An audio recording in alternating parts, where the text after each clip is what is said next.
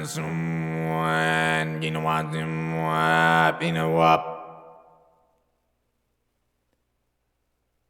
podcast, The Stagler, is so beautiful when the sun is low. Well, a beginning is a very delicate time. I don't know if that is exactly delicate, but it sure is something. And this sure is the Stagler. Boom! Here I am. I am Duke Justin Harkonnen. What? What? Spoilers. Oh my gosh. And I am Duncan Nick. Okay, sure. You Duncan couldn't have been Nick. Nick, Oklahoma. I get it. Just Because Idaho. Hannah Montana. I mean, first name whatever, last name state. Are Duncan, Idaho, and Hannah Montana like cousins? That's my question. They could be. And what about Debbie Dallas, or is that something else? Debbie Dallas. No, it's Debbie Does Dallas. I think her middle name is Does. That's a good middle name. Okay. Does. Alexis, Texas. Oh, yes. I'm sure John many people are familiar. London. Joan London. Yeah, that sounds good. That's probably a person. Okay. Anyway, guys, it's the Stagler. Good to be here. Episode 40. If 4-0. if The our big 4-0. podcast was a person, they'd be getting a camera up their ass. I thought it. Is it 40? Pretty sure it's 40 that they recommend you get that exam if you are. Oy vey. Yeah, it's coming up. Looking forward to it.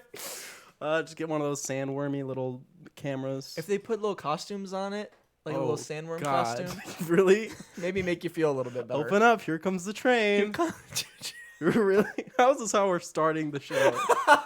This episode that for like 20 episodes we've been like, can't wait to talk about Dune. We open it up with prostate exams. Hey, man. That's where we are now. It takes us wherever it takes us. Okay, I think we should swerve back on track and get to our Fortnite news.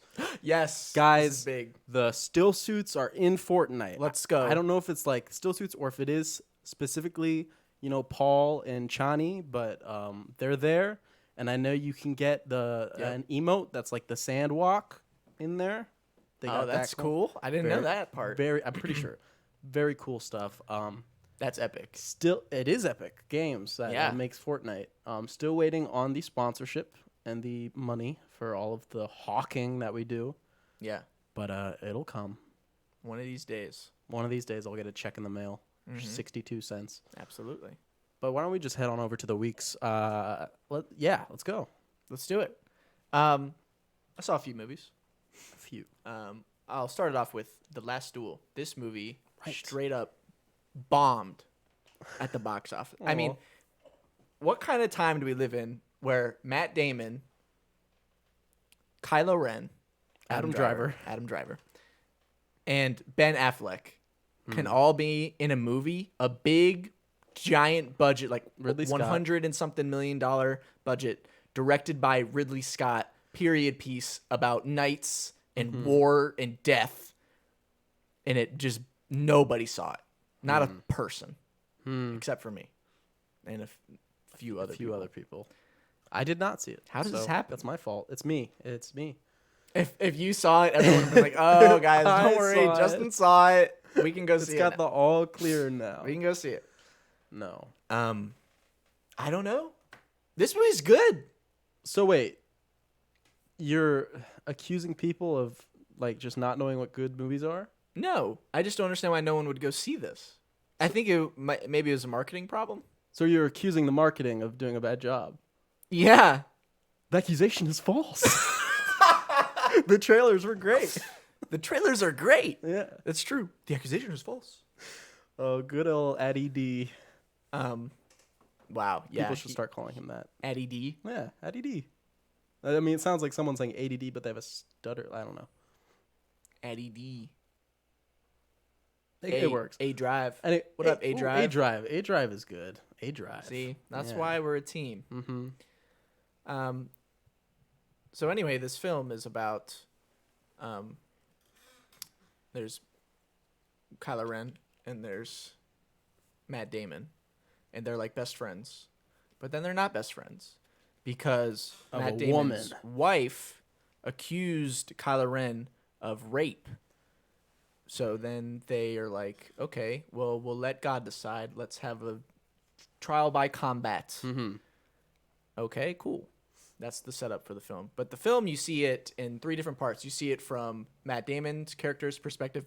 Don't ask me to recall the names of their characters. They're very strange. Sure. We have the first part of the movie is his perspective of the whole story. And then the second part of the movie is Kylo Ren's perspective. Why do I keep saying Kylo Ren? I don't know. Adam Driver's perspective. A-Drive. And then the third part of the movie is from the woman's perspective. I feel terrible that I can't think of her name. Let me figure it out real quick. Sure, but keep talking. Last Duel. So basically, you see the same movie 3 times in a row. But obviously, each part is very different. Jodie Comer, that is her name. You see it from Jodie Comer's character's perspective, which is the truth. Anyway, so I was like, okay, that's interesting. But it's cool because you get a lot more. It's not just like the same events happening over and over with like slight differences. There's actually like whole things you get with like Matt Damon with like other characters, or Adam Driver like talking to someone else that like obviously Matt Damon's character would know like nothing about. So you get like a lot of cool insight like that. And troubling. This movie's very upsetting. I would imagine. There's a rape scene in this movie shown twice, which, that's not great. Yeah. A lot of people don't want to see that. The fact that they show it twice is, from like both perspectives. Yeah. Yeah. I mean, I get it, but I don't know. Twice is just kind of rough. Yeah. Because it's not great. Yeah. Anyway, all the performances are very good. Ben Affleck is just off the rails in this movie. He's got blonde hair. I seen the hair. He's got the blonde stash. Maybe that's what turned people off. It's just amazing. He's having so much fun in this movie. Yeah. You can tell in every scene he's just loving it. And then he's just like having orgies all the time. He's like, stop talking. Let's fuck. Yeah. He's great. And then the end of the movie is the duel. Right. And the duel is just Ridley Scott at the peak of his powers. I mean, if you've seen Ridley Scott movies, he can get down and dirty with it. And this duel is brutal. I mean, nasty business. Swords and shields? Sword, shield. They start jousting. They start off with the joust on the horse, and they do a couple jousts, and then eventually one of the horsies get killed, and then it's mud and blood and swords. They're just chopping each other up. It's nasty. And, yeah. Spoiler alert, Matt Damon wins. He kills Kylo Ren. Nice.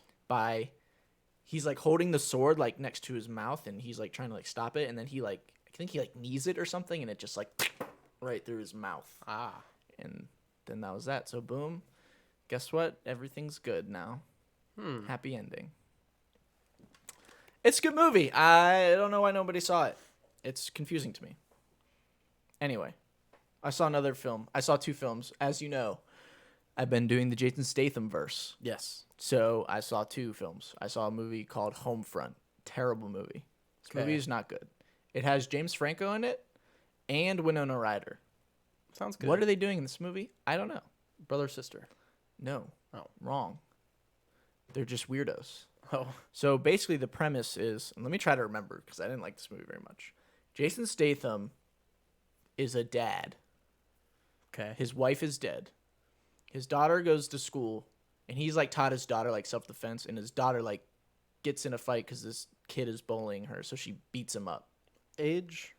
Young. Okay. Like 10. Okay. Maybe 12. Sure. She beats him up, and then he's like, comes to the school, and he's like, la la la, but then they get in the car, and he's like, nice job. Anyway, the parents of the kid that got beat up get upset, and they're like, you need to pay for this. And he's like, yeah, no. And then like he gets caught up with them somehow, and eventually he gets caught up with James Franco, who's like a meth lord. Okay. He's kind of like Heisenberg. Yeah. And eventually he gets like caught up with them, and then he's got to like kill all of them. So he kills all of them. What about the daughter? She gets captured, but then he saves her. Nice. Sounds great. No. Okay. Not a great movie. Misconception. I will continue to the next film. Chaos. Good movie. Oh, okay. Well, I thought it was okay at first, but then something happened, and I was like, no, fuck this movie. But then the ending happened, and I was like, oh, this movie's great. It's good. Yeah. Okay, so listen. I'm going to tell the whole movie. Sure. It's going to be short, though. So, boom, Jason Statham. He's a police officer. Something happened on a bridge where he, like, shot somebody and killed them, and he shouldn't have done that. So he gets put on leave, and he's like, I didn't do nothing wrong. I don't know, so like, how? And you're like, okay, cool. Then there's a bank robbery. Boom. The bank robber's like, listen, it's Wesley Snipes. The bank robber's like, listen, I will only talk to Jason Statham. And Jason Statham's like, oh, would you look at this? Do you need me again? But I'm on leave. I'm not going to help you. Mm-hmm. And they're all like, we need you to help him. And he's like, okay, fine. And he's like, remember what happened last time you took control of the situation? Some innocent person died. And he's like, yeah, whatever. Let me handle this. He doesn't handle it. The whole entire bank explodes. Oh my goodness, what happened? Everybody, all the robbers get away. OMG, what happened? So then the rest of the time they're trying to figure out what happened. Connect the pieces. Jason Statham gets put with a dude, like his new rookie buddy. They're trying to get to the bottom of it. Boom, they end up tracking Wesley Snipes down to this house. They're in the house. Big fight breaks out. The house explodes with Jason Statham in it. Boom, he's dead. Nice. I said, what the fuck? Awesome. You cannot kill Jason Statham in a movie. He is God. But then he's a ghost detective or something. So listen, Okay. I was like, okay. The only way this movie can be redeemed is if Jason Statham is still alive. He cannot be dead. That would be stupid because this is only probably 60% through the movie when he dies. Oh, jeez. Yeah. I was like, what the freak? Yeah. So then his rookie buddy is like still trying to get to the bottom of it. He chases down Wesley Snipes, boom, kills him. And he's like, all loose ends tied up. But then I was like, no, something's not right. Boom. He has a revelation. OMG. He's looking through all the papers. Oh my gosh. Yeah. Boom. He realizes it was Jason Statham the whole time. But how? Boom. He runs. He gets a call. It's Jason Statham. He's like, hello there. I bet you're wondering right now how I did all this. And then he explains it for 10 minutes, how he did everything. Why? He was behind all of it because he didn't actually shoot and kill the person on the bridge. It was Wesley Snipes who did it. No, but why did... So that he explained it to clear his name? He did it all to No, he stole $1 billion. Yeah, but why would he explain all of this? For the viewer? Yeah. Oh, okay. and to him, because he was his friend, kind of. Oh, okay. But he was kind of using him. Sure. And he's like, I did this and this and this. And I was like, whoa, it all adds up. And then he's like, now I have $1 billion. I'm going to go on my private jet now. Thank you. And he hangs up. Boom, he's gone. But as he's walking away to the plane, I just wanted to shout out the coolest song ever plays. It's called Take Off. Okay. It's the very last song in the soundtrack. Incredible. One of the greatest songs ever, I would say. Definitely give it a listen. And then Jason Statham gets away with it. And I was like, you know what? Fuck yeah, great movie. Nice. Sounds good. It was. Yeah. Called Chaos. Saw another film. I saw this film with you. Yeah. We went to the cinema. The Cinematheque. This is the third film in the Animal trilogy so far. Well, the Animal verse. Yeah, the Animal Extended Universe. There's first cow, and then pig, and then the third installment, lamb. Yeah. This is a film. A24 movie. It is a film. What is it about? Lamb is about this couple who live in... Where are they? Ireland? Ireland, sure. Really? Maybe. I don't know. Iceland. Sorry, yeah, Iceland. Not Ireland. And they're just kind of living there. They are farmers, They raise sheep and stuff. Mm-hmm. And then one night they're helping all their sheep give birth, and then the sheep that give birth to a lamb human baby. It's part lamb, part human. It's got a lamb head, a lamb arm, one human arm, and then human legs. Yeah. So it's when you cut your sandwiches diagonally, but you replace one half of the sandwich with a different sandwich. Yeah. Yeah. Well, because, it works. Yeah. And then it's just they're kind of just living. They're just chilling, and it's cute. Yeah. The baby's name is Ada or Ada. They say Ada because it's the thing. Ada. But it looks like Ada, how you would say it So I don't know. I kind of say both. But Very, very cute. Actually adorable. Like, you're just, the whole movie, you're just kind of like, just show me more of the baby. Very cute. It's cute. And that's kind of like my thing with this movie is most of the time I'm just like, yeah, just show me more of the baby and don't bother with like the other parts. Yeah. I just want to see the little baby run around. Because the problem I really had, especially with like the first bit of this movie, was that they conceal Ada for a long time. You know? Like they're swaddling her and you just see the head and stuff like that. Like it's some sort of reveal that it's part human. But it's like, it's in the trailers. Yeah, the trailers like show it all the time. That it's running around as a little lamb baby. So it felt really weird to be like hiding it for like such a long time. Yeah, it's like really long. It's especially like when Ada does come in, the movie gets so much better because you can just Yeah. look at her and be like, ah, cute. da, Da. you know. So I found the first bit a little taxing. Overall. I agree.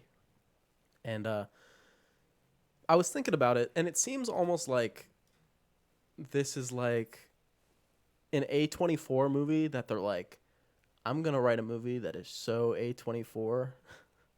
You Right? know what I mean? Yes. It's like this is the exact vibe and They aesthetic have to and buy it. everything. They gotta, and they did. And then I think people are just like, this is like all aesthetic and not a lot of like substance too much. Mm-hmm. I wasn't super in love with it at the end of the day. Even when you get further away from it, you're just like, yeah, it's got a cute baby lamb. That's it. Because really, sincerely, all that happens is they're living. The husband's brother comes to visit, and he's like, "This is a freaky little baby," but then he gets over it. Yeah, and then he's like, that's cute. And then the end of the movie is, watch out, guys. It's crazy. This is big spoilers. End of the movie, this like 7-8 foot tall human man with a lamb head comes with a gun and shoots the dad in the neck and steals Ada. And then the movie ends. And the movie's over. It's strange. I don't know what was going on.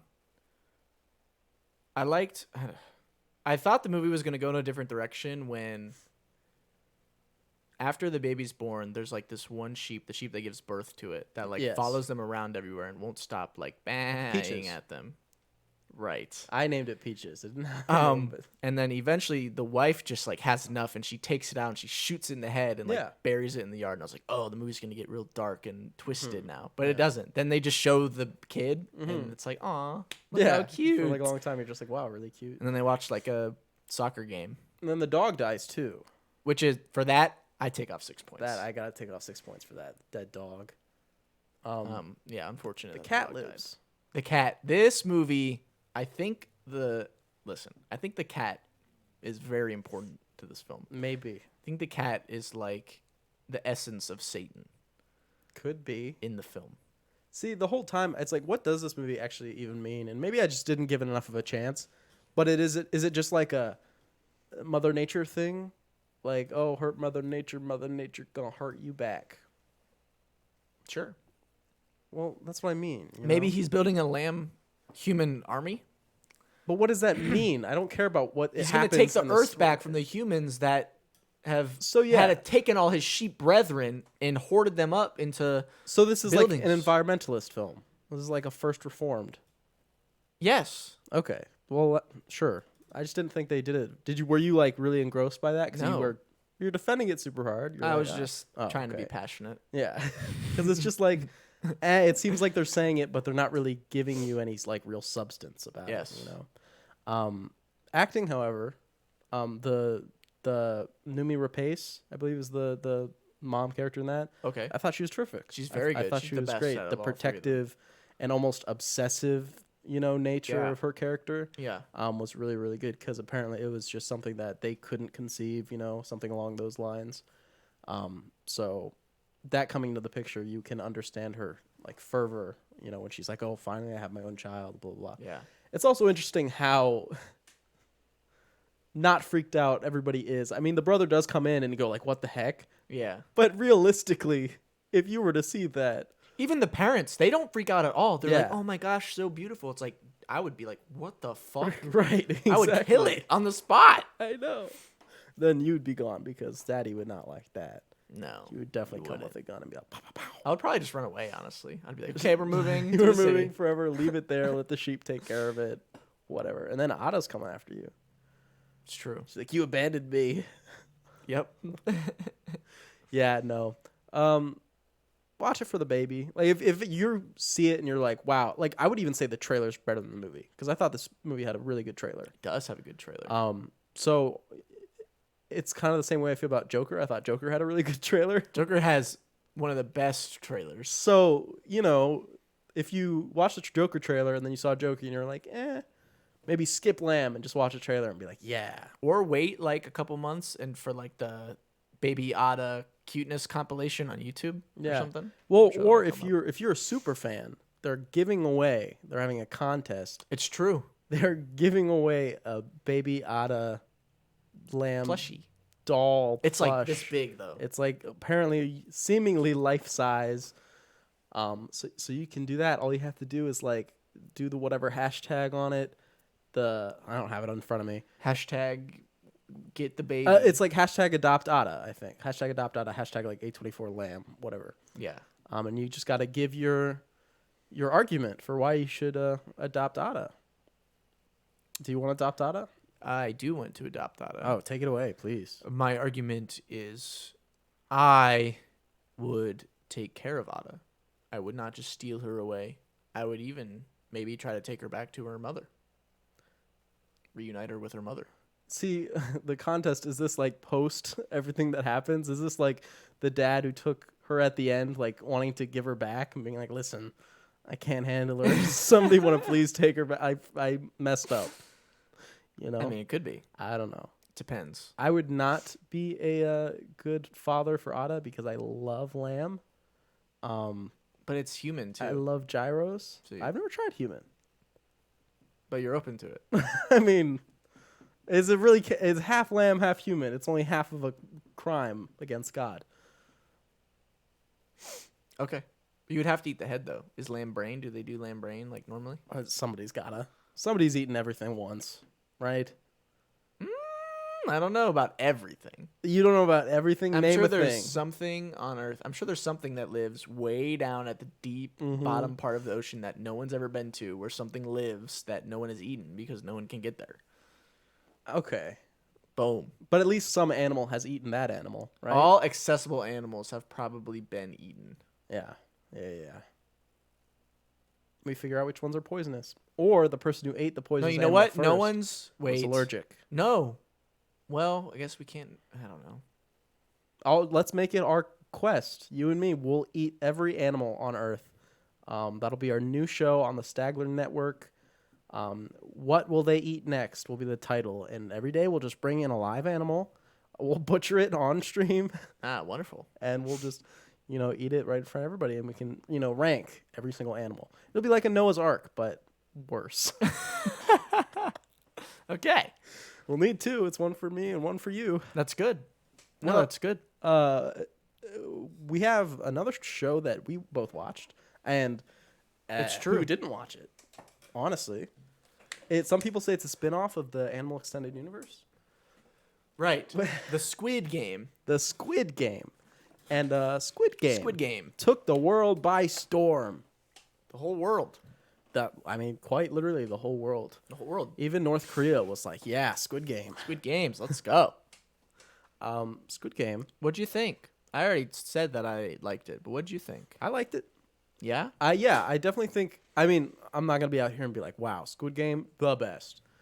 I don't know if there really is people saying that Squid Game's like actually the best thing ever. Even people who like really like it, I don't think they're like, this is better the than best Breaking show. Bad. I don't think people are saying that. But it just covers enough ground that there's something there that everybody can enjoy. And it's definitely got things that, like, it's got like the ultra violence and gore and stuff like that, which for whatever reason appeals to the masses. Maybe it's something to do with the state of the world. Dang, that was deep. But for real, it's something that people like. Yeah. I like it. It's cool. But I mean, is it really that violent? But is it really that violent? Getting back to Ada. I mean, it's pretty violent, but like, there's much worse. I was wondering if maybe the popularity was because Squid Game is kind of like I could see a children's show being called Squid Game. Yeah. If like there were just like literal like babies just being like, oh, Squid Game.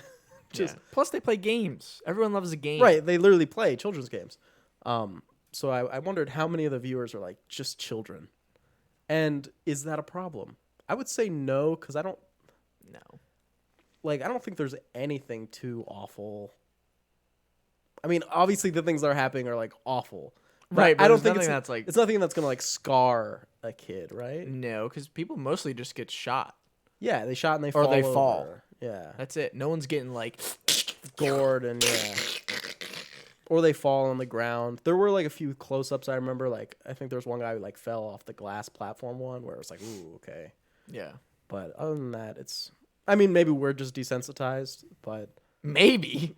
What are you talking about? Absolutely. yeah. I'm absolutely desensitized. Well, for sure. Nothing can stop me. Nothing at all. I will consume it all. But yeah, I mean, it was kind of funny when I was thinking about it, because I was like, oh yeah, I could see whatever. And then there was like a sex scene, and then I was like, that makes me wonder if people are letting their kids watch this because there's a sex scene. Isn't it funny? Because that's how it is on TV. They're like, put all the blood, everything you want in there, but if somebody has sex or gets naked, no way. Can't do that. Sorry about it. Sorry. There's a sex scene in Squid Game? Yeah, it's between, okay, guys, Ki-hun, only person's name I remember, the main character. I don't remember anybody else. I remember the numbers. Good. Okay, good. No, it's between the Right, crazy in the lady bathroom. and the crime dude. Yeah, in the Yeah, bathroom. they have sex in the bathroom. She's like, never leave me. And he's like, whatever. Yeah. And that works out. Okay, so why don't we go game by game? Okay. Red light, green light. Red light. Red light, green light. So the first game, everyone's there because they're all people debt-ridden. You're going to win like $1 bajillion. When you get big money. They just got slapped in the face by a hot dude. When they... Everyone was like, wow, I got to play this game. Yeah. Holy crap. And they... Which is the dude from Train to Busan. It is. Which is weird because it's such like a minor role. I know. It's awesome. But it's in the subway. I know. Trains. Coincidence? Oh, baby. But at first, they don't know that it's a death game. Right. So they play red light, green light. And they're all like, oh, this is fun. Let's run as fast as we can. 2 of them do that. Yeah, and some numbskulls get caught. Bam, bajinga, badoom. Get shot, done. People understand. Everyone tries to run away. It's red light, guys. That's It's a bad red light. idea. They all getting lit up. I believe literally half of them get killed. Yeah, it's like It's like- 200 and something. Because, yeah, it's like 400 people that join the game. And like 456. 456, and like 200 of them die. Yeah, You know? Right, 456, because, that's his number. yeah. Yes. Sorry, my mind went off That's track. okay. Because I thought of a prediction I made using numbers, and it turned out true. Anyway, Okay. I could talk about it later, maybe. Okay. They're all done, and that's kind of when you meet. Yeah, like most of most of the cast by that episode, because you have Ali. I do remember Ali. He's great. He is great. You have. I mean, this is you said you remember the numbers, so go for it. 67. That's what everyone is simping for. Yeah, she is the North Korean, like refugee, like escape person. Yeah, There's number 1, old dude, the old guy. and then there's his brother. I don't remember his number, but it's his brother. Not his brother. It's his friend. Yeah, it's like his best friend as a kid. He was like the super smart guy. Yeah. Those are the main peoples. Yeah, those are the main people. Red light, green light. If we're assuming that we knew it was a death game, you feel confident? Even if I didn't know, I'm confident. Yeah. I would walk out. Obviously, I wouldn't be moving during red light. I'm not an idiot. Right. I see someone get And- shot. I'm like, holy fuck, but I wouldn't move. Here's the thing. It was actually a very easy version of red light, green light. Because Yeah, the song was the same every time. the song was the same every time. It was just the tempo was faster. Yeah, so you just learn the song and you know exactly when to stop. When to stop, and you're fine. Yeah. So it was actually a very, very easy game of red light, green light. Yeah. Yeah, easy. Red light, green light's easy. Listen, if people start getting shot around me and I know it's red light, I ain't moving. Sorry. Right. You just gotta 'Cause I'm have like, okay, I that get why they got instinct to shot. be like, oh shit, okay, can't let this take over. Yeah. What's the Also, I'd go hands in pockets every time it was red light. why? Because, like, some people would be like, Oh, and like that's hard to like hold your frame for that long. So if Yeah. you just walk and then with your hands in your pockets, it's a lot easier because you're more rested. But So I there's think not it much to was move. probably for balance as well. Because what if you were like this, but you were like in the middle of a step, you might have harder balance. Well, I wouldn't be because I know the song and I would just right, stop before. exactly. Yeah, you would just be like, okay, plant, fine. Yep. Yeah, Exactly. It would just be if like you're running out of time. But yeah, first one easy. First game, easy peasy. Our friends all get together. It's all good. Everyone says, you know what? Fuck this. Sort of. It's actually very close. They say, this sucks. Let's take a vote. It's in the rules of this weird game that we can leave if we vote. It has to be majority rules. So they vote, and it's down to the old guy, which in retrospect is very funny because he votes, yeah, let's all leave and not come back. Yep. Leave and all come back. And then it's like within a week that they all come back. Almost everybody. All There's but, like only 8 people that don't do 7 it. or 8 8 people smart people. Yeah, and I'm like, thank God, because the thing that really got me with this show, which was probably like my biggest like thing that made me mad at the characters, was I was like, you know they're killing people, and they've never defined how you win. Yeah. It's never defined. Is it you survive all the games and all the surviving people split the winnings, or is it one person lives and then they get it? So it's like the whole time I was like, isn't somebody gonna ask like, how do you win? You know? Yeah. It was a little silly. I agree. Anyway, they all come back. They're like, sorry, we need this money, yo. Yeah. Game 2 happens. I'm being honest. Big chance I die on game 2. Same here. I also picked the umbrella. Yeah, because when they were choosing shapes, I was like, oh, the umbrella, that one's cool. I don't know this game. I don't know anything like about it, or if we don't really have like an equivalent over here. But it's like these honeycombs that have like shapes imprinted onto them, and you get like a little needle thing, and basically they have to cut out the shape Without breaking it. If it even breaks a little bit, you die. Yeah. So there's like a triangle, a square, circle, and an umbrella. Yeah. And obviously, they're all fairly simple. I think the circle's probably pretty hard too, because circles. Yeah, circle gotta be clear. But the square, that's like the easiest one. The triangle and the square. Are both, yeah, triangle, like, square are super both really easy because straight edges just. Boom, boom, and then obviously the umbrella is like ridiculous. Yeah, umbrella's tough. But eventually, our main dude figures out that if you lick it, you can like dissolve it. So it. My comes first out easy. instinct was like, would they get in trouble if they just started like nibbling, just like across the edges? You know, I was like, could try that maybe. But it was cool how everyone like saw him doing that, and they were like, oh yeah, and he actually helped a lot more people, including like even Ali, or I think caught on, or somebody caught the old guy caught on. It was like, oh yeah, I saw you doing it, and it made a lot of sense. Yeah. So yeah, that was cool. That was cool. A little bit of and nobody yet who's like a character first 2 games is out. We're strong with our team. Yeah. It's going strong still. 3rd game. Tug of war. Good old tug of war. I would win tug of war so hard. Yeah. I'm serious. No one would stop me in tug of war. Why? Because I have the same strategy as the old guy. And it's actually funny because that was like when he was like, this is how you win tug of war. I was like, you better say what I think you're going to say. And he did. Yeah. And I was like, yes, that is actually exactly how you win. It's Especially the final idea that the best friend comes up with to make them fall. That is like the oldest trick in the book. How do you fall for that? That's stuff like, I don't know. When I was big tug of war back in the day, back in my tug of war days, you know, I'd be pulling that trick on people all the time. Hey, everyone, just stop pulling. Yep. Boom, they fall down. Okay, let's win. Yeah, that was another good one that it was only 1-1 because that trick's only going to work once. Because I think people see your team do that trick, they're going to be like, guys, nobody fucking trip. I know. I wish I would have seen like the teams that went after them. Yeah. Like what they did if like they started and everyone just like stood there. Yeah. Or like what their plans were. You know? Or they did the straight lean back, but the other people just went, yeah, you know, and they just fell on their backs. Right, yeah. It would have been cool to see the rest of that play out.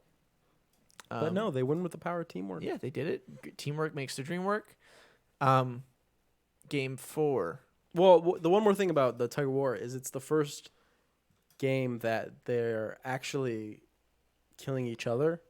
Right. And you can see it kind of affects some of the different characters. It's true. Especially because I think they put like Gihan near the front of the tug of war, and there's a moment where he was like, "Oh, those are real people over there who have done like nothing wrong and are just in here just like us." and he has a bit of a falter because he's like, man, this kind of sucks. Yeah. And it's the first just like inkling of where he's gonna go by the end of the show, you know. Yep. And then we get to game 4, the best game. It's the best episode in the show. I don't think anyone would disagree. Yeah. It's episode 6. Yeah. Game 4 because there's like a detective story going on. Then there's like a organ selling story going on with like cheating. There's like 2 other storylines. And then there's like basically the crime guy just like killing people in the off time story going on. Yeah, the actual game, the marble game. Pair up in 2s. Honestly, after you just played Tug of War where you had to kill other people. Yeah. I mean, I guess you're not thinking about it because the first time you were a team. Mm-hmm. But that's the first thing I thought of. But it's because I obviously have all the knowledge of media. I was Yeah. like, oh, they probably shouldn't pair up with somebody Probably you like. not. Ends up they have to, kill each other. They play marble game, which is any game with marbles. Yeah, as long as each person gets 10 marbles, and you have to get the other person's 10 marbles. Without using violence. Without violence, yeah, just playing a game That's with the the marbles. only rules. Which I have a loophole for this. Okay. Just trade marbles. And they never said you needed 20 marbles. They said you needed the other person's 10. I swear I'm right. No, because when the smart guy, he paces the last marble in the bag and he goes, there, 20. He hands him the bag. That's because that's what they were all thinking. Oh, you think that they just thought that was the rules. Right, because that's what I thought at first. But then I was like, wait, why don't they just switch marbles? They'd be like, See, hey, I have his 10. He has my 10. I Boom. think if I was a Squid Game guard and you came up to me and said that, I would just shoot you both. Yeah, probably. You both lose. Yeah. But yes, so you have 67 paired up with the other girl that was there. Right. She teams up with them for Tug of War. She's kind of like an outcast. Yeah, type. she's an outcast too. She has nothing to live for, so she basically they just talk like the whole time, and then she throws the game at the end. I cried. I can't lie. I cried. I That mean, part made me cry hard. I was, except I saw it coming like immediately. I was like, she's just gonna drop the marble. I know. I was like, whatever. And then, yeah. So I had enough it's time to so build up my sad. defenses because I was like, I know it's gonna happen, so I'm just gonna steal wall up. They were besties. They were. But it is good because it is the first shred of, that humanity that you get to see from 67. It's not even the worst one either. The worst one is my boy Ali. Yes, Ali, because he is betrayed. He gets done so dirty. Mm-hmm. Because the smart friend guy basically plays a trick on him, and he's like, hey, listen, you go. If at the end of the time, not everyone's going to have the time to win. So, both people live, or basically is what he says. So he's like, we're going to be teamed up again. But he just uses that as a diversion to get in his sack and steal all his Get in his marbles. sack. Yeah, he wants to get in Ali's sack and get all the goodies. So yeah, he gives Ali a bunch of rocks. Yeah. And he takes all the marbles, and then Ali's like, bro. Mm-hmm. And he's like, yep. And it's funny because that's like the time when that character like loses his marbles mentally, Mm-hmm. but he has the most marbles. Interesting. Yeah. Yeah, that's interesting. Then there's our main dude, Gi-hun, Yeah. and he's with Mr. Number One. Yeah. Um, Number 1 and number 456, the and last one. he's starting to go kind of crazy. Cuckoo. And Dementia ridden. he's like, yeah, I'm. This Can't is remember. spoilers for the end of the show. This episode is when I caught on. Oh, that's when you figured it out. That's when I It's figured pretty. it out.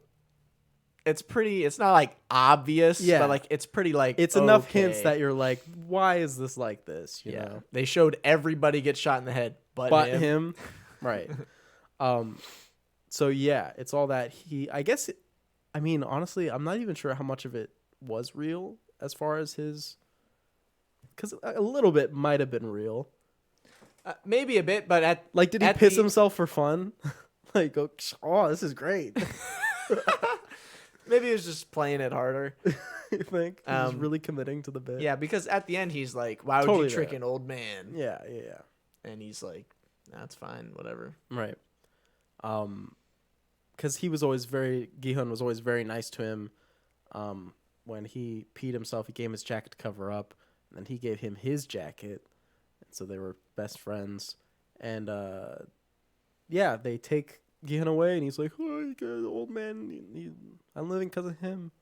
because he kept losing the game because they were just doing a game that was like wager your marbles and then guess odd or even, and if you guess right, you get the marbles. If you do it wrong, then like the other person gets the marbles or something. Yeah.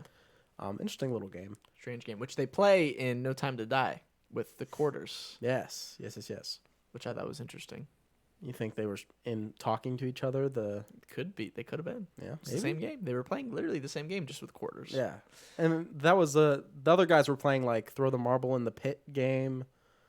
Was one of them. Well, they were playing one game, and then the other dude's like, "This game's stupid. Yeah, let's switch it to another game that's more fair." That's It's just like, yeah, that's allowed. Okay. Yeah. So, but this is also, we forgot to mention that the crazy lady didn't get paired up in this game, and they dragged her away because she didn't have a partner. Right. And everyone was like, good riddance, bitch. But here comes the next game. She's fine. She's like, yeah, what's up? I ate dinner. It was good. They're like, yeah, she didn't have a partner, so she's not going to play. What of it? Because the whole point of the game is they're trying to be fair, quote unquote. You know, right. They're trying it's not fair just to kill equal her. playing field. So she doesn't get a partner. They're just like, yeah. I mean, is it really fair that she doesn't have to do anything? But yeah. I don't know. Which the whole fair thing comes into big question in the next game, Game 5, where the VIPs come in to watch the glass stepping stones thing. Yeah, so you have all the VIPs, which are like these horrible English actors. Well, I shouldn't say horrible. Do you think it's on purpose, or do you think they're actually bad? Or do you think they're like that on purpose? I mean, if they're being directed by people who like don't speak English that well, maybe. It's terrible. They're the worst part of the show. Yeah, it's a little sad. It would have been better, I think, if they had like one English speaker and then they could have like a French speaker and then like at least be kind of interesting. Yeah. But no, it's just a bunch of English dudes, and there is like a maybe he's like Chinese or something, in there as well. Anyway, they come to watch the game. The game, first off, they walk into a room. There's 16 people left. Yes. They walk into a room. There's like 16 mannequins. They all have like a jersey on. Or they all have a number on them. And immediately I knew Gi-hun was going to be the last jersey. Really? Because 4 plus 6 is 10, plus 5 is 15, plus 1 from the old man's jacket is 16. There's no way that's what you did in your head. That's what I did in my head. Right at that part of the show. I was like, 4 plus 6 is 10, plus 5 is 15, plus 1 is 16. There's 16 jackets. He's got to be the last one. Then he went to the 1, and I was like, no. And then the guy came up and was like, I need to be number 1. And I was like, yeah. That's awesome. Sweet. I'm proud of you. Yeah. Numbers, bro. What number did you pick?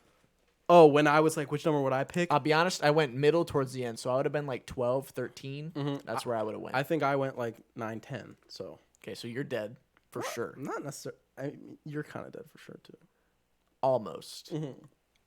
I could have made it. There's only a few left. Someone would have to explain this to me, but this was the only game that I like had a problem with. Yes. Because one, totally unfair. Absolutely unfair. Well, let's explain the game first. Yes.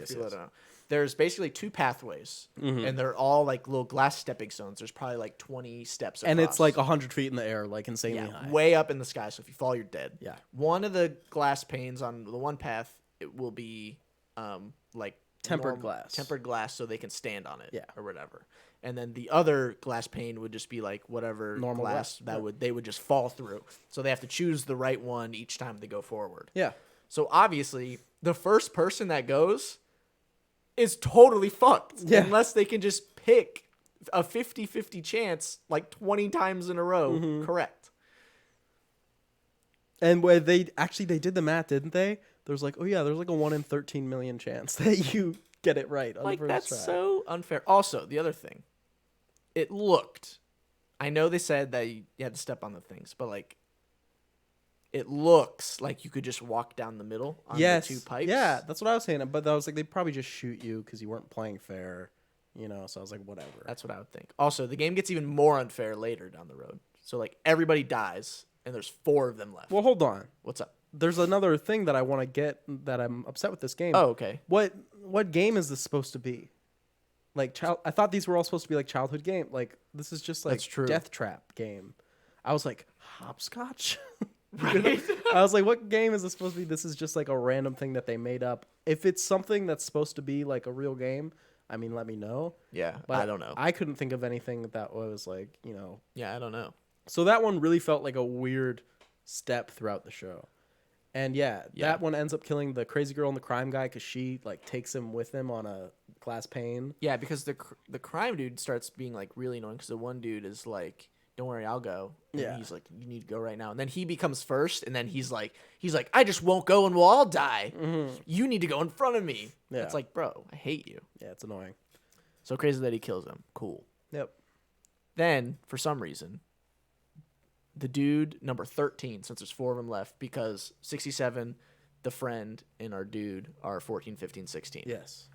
Number 13, dude, this would have been me probably, is like, "Hey, by the way, I've worked with glass my whole life. I can tell the difference." Yeah. Like, you didn't say this earlier? You just let all these people die? And he's like, "Yep." Okay. So he's like, "Okay, don't worry, I got this." He figures it out. He gets a few across, and then the game dude is like, "I don't like this," and all like He turns the lights VIP's off. like, "I don't like this." Yeah. So they turn the lights off so he can't see the difference. Which what? Yeah. Sorry that the dude is like smarter than They're your like, game? it needs to be equal in here, and then I'm like, okay, but having them team up, it's the all man versus like all woman tug of war. That's fine, So it's like that seems like a weird. It was probably like I liked the episode, but all the stuff that happened in it, I was like, this doesn't really seem to make as much sense. Yeah, this You one's know? tough.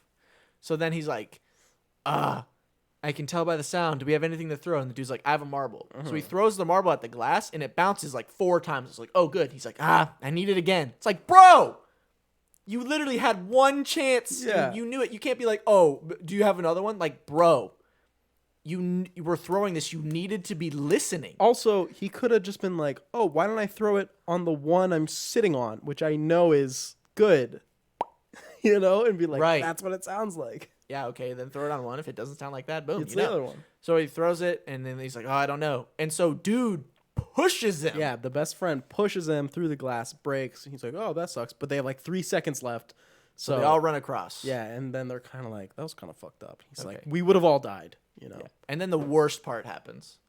They blow up all the glass panes, and the shards like fly at them. Like, dude, they just beat the game. Yeah. And like, Gi-hun and the friend dude get like cut a little bit, but 67 gets our impaled. girl 67 gets a huge shard of glass Yeah. in her stomach. She like reverse gives birth to a shard of glass. Yeah. And I'm like, what the?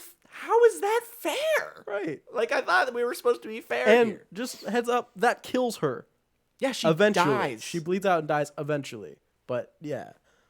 Well, I guess maybe technically She would have. she would have. Yeah. Because they're not going to help her anyway. So it's the final 3. They're like, oh, have this big fancy dinner. And, she's like drooling. They eat, and and she's like, yeah, like having she's dying. She's dying. The other 2 are just eating.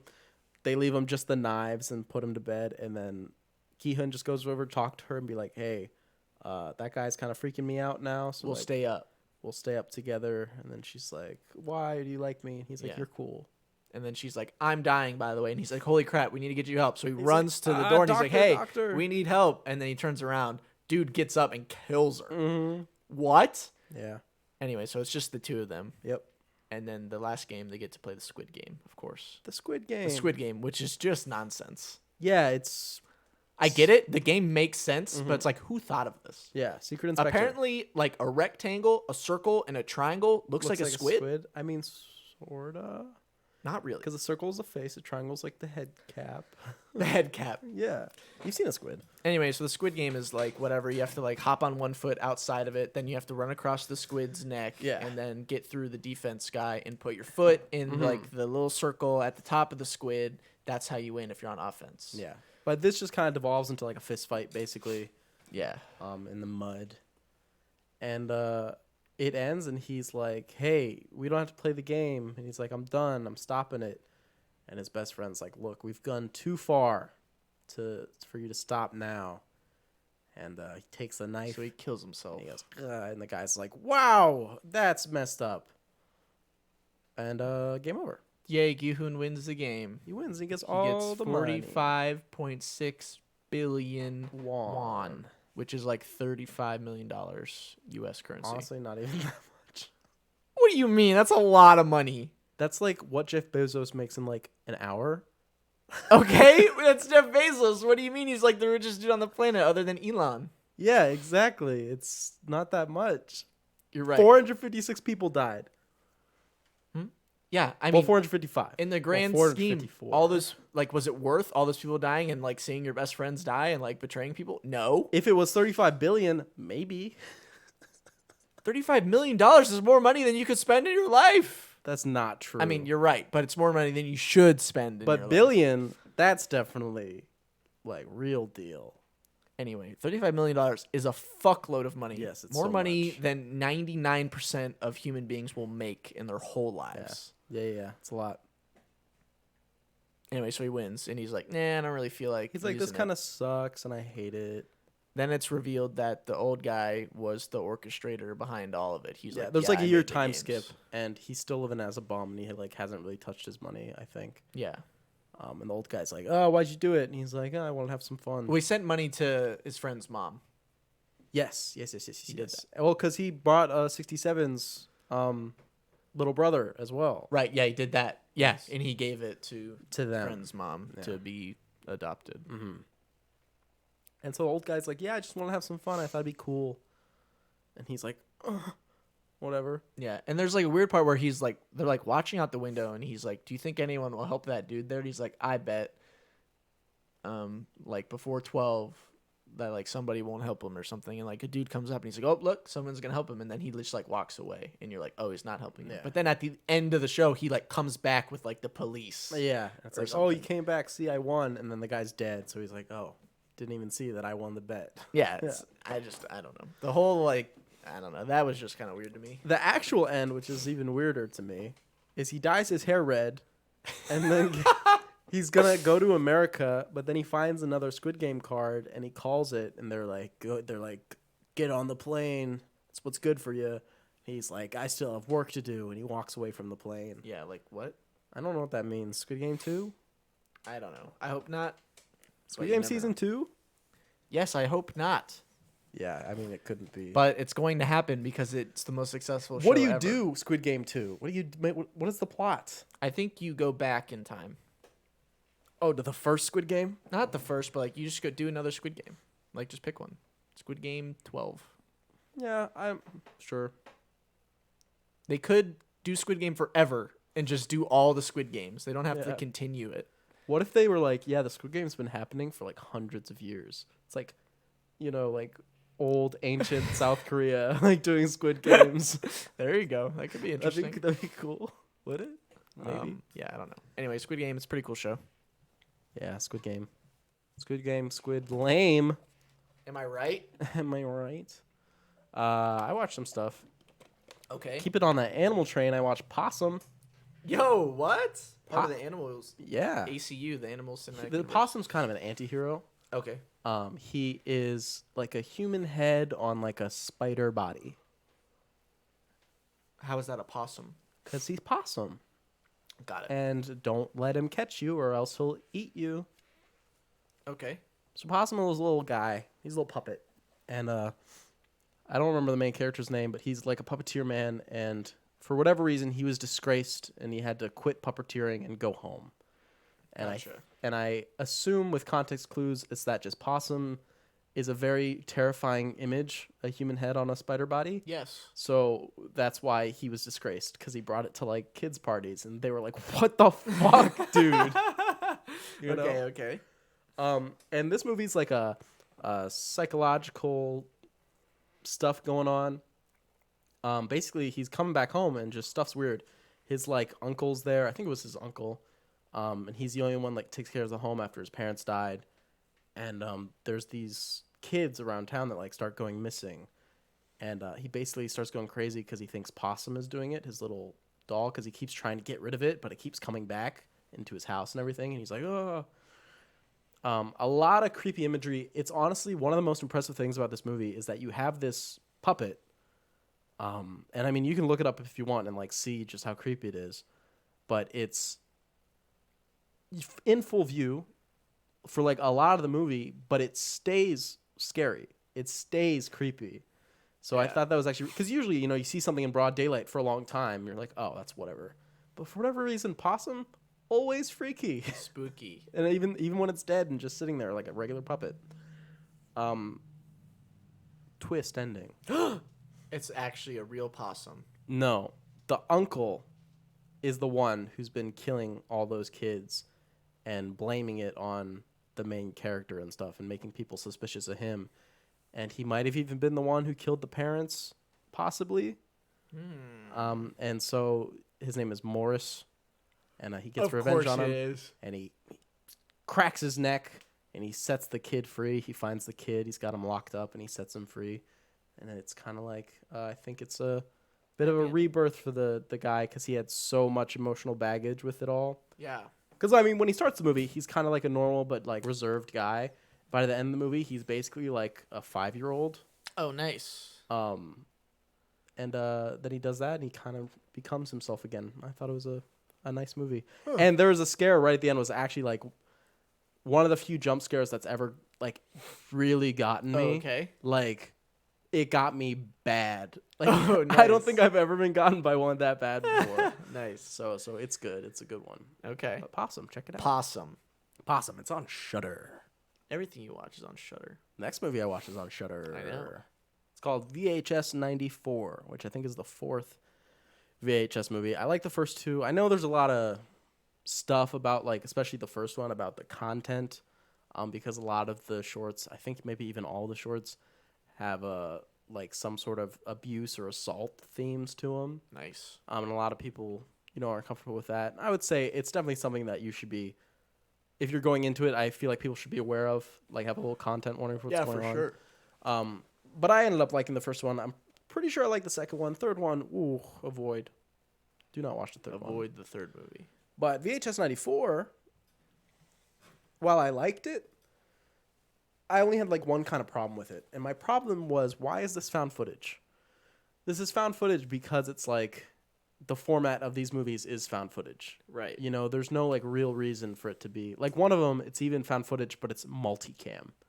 Because she's, like, recording a wake. So she's got one back here, one in the corner, one in this corner. And it's like, oh, so it's just, like, 3 angles, but it's found footage. I was like, whatever. Yeah. Kind of weird. Quick rundown of the stories. First story, it's like a news team. And there's this local news thing. It's like, oh, there's this weird rat-man hybrid living in the sewers. Cool. So they're like, oh, let's go in the sewers and find the rat-man. They find it. It's like a weird cult. It comes out of the tunnels. And they're like, all hail Ratma.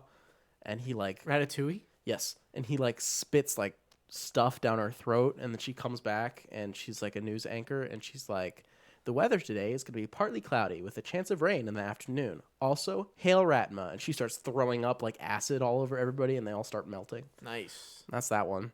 Second one, I want to say was it's like a weird experiment being done on these people who got an accident where he's turning them into, like, cyborgs, basically. Okay. But they're, like, really janky cyborgs with just, like, kitchen pots and, like, table saws attached to them. Nice. Basically, they escape and start killing everybody. Okay.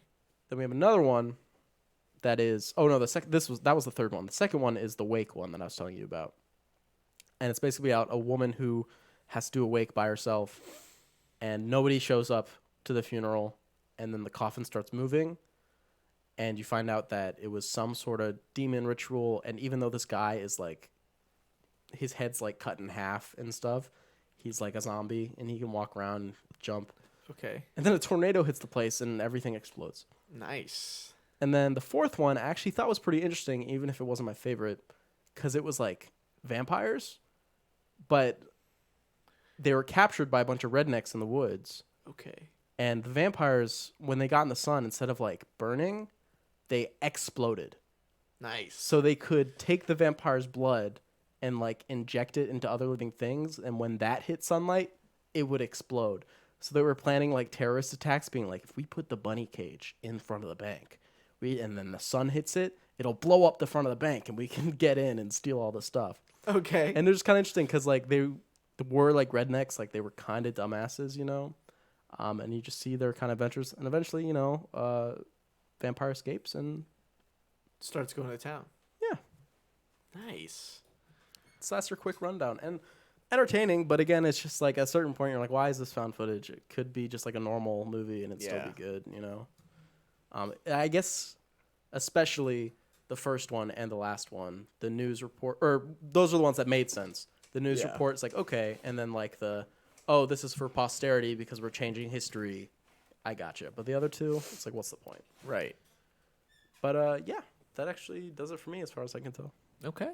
Cool. Mm-hmm. You know what that means? News time. Time for the news. Time for the news. I love news. Time for the news. We had a couple It's trailers. time for the news. Yeah. We had the Batman trailer. The Batman trailer looks cool. Yeah. Looks like a cool movie. I like it. Vengeance. Mm-hmm. Vengeance.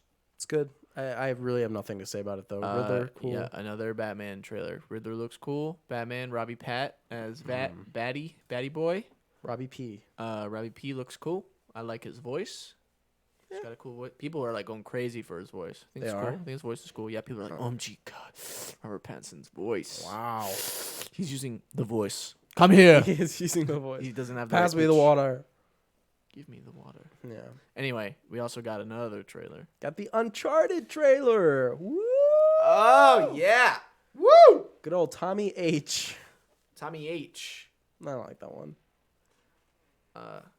Tom Holly. T-Hall. Tom Holly boy. Tally Hall.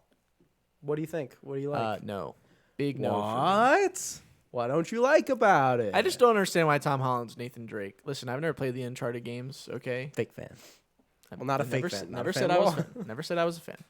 But I know about them, and I know that Tom Holland is not Nathan Drake material. And even when they first came out, like forever ago, that Tom Holland's gonna be Nathan Drake, everyone was like, no. Yeah. He could grow into it. And I was like, yeah, no. And I saw the trailer, and I'm still like, yeah, no. And so is everyone else. Everyone else is like, yeah, no. I could definitely see him growing into the role, like, eventually. But I feel like it would have been better if this movie was like a... It doesn't feel... Because, like, literally you watch the trailer, and there's stuff that happens in every single video game in this trailer. Okay. Like, so it's like, what are they going to be left with if they're going to stay with the games? Because it seems like it's, you know, mushing a lot of stuff together and being like, this is going to be one movie. Yeah. But it's like, oh, that sequence from the first game, that sequence from the second, that's from the third, that's the fourth game. What? Because that's like a span of like 20 years in the game universe. Yeah. You know, so it's like, Who knows what they're what's doing. going on? Yeah, I don't know. What about Mark Wahlberg as Sully? Apparently, Sully has a mustache, and there's no mustache on Mark Well, he's Wahlberg. like an People are- old people dude, are like upset about that. silver-haired, you know, like, see, kind of guy. So, like, seriously, what are we doing? What are they doing? They're just rebranding, you know, they're trying to do their own thing. Cool. Maybe the movie will be good. I don't know. Tom Holland, I think, even said that he wants this to be like, you know, the next thing he does. Like, he did Spider-Man, now he wants to do Nathan Drake for a while, and then he'll do something else for a while. Okay. Like, I think he, like, pushed for this movie. Like, he specifically was one of the guys who was like, we got to make this happen. We got to make this happen. Good So, for Tom Holland. I assume maybe he's Keep a fan. doing his thing, I guess. Whatever. The Into the Spider-Verse sequel has been titled Across the Spider-Verse, and it's got an October 7th, 2022. Okay, so we have Into the Spider-Verse. Yes. Across the Spider-Verse. Yes. The third one would be called Out of the Spider-Verse That's what I was thinking. or Around the Spider-Verse. Around. And Like, we're not then- going to go in the spider, we're just going to go around it. Like, you might see him in the background, but Anyway, October 7th, 2022. That's cool. Sign me up. The first Spider-Verse movie, epic. Awesome. Yep. Everybody loves it. Second one, I mean, it definitely has just such a monumental task ahead of it. Yeah, to live up to the first one, we'll see. The one thing I worry about Across the Spider-Verse, and this is based off of nothing, just off of thinking about it, is that it going for all spectacle and losing some of the character stuff that made the first movie really great. Right. Because across Spider-Verse, we could see multiple different entire universes with different like art things going on and everything. I'm afraid of that being like a big focus and it losing just taking time with each character, you know? Yeah. Because I'd really want them to develop like either Spider-Gwen or, you know, somebody else. And be like, yeah, now they're a really solid person. Because Spider-Gwen, while she was there, she didn't get like a ton. No. It'd be great if this could be almost like her movie. Could in be. a way. That'd be really cool, I It think. could be. That'd be sweet. Yeah. Yeah. That's good. We got more news with Marvel stuff. Yeah, what's up? What's up? Basically, a ton of Marvel movies just got shifted back. Oh, baby. So that's going to happen. I mean, I know the Eternals is still happening. and- Speaking of which, the Eternals, who's excited? Eternals right now is like People saying the worst. People say Eternal's not good, but you know what? I'm gonna see it Yeah, I'm gonna see it. I'm only seeing it because of you, even though you're the one when I saw Shang-Chi who was like, "What?" And now you're like, "Dude, we gotta see Eternals." because it's just interesting. The trailer makes no sense. I Yeah. have no idea what this movie's No about. It's idea. got Robb Stark, King of the North. It's got Jon Snow. Yeah, I mean, it's got Angelina Jolie, Tomb Raider herself, and people say it's bad. So like, I need to know what's and it's going Chloe on. Zhao, so it's like, Yeah, and Chloe how Zhao, who does that just won the happen? Oscar. So I'm just very interested. I want to know what's up. We'll figure it out. We'll figure it out for sure. This is kind of interesting, I guess. Hayden Christensen returning to Star Wars with Ahsoka series. We talked about the Ahsoka series. We'll have Rosario Dawson back as Ahsoka Cool. and Hayden Christensen. I don't know if he's returning as Anakin. Oh, He yes, is. he is. Okay. Are they going to CGI him a little bit? Why? Oh, I don't know. You know, maybe just for fun. Maybe for fun, they could give him a little CGI. I think he looks perfect. Maybe. I mean, who knows if he's even like in it. He could literally be like a quick thing, like, oh, Yeah. maybe he's even I'm like. just so tired of Star Wars. Yeah, I know, dude. I think people are getting tired as well. I'm just so tired of the same. We've talked about this. We've already talked same about thing. The Mandalorian was cool because it was different, And then it wasn't. and then it wasn't. Well, why don't we talk about other things that happen across the galaxy? Okay, that's wonderful. Like the Guardians of the Galaxy, in which Will Poulter is going to play Adam Warlock. Yes, this is freaking awesome. Finally, my dude Will is getting that check. Let's go. It's very cool for This him. is so hype. I love him. I think he's one of the most underrated actors working right now. He's great. If you don't know who that is, try to recall Narnia 3, The Voyage of the Dawn Treader. He's the kid that turns into the dragon. That's Will Poulter. It's also going to be very excited to see him.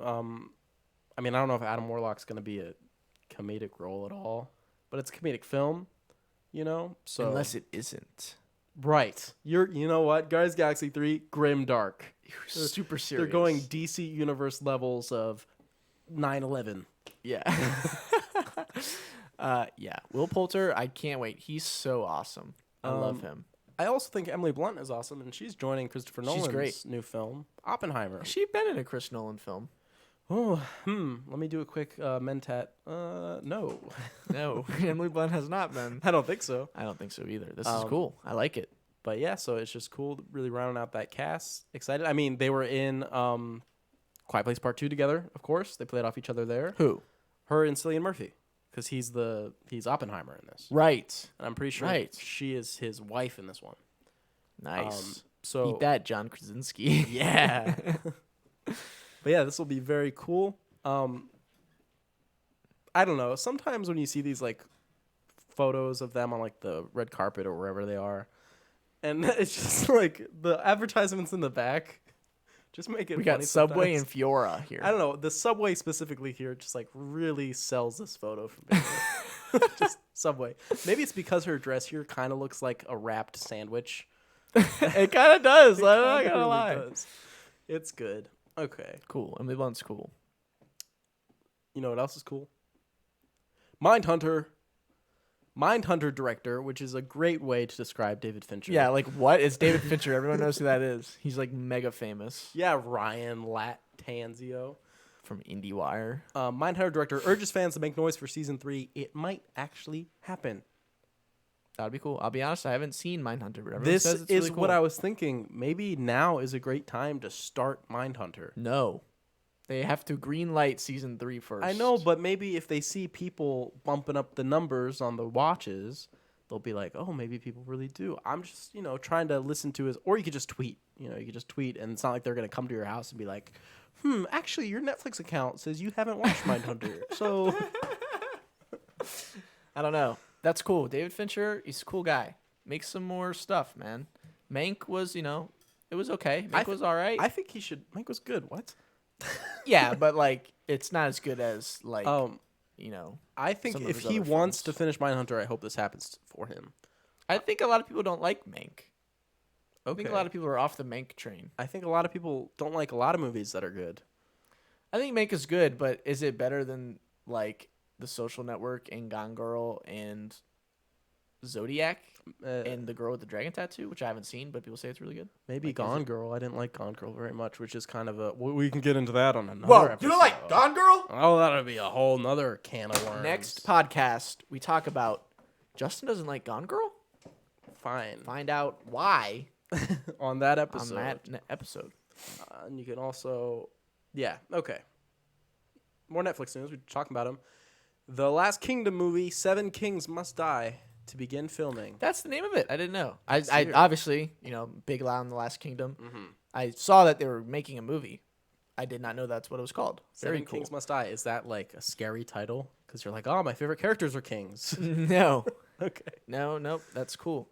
The one thing is, does it say if it's like a sequel to the like, is it gonna be like the final thing after, like, because this is the last season, and then will the movie like be the end? Does it say that anywhere? It just says that he will return as Uhtred in the film, joined by his fellow cast with some new characters. Okay. And next year's 5th season fully concludes the story, and that there was always one more story that we wanted to tell. So it sounds like it will be right after, but maybe not. Maybe not. Okay. I'm assuming it'll be like right after like sequel thing, which means that Uhtred not gonna die. Awesome. Nice. Perfect. There Epic. you go. He needs to get back to Bebbanburg. Sure. Is that Uhtred? That's Uhtred right there. Uhtred of Bebbanburg. He looks cool. He is very cool. I like him. He does a lot of killing.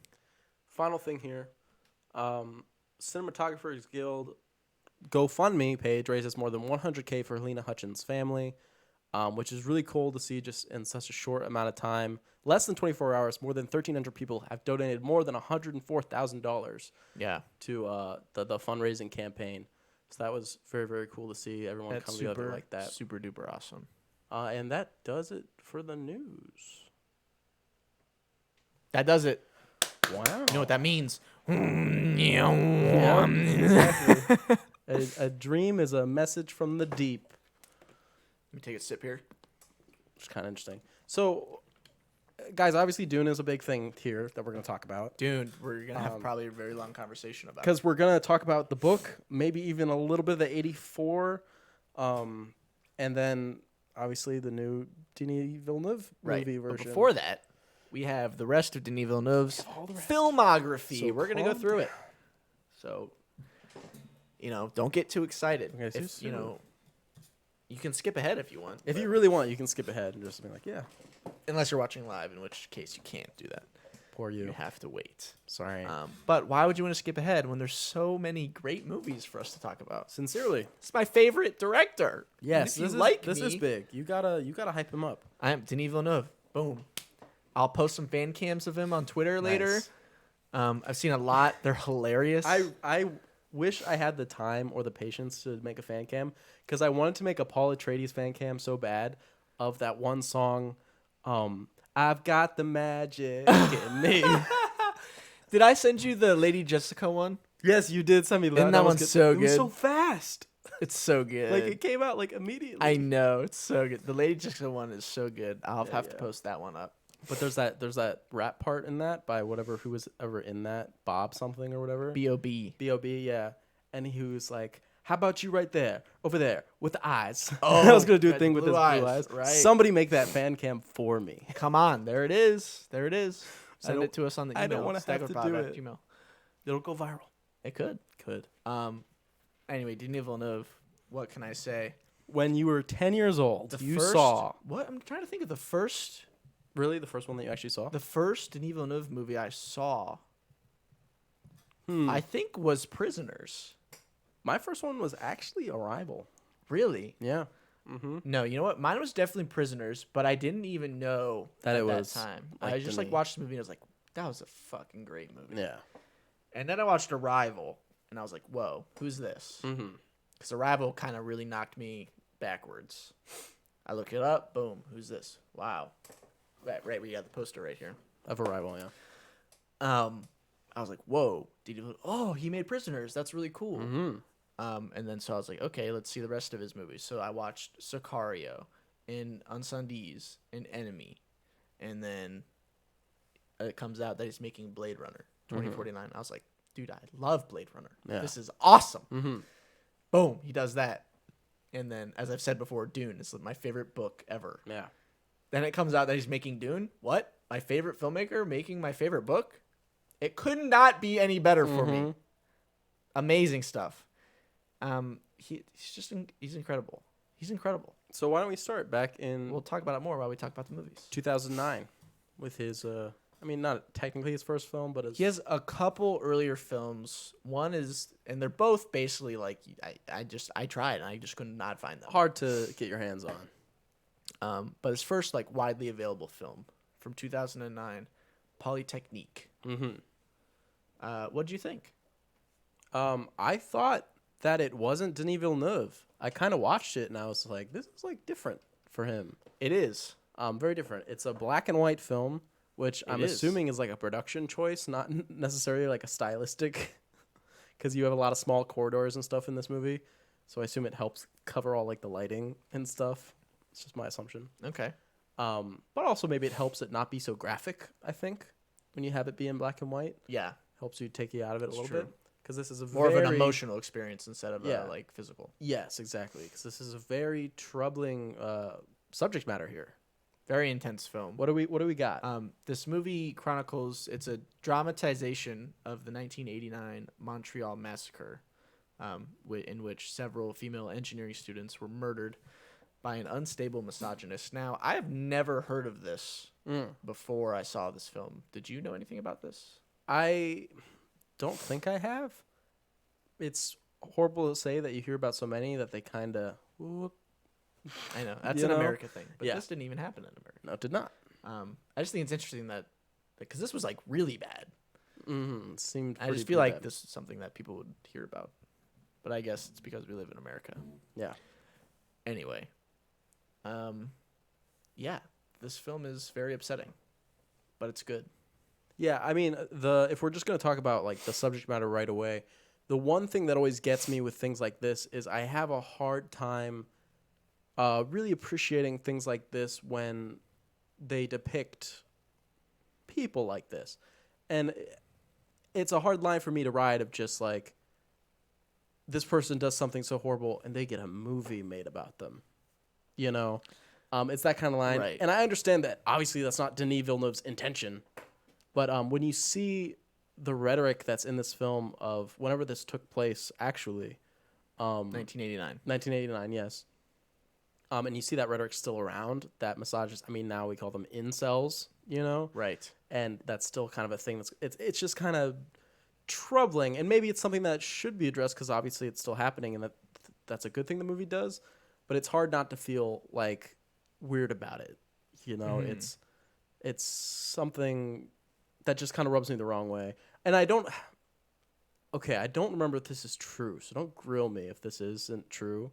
Everybody get ready to clip this. But I just remember something about, like, even the Columbine shooters were, like, talking about how they couldn't wait until they knew a movie was going to be made about them, and they were going to be this big sensation because of what they did, you know? Yeah. And it always makes me think of, like, that kind of mindset, and I don't want to, like, reward that at all, you know? It's one of those things. Yeah, it's just one of those things, like, always putting the shooter's name out there and then the victim's names being, you know, like, impossible to find and stuff like that. Right. It's just one of those weird things that it's not Denis' fault, right? But it's something that I can't quite detach myself when looking at a film like this. I agree, but I also think that the film does a good job of focusing more on The tragedy the and not tragedy in the characters, the Yeah. female characters, rather than the stupid loser. Right, because really the film only starts, like, once he, like, starts and commits to what he's going to do, the film actually leaves him entirely. It completely detaches. You get him a little bit, he writes, like, a letter, whatever, but then after that, it completely detaches and it focuses 100% on the other characters. So that was definitely a good choice as far as that goes. Yeah, very, very emotional. This also has kind of a watch the movie twice thing going on because you have the male friend's perspective as it all goes on, and then you have the female friend's perspective after everything with him happens, which I wasn't expecting. No. And I actually enjoyed that device in this film. Yeah, it was used well. But yeah, It was definitely a difficult watch at times, but I enjoyed it overall, and I could definitely recommend it to people, especially if they're interested in Denis Villeneuve as a director. I'd be like, yeah, for sure, check it out. Right. And you were saying earlier how you felt that this movie, you were like, wow, I can't believe this is a Denis Villeneuve movie. Like, whatever, it doesn't really like feel like it. I agree, but I think there's one thing in this movie that is in all of Denis' work that is one of his strongest suits. He's so good at like staging like the geometry of like a scene and like letting you know like the size of things. Do you know what I mean? Like the scale of things and like kind of where everything is. Like everything is always so like clear cut, exactly like where everybody is, where certain things are, like how big like the space is. Because there's a lot of times in this movie where there's like the whole cafeteria and they have to like go behind desks or like whatever, and you know like you can like feel the whole scene and you can basically, it feels like you're looking like bird's eye view even though you like never are. Yeah. And that shows through all of his films later on too. That's the one thing I think that's consistent, that I guess this would be like the roots of it. For sure. So yeah, Polytechnique, good film. Yeah, I'd have to agree. And As then we get into as little as 1 year later, right we have Incendies. Incendies. Incendies. Nuts. Incendies nuts. Oh. This movie was the movie that made him blow up. This movie exploded. I can see why. Great movie. Good movie. Great movie. I'll be honest, it's been a while since I've seen this one. We watched this one together, I believe. Yes. Yeah. I know this. From what I remember, this film has a very, very troubling plot twist Yes. near the end, which is like wow. And then the one thing I very much remember, which I'm assuming most people would remember, is there's the bus scene, which is probably the best scene in the movie. Yeah. I had that as like a wallpaper for a while, actually. The shot of her like in front of the bus, Like a moving one. yeah, it's cool. Yeah. The little text here says, twins journey to the Middle East to discover their family history and fulfill their mother's last wishes. I guess? That is, but it sounds kind of happy-go-lucky when they put it that way. No, this film is very upsetting. Denis Villeneuve makes very upsetting films. Yeah, a lot of these got some problems with them. I'd say there's one movie that has like a good, nice, happy ending. Sure. And even then you can be like, oh, okay. And then one's like bittersweet. And then Yeah. But even if that's the case, like they all have like very like deep, like troubling, dark themes, and like he makes upsetting films. Yeah, anyway. what's up with that, Denis? And he's got a thing with spiders. We'll get to that later. Yeah, I don't think there's spider stuff going on On some, no, but we'll dissect Denis' fascination with spiders later. Yes. Anyway, Incendies. I mean, I don't know. I'm finding it hard to, because I don't remember it too well. I'm kind of upset. Okay. So, well, I mean, there's the plot twist, which I'm sure you do not forget. I do not forget the plot twist. But you have a woman, and I believe it was some sort of like religious war, something of that nature going on in the area, and she got captured and she was, put in prison, and because she was being very, I remember because at the time it was her son who was like her guard or whatever, and so it's her fleeing. I remember she tried to save the people, everybody around her. She was trying to basically help everyone around her. Yeah. And every single time it did not work out. And in this prison, she was like known as this singing, like prisoner. Everyone's like, oh yeah, prisoner 309. That's like, she would sing the songs and they'd be like, shut the fuck up. And she wouldn't. And so she was basically faced horrible abuse there, until eventually she got out, things calmed down. She had her kids and she was like, oh, you know what? Awesome. And the kids come, they're like, hey, it's good to see you. You're like dying. What's up? They go to the pool and she's like, oh, now's the time. She gives them a little letter. This is actually like what starts the movie, right? But it's like, I need you to give this letter to your father and give this letter to your brother, right? That was the message. Yes. And they're like, okay. And they're like, well, we didn't know we had a father and another brother. And she's like, well, figure it out, chumps. And she's really like, figure it out. Right. And so the twist is that, like, oh, that's the same person. Yeah. That's not good because messed up stuff happened. And not good. I can't recall any of the actual, like, the subject matter of the letter, like what was actually written in the letters. Right. But I do remember them being very, like, hitting home super hard, you know? And not hitting home, but, like, just fuck that. Yeah. But just, like, you know, getting really close to your heart, like, wow, that's, like, really hard hitting, you know? Yeah. So, yeah, that's very, oh, okay. Yeah. This film very I was intense, not upsetting. prepared. Yeah, no. Definitely get ready for that. You could never be prepared. Anyway, that film made him blow up, explode, and Good then for he was him. like, "You know what? I'd also say the lead actress, I really enjoyed her in that. Yeah, she's great. Her name is Lubna Azabal. Seems right. Anyway, so in 2013, he was like, "You know what? Heat check. I'm gonna make 2 movies. Oh. The first of which being Enemy, with Jake Gyllenhaal. Barely the first, but yes, the first. A man seeks out his exact lookalike after spotting him in a movie. Yes, that is quite literally what happens. That's like all that happens, except This film is obscure. sure, So, esoteric even. this film is very strange. It starts off where Jake Gyllenhaal is like walking into a room. There's a bunch of dudes chilling. There's like naked women dancing. Yeah, just putting some high heels on. Yeah, they're all watching like weirdos. And this one woman comes out with like a plate with like a cap on it. She like sets it on the floor and she takes it off and it's like a giant fucking tarantula. Yeah, And it's like, oh, okay. And then everyone's like, ooh, cool.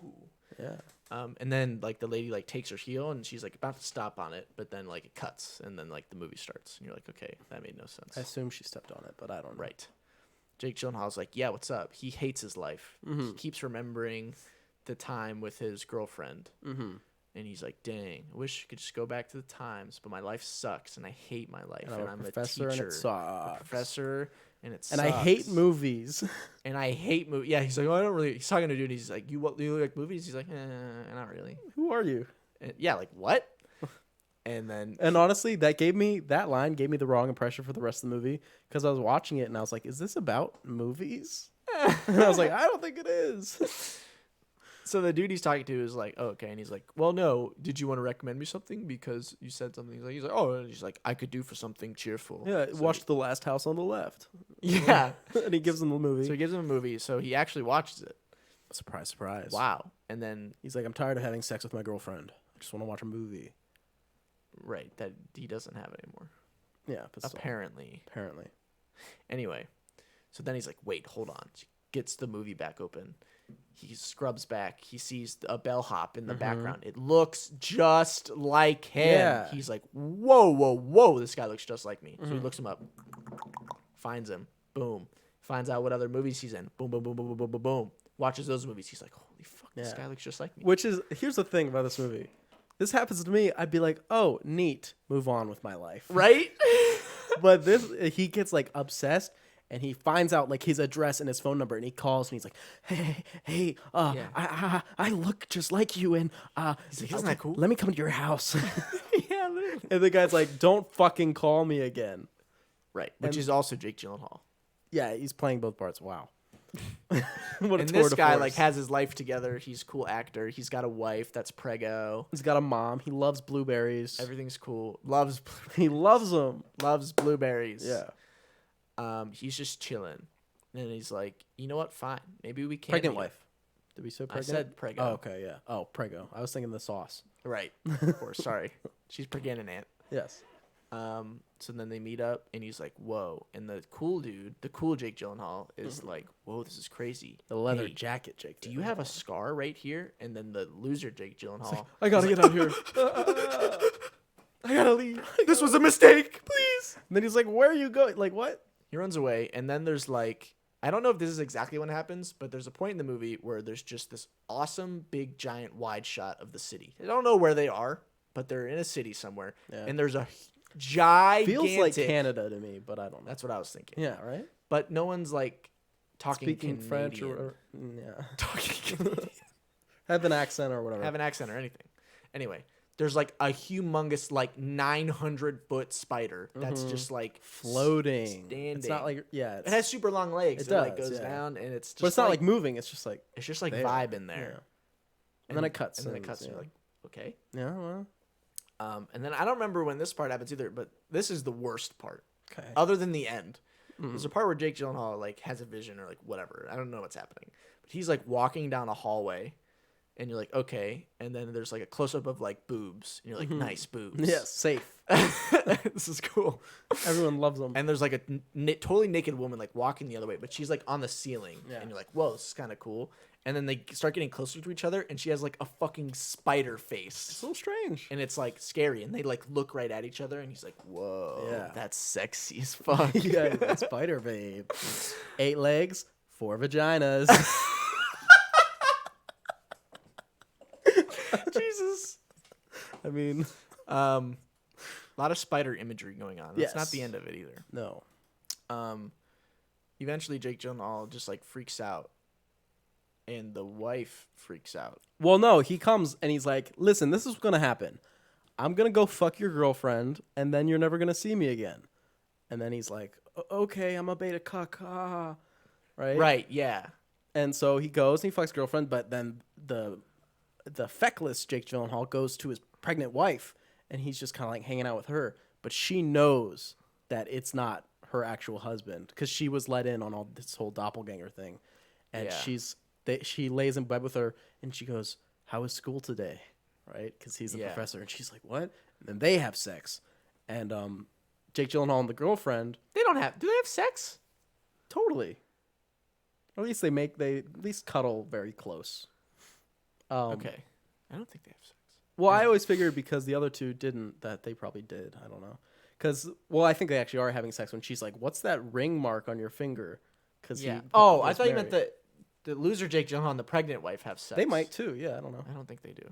But they at least lay in bed. Anyway, Chad Gyllenhaal and girlfriend are banging hard. Mm-hmm. And then she's like, "Whoa, what the fuck? Mm-hmm. Your ring mark on your finger." He's like, "Dude, I've always had this." She's like, "No, what? No, don't you think I would know that?" And so she freaks out. He has to drive her back because she's like, "Drive me away. I can't be here." And then he's like, "You're such a fucking bitch." And then they crash and die. Yeah, and they literally crash and die, and then the windshield cracks like in a a spider web pattern. Right. What? I was like, Denis, you genius. Yeah, I was like, okay. And then this is the end. The next scene is the end of the movie where everything is just like, what? Mm-hmm. So Jake Gyllenhaal's just sitting there. Yeah. And he's like, he's like in the bathroom or something, like brushing his hair. Wife is in the bathroom. He's sitting like in in the living room. The wife like walks out with her pregnant belly, and she like walks into the other room, and he like says something to her. He's like, "Hey, blah blah blah blah blah," and he's like, "Honey," because she doesn't answer him. And he's like, "Honey," okay, and he like walks over, and he like goes to walk in the room.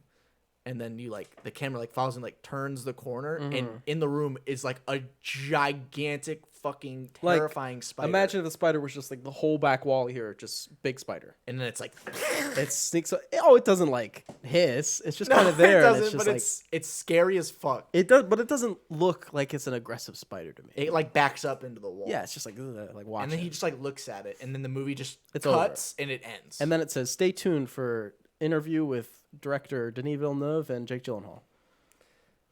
Yeah. Did you stay tuned for the interview? No. I didn't either. Damn it. I know. Because the interview is literally, "What do the spiders mean?" And now neither of us know. Is that the interview? It's literally what the interview I is. doubt it. Because he's like, "The spiders were in the book, so I put them in there, and then I turned it off." Wow. No, I don't believe you. Anyway. That's literally what it is. You go. Well, why would you turn it off if you started talking about what the spiders Because I don't like directors telling me what their movies mean. It's cheating. Okay, what do the spiders mean? I think the spiders are a comment because when I was thinking about this, I thought about his first 2 films, Polytechnique, Incendies, and Incendies. And there was a theme of misogyny in there, and women are often compared to spiders. If women can spin you in their web, they're kind of put that way, they'll lure you and trap you. That's kind of a misogynist outlook.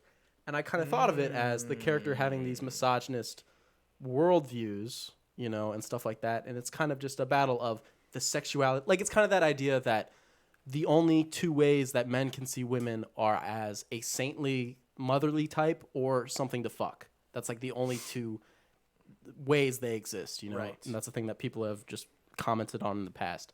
And so I think it's that, you know, with the sexy women and the spiders, that's just the commentary on that. It's like, that here's these like objects of sexual desire, but they're also these dangerous, you know, conniving things. And it's him struggling with his own, like misogyny, you know? Okay. And, And that's maybe- why. Sorry, continue. And that's why the spider web in the cracked window, because he finally got caught in the web at the end. Yeah.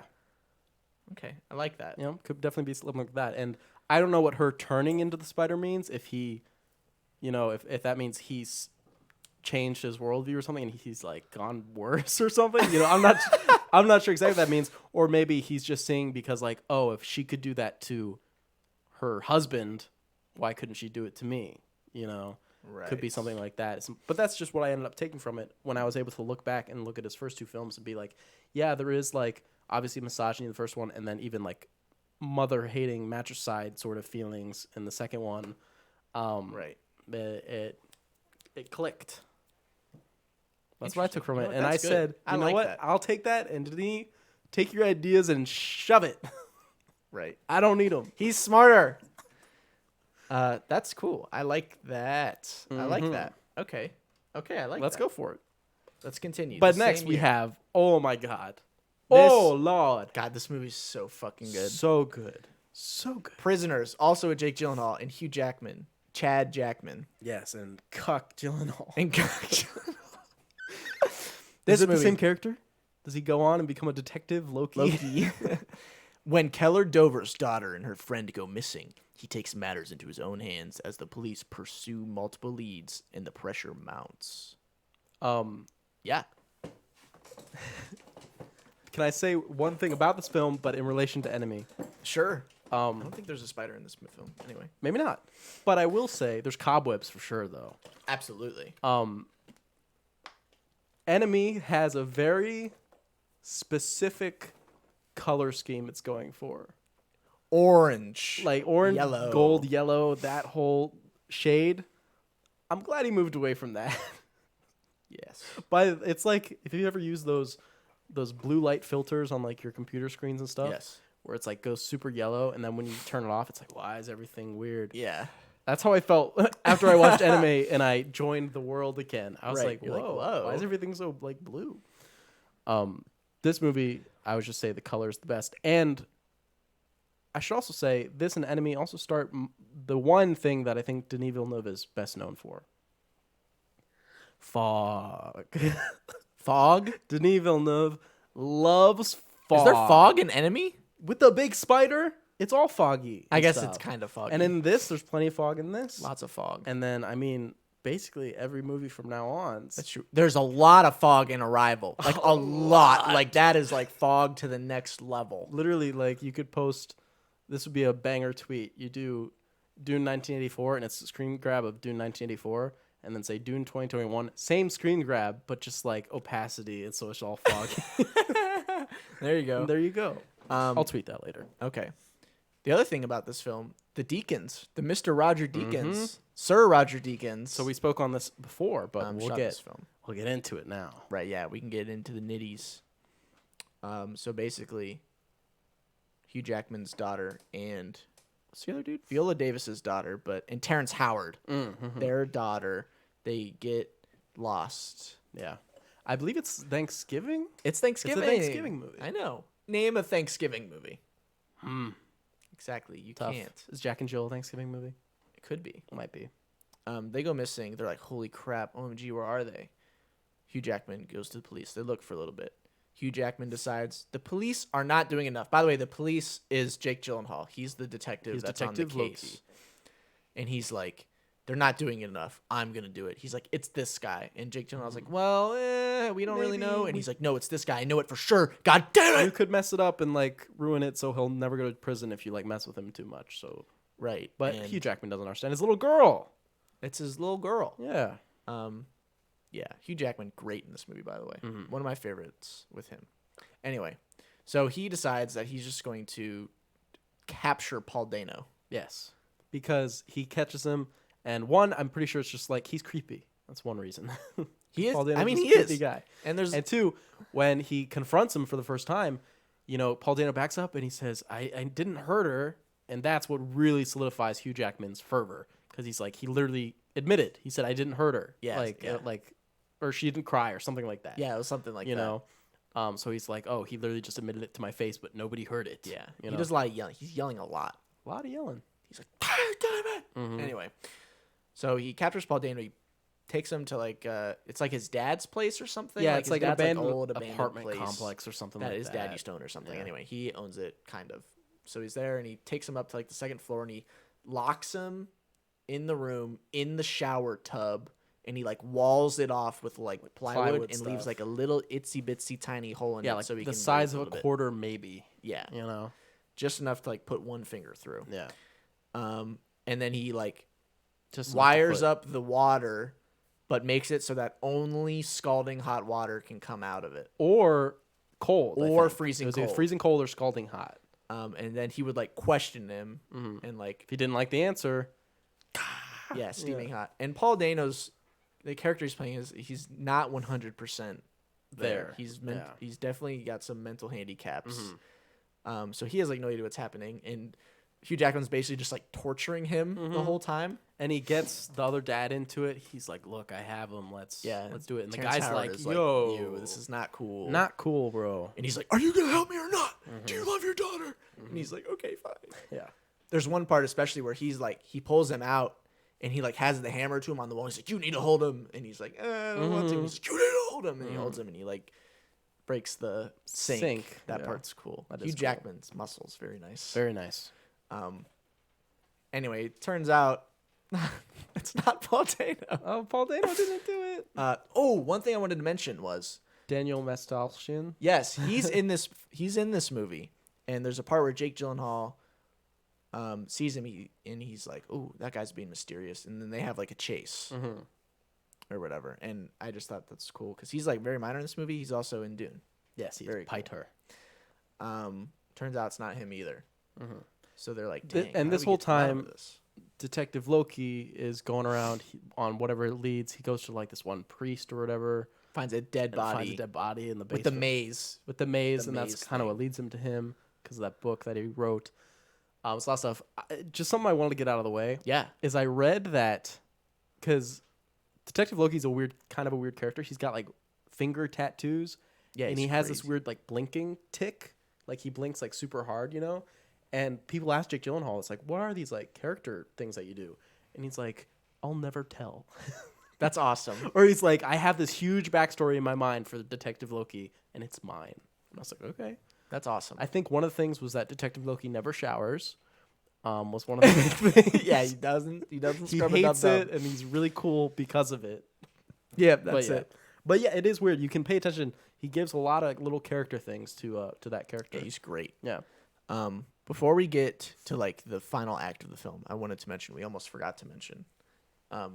We talked a lot about Roger Deakins. I think we talked about this moment in the movie when we were talking about Roger Deakins. We did. But we're gonna pick it up again. Sure. Because this is the greatest shot in the history of Roger Deakins' filmography. Very cool. It's a tree. Now I know you're thinking, what? It's actually two There's trees. literally a shot where it's just focused on a tree.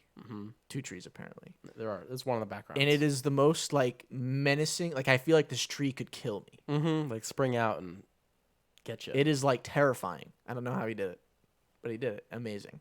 Terrific. Anyway, Hugh Jackman is like, dang, what do? I tortured this guy. It's not. But it's not him. And should we say that it's not even just not him? He's also a kid who was kidnapped like 20 years ago. Right, yeah. So he's also a victim. He's been torturing a kidnapping victim for like, a week or whatever. Yeah. So he goes to his like grandma's house. Well, he's like grandma's. Yeah. His kidnapper's house. Right. We find out. Yeah. And he's like, "Yeah, what's up?" And she's like, "Oh, I burnt my hand. I definitely don't have a gun under this rag." It's definitely not a Smith & Wesson. So anyway, they're like talking. She's like, "Okay, shut the fuck up. Yeah, listen, cowboy. You need to listen. You're going to drink what I just put in this little 2-liter. You're going to drink it, and it's going to make you pass out, okay?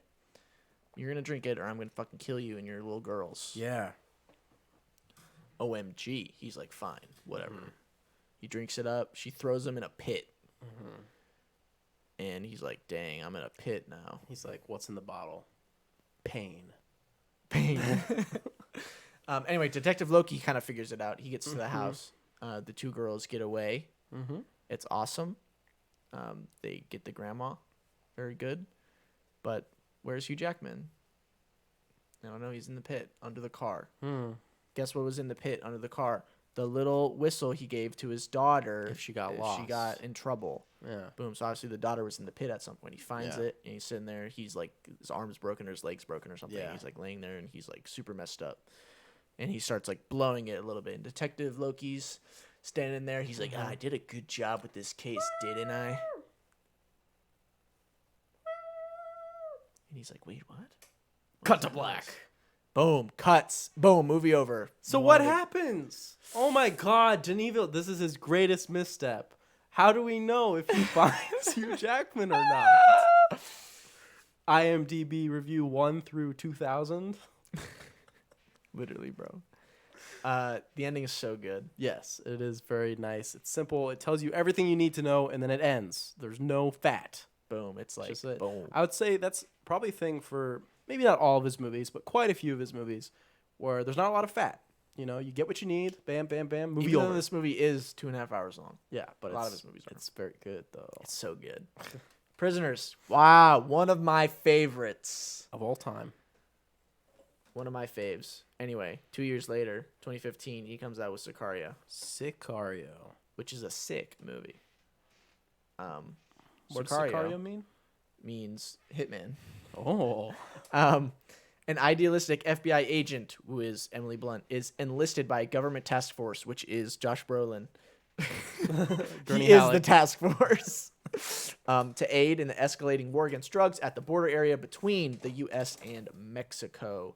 This movie is great. This is a little bit of a jumping off point because there's plenty of action in it, which is a little new. There's definitely been like intense sequences in his past films, but this one straight up has like action.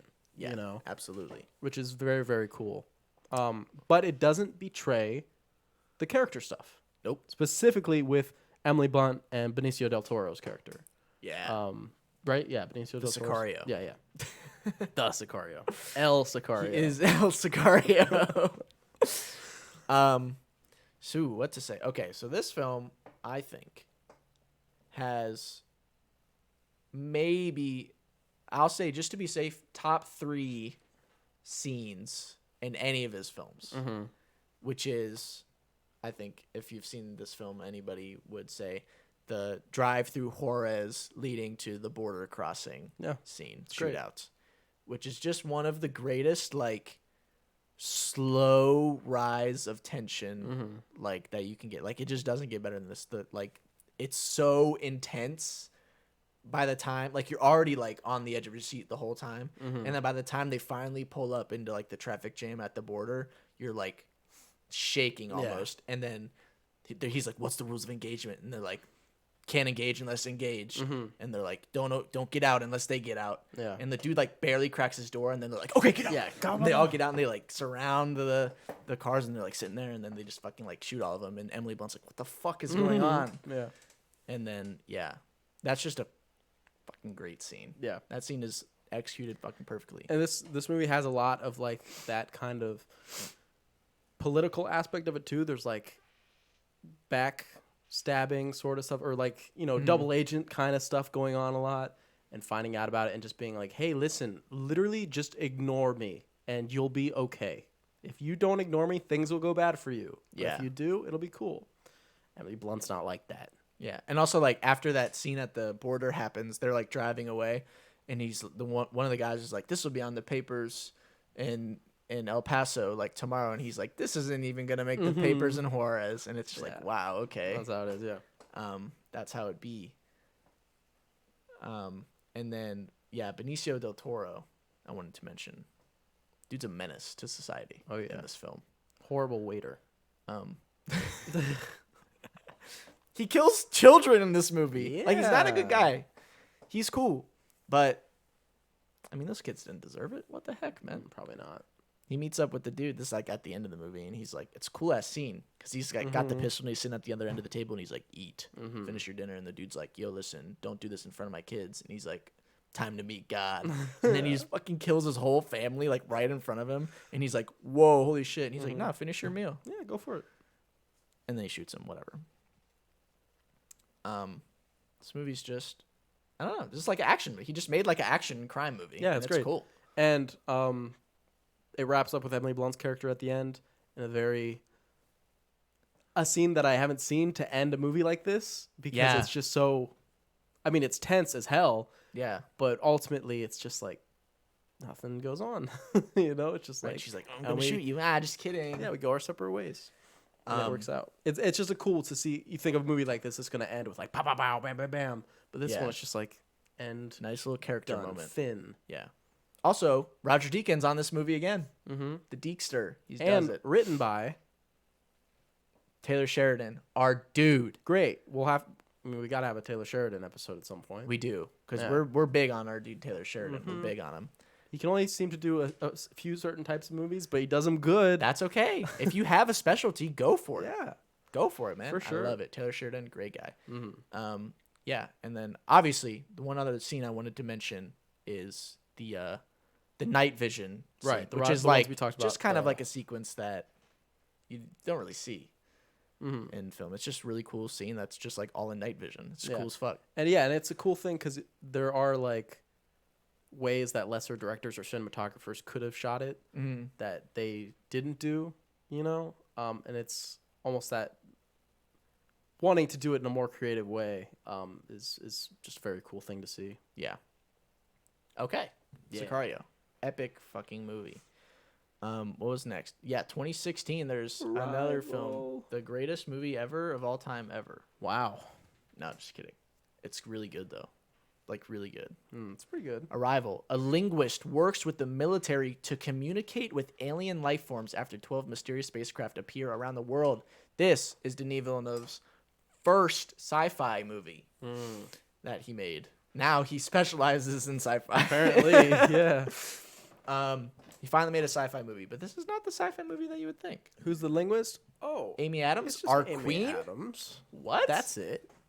Who else is in this movie? Jeremy Renner, Goat, Forrest Whitaker. Anyway, this Abbott and Costello. Costello. Abbott is Death Process. He is Death Process. So basically, what was I gonna say? This is just like not your typical aliens come to Earth movie. All the alien movies we've seen to this point, as far as I know, is aliens come and they want to like murder everybody and kill everybody, and we fight the aliens. Yeah, which is cool. Yeah. But the thing that really caught me with this film when I was seeing it for the first time is the aliens show up and they just chill. Mm-hmm. And then the goal of the movie is to actually talk to them. Some people are like, kill right now, shoot, bam. And everyone else is like, yo, we don't know. These guys might be able to like do us in. Yeah. And they are in these weird, like, I don't even know what kind of shape you would call that. Like half circle, but it's a sphere. Weird. They're huge. Like skyscraper tall, and there's like 12 of them around the Earth, and they're all just like, okay. And like floating, doing nothing. Yeah, they just chill there. But at every like 16 hours, I think it is, a door opens at the bottom, and they can go in. And the aliens, they're heptapods. They name them Abbott and Costello. Very cute. Very cute. They come down and they just like chill and they like try to talk to him, but they just like make noises. So they're like, okay, you know what? We need Amy Adams' character who had a daughter. She died from leukemia or whatever. Something like that. Very sad. So now she's just kind of like, I'm a linguist professor, whatever. They're like, we need you. And one part I think is funny is they come here and he's like, hey, listen to this. And it's just like, yeah, exactly. And he's like, did you get anything from that? She's like, kangaroo. So they go, and her and Jeremy Renner, who's like a scientist dude also. He's a mathematician, I think. Yeah. Some physics, maybe. They get there, and they're like, okay, you're leading the team to talk to him now. And basically, it's just Amy Adams teaches two aliens to speak English. Kind of. Sort of. More like they teach her anyway. To translate, yeah. They get in there. They find out when they get into the thing, it's like gravity is like warped in there. So like they're like basically like walking on like the wall. Yeah, and it also causes your protective suits to look like really bad CGI. Right. This is the one. This movie has one fault, and honestly, it's just like a staple of the film now for me. Yes, it is. There's a part where they're all hopping like to the thing to like get the new gravity, and like there's this one where Jeremy Renner hops and he like lands and then like falls down, and it's just like all CG, and it just looks so bad. It looks bad. Like terrible. Yeah, like I'll be honest, it looks terrible. weird. But then after that, who cares? And then when you rewatch it, you're like, yeah, You're like, this is the part, the suit part. Anyway, so they try to talk to him, they can't, whatever. They try again. Amy Adams is like, you know what? We need to write something down. So she writes like human. She's like, yo. She holds up the sign that says human. She's like, me, human. And then Abbott just throws a circle. puts at like her. an ink circle out, and Yeah, they're it's like, like, what? holy fuck, Yeah. this is crazy. We've never seen anything like this. And they make all these like circle shapes. Well, they're all circles, but they have like different like designs. Yeah, and they document them all, and they're like, And they're okay, like, whoa, okay. holy crap, what is this? Does this mean human? Like, maybe. Yeah. So then Amy Adams goes full linguist mode. And she's like, we need to figure out. They need to know what a question is. To know what a question is, they need to know what this means. And to know what this means, they need to know what this means, and whatever. And they talk to the aliens for like the rest of the movie, basically. Yeah. And they get new shapes or whatever. And eventually, they decipher their little circle written language. And basically, they find out that the way the aliens perceive time is different. in a circle. They see everything at once. Yes. Kind of like Paul Atreides. Isn't that interesting? Anyway, they kind of see everything at once, and this is when this movie was like the biggest plot twist ever to me. This like totally huge. fucking exploded my brain, and Very I freaked huge. out. Jeremy Renner walks up and he says, "Want to have a baby?" So you find out that at the beginning of the movie, when you see her daughter die, that's not actually A flashback. a It's flashback. technically a flash future. Right. It's a flash forward because she now understands the language, so she sees her whole life at once. So there's a part where she's talking to Costello because Abbott is death process now. sadly. So she's like, who's this girl? I don't understand. And you're like, what? And you're like, holy crap. And so she figures it out, and then she kind of figures out what she needs to do so that the Chinese the Chinese government won't like attack Yeah. the aliens. And so she like makes a call and she says whatever she says to him. Because what she said was something that she learned after she said it to him, because time is a circle. So she went to this party and he's like, oh yeah, I totally would have shot unless you told me blah, blah, blah. Yeah. And then in that moment she was like, I have to say this. Right. You So know. she says it, stops So it. it's kind of that weird, like, oh, if I am my own grandfather, how does that work situation? Right. But, you know. And then obviously, her and Jeremy Renner have a baby, and then but Amy Adams already knew that their child was going to die. But she chooses to have the baby anyway, or does she? That's kind Or of a does thing. Does she? she really choose? Yeah. Anyway, and then Jeremy Renner finds out that like she knew this, and so he like freaks out and like leaves her or whatever. Obviously, because that's kind of fucked up. But then like the idea is the main thing that they say all the time is, if you could see your whole life from start to finish, would you change things? Which makes me think that she did have a choice, and a lot of Right. people think differently, that there's no choice if you can see like everything. I just prefer to think about it as this, like, yeah, bad things are happen, but there's good things within them. Right? Yeah. The whole idea is that yes, her child dies, but she chose to enjoy like Her child while she was happiness there, and, like enjoy like her child, Which I think is, throughout like, her life, which is nice. A great message that almost doesn't hit as hard as maybe it should in the movie, because it is prominently a sci-fi movie. Right. But like when you really take time to think about it, you're like, oh wait, that's actually super solid and cool. Yeah, it's really beautiful. And then the film ends because they find out that the aliens came because the aliens are going to need help in the future. And so she now teaches the language as her, like, at college now. That's the thing she teaches. And everyone is going to learn the language, and they're going to be best friends with aliens. It's awesome. Yeah. Sick movie. Then they got to go get the spice. Yeah. I mean, Could happen. I Amy mean- Adams in Dune Part 2. anyway, Arrival. Fucking epic movie. Awesome. The very next year, 2017. God, he's on a roll. Yeah, seriously, like bam, bam, He's bam, on an bam. unreal fucking roll. Blade Runner 2049 comes out. And I was like, cool, Blade Runner? I like Blade Runner a lot. This movie looks cool. Which came out in 2017, just so you guys know. Right. And I was like, dang, Arrival is pretty good. This movie freaking rocks. I was Which like, how is he just you knocking it out of the park every time? Are in the minority on. I know. People hate this movie. What is the deal? This movie bombed at the box office. Crazy. Like, the most celebrated sci-fi film ever gets a sequel, and nobody sees it. Denis Villeneuve was like, wow, it was my greatest mistake. I know. He's like, I'm glad I wasn't blacklisted from Hollywood at the least because of that awful movie.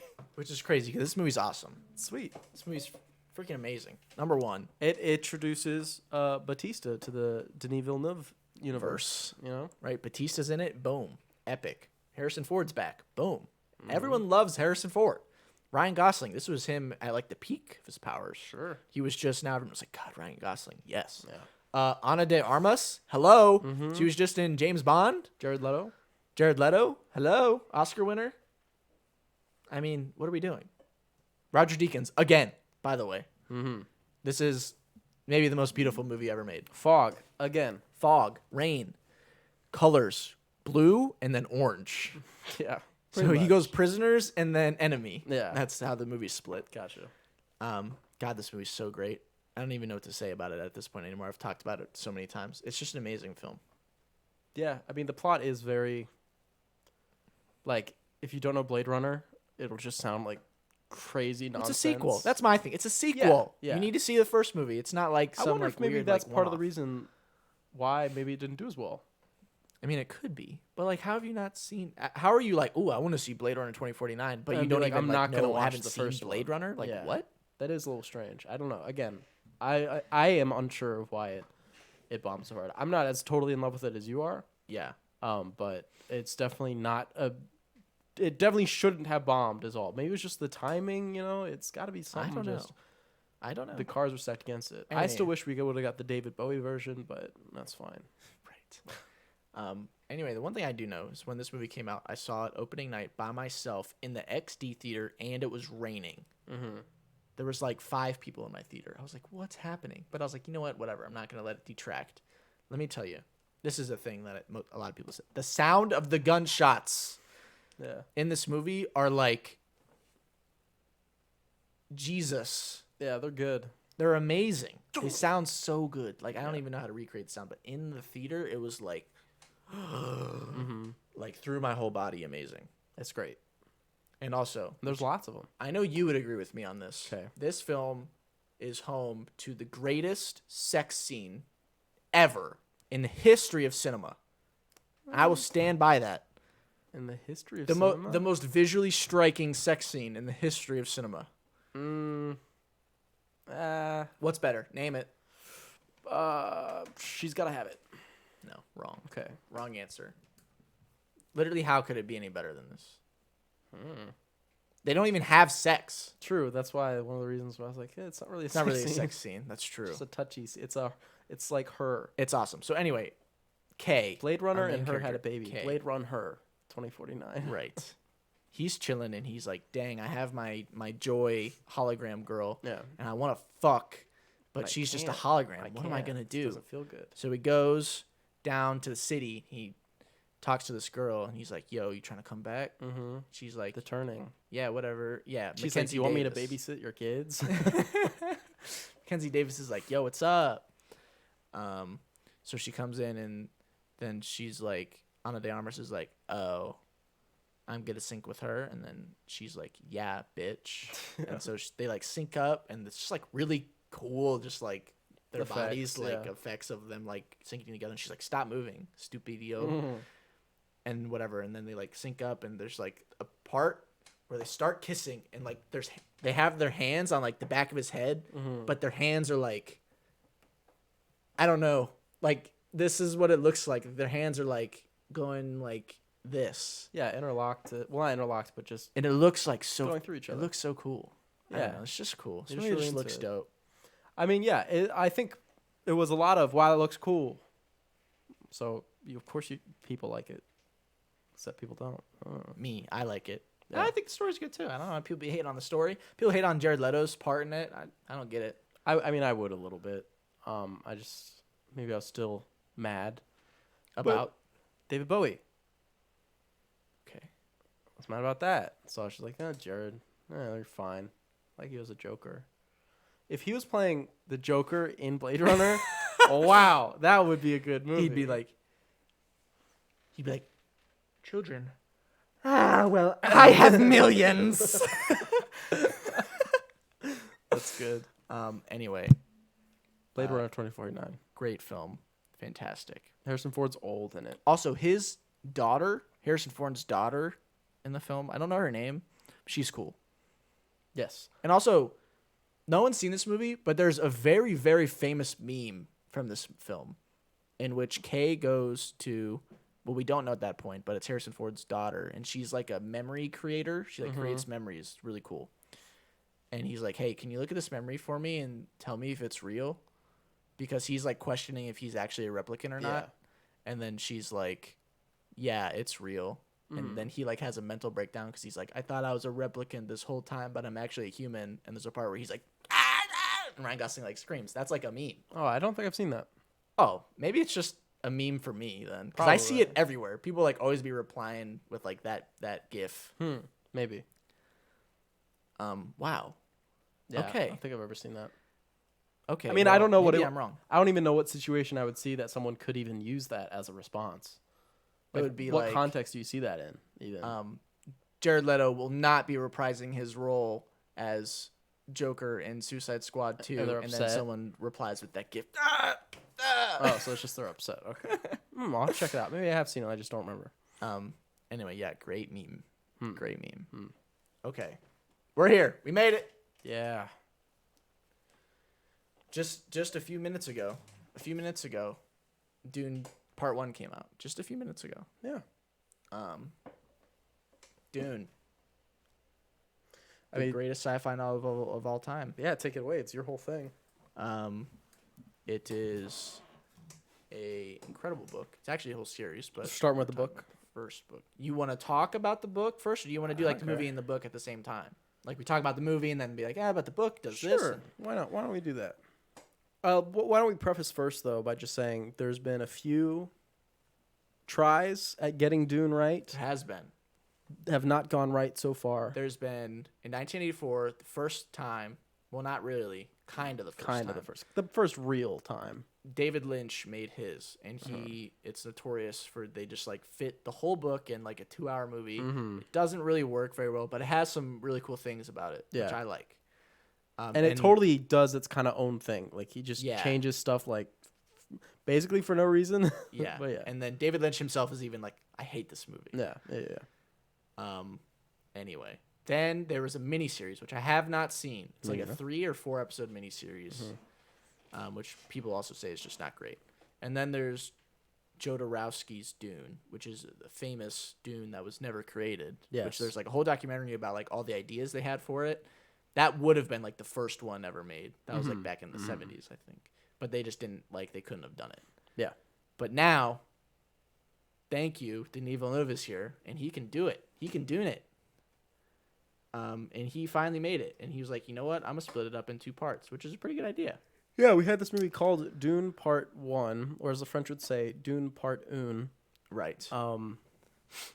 And he called it that before the second one was even greenlit. So it's pretty bold. Amazing. And then we'll get Dune Part 2, or as the French would say, Dune Part 2. Right. There's something I want to say before we talk about this movie. One of the writers on this film is a man named John Spates.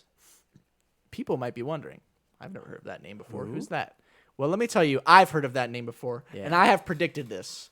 I used my Arrival language knowledge and went to the future and figured this out. Yes. Okay? I took the spice and I saw all timelines. John Spates famously, not famously, to me famously, he worked on the sci-fi film, The Darkest Hour, which most people think is a shit film. I'm here to say that they're wrong. We're not going to get into why I think The Darkest Hour is fantastic. Anyway, he worked on that film. I love it. Boom. Look at him now, people. Look at him now. Yeah. He wrote Dune. Yeah, it is weird, though, because I wouldn't expect him to be adapting stuff. Yeah, I did expect him to do more just alone stuff. But maybe adapting is where he thrives. I'm just saying, Denis Villeneuve must have wanted him. So I'm just saying, Denis Villeneuve must like The Darkest Hour. That's all I'm saying. There's also 3 writing credits. Eric Roth, he's famous. Yeah. He's done like Yes. famous things. He did like Forrest Gump. You ever heard of that movie? No. Not me. Either. I don't know. I haven't heard of Stars Born either. Anyway, he did that. And Denis Villeneuve, obviously. Yes. So, super freaking epic moment for John Spates. This is an amazing W for me and Denis Villeneuve because everybody loves Dune. Let's just say 95% of people think Dune is fantastic. I mean, I don't agree with that, but okay. What do you mean?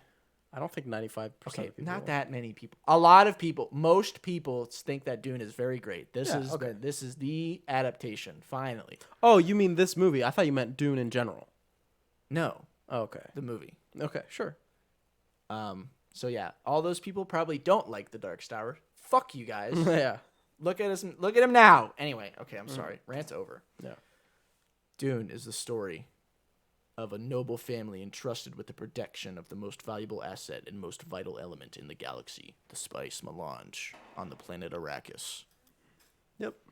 So basically, Paul Atreides, he's just a dude. I'm just a kid. Anyway, He's like 14 or he's so. 14 years old in the book, and he's just vibing on Caladan, their home planet. He's just a rich.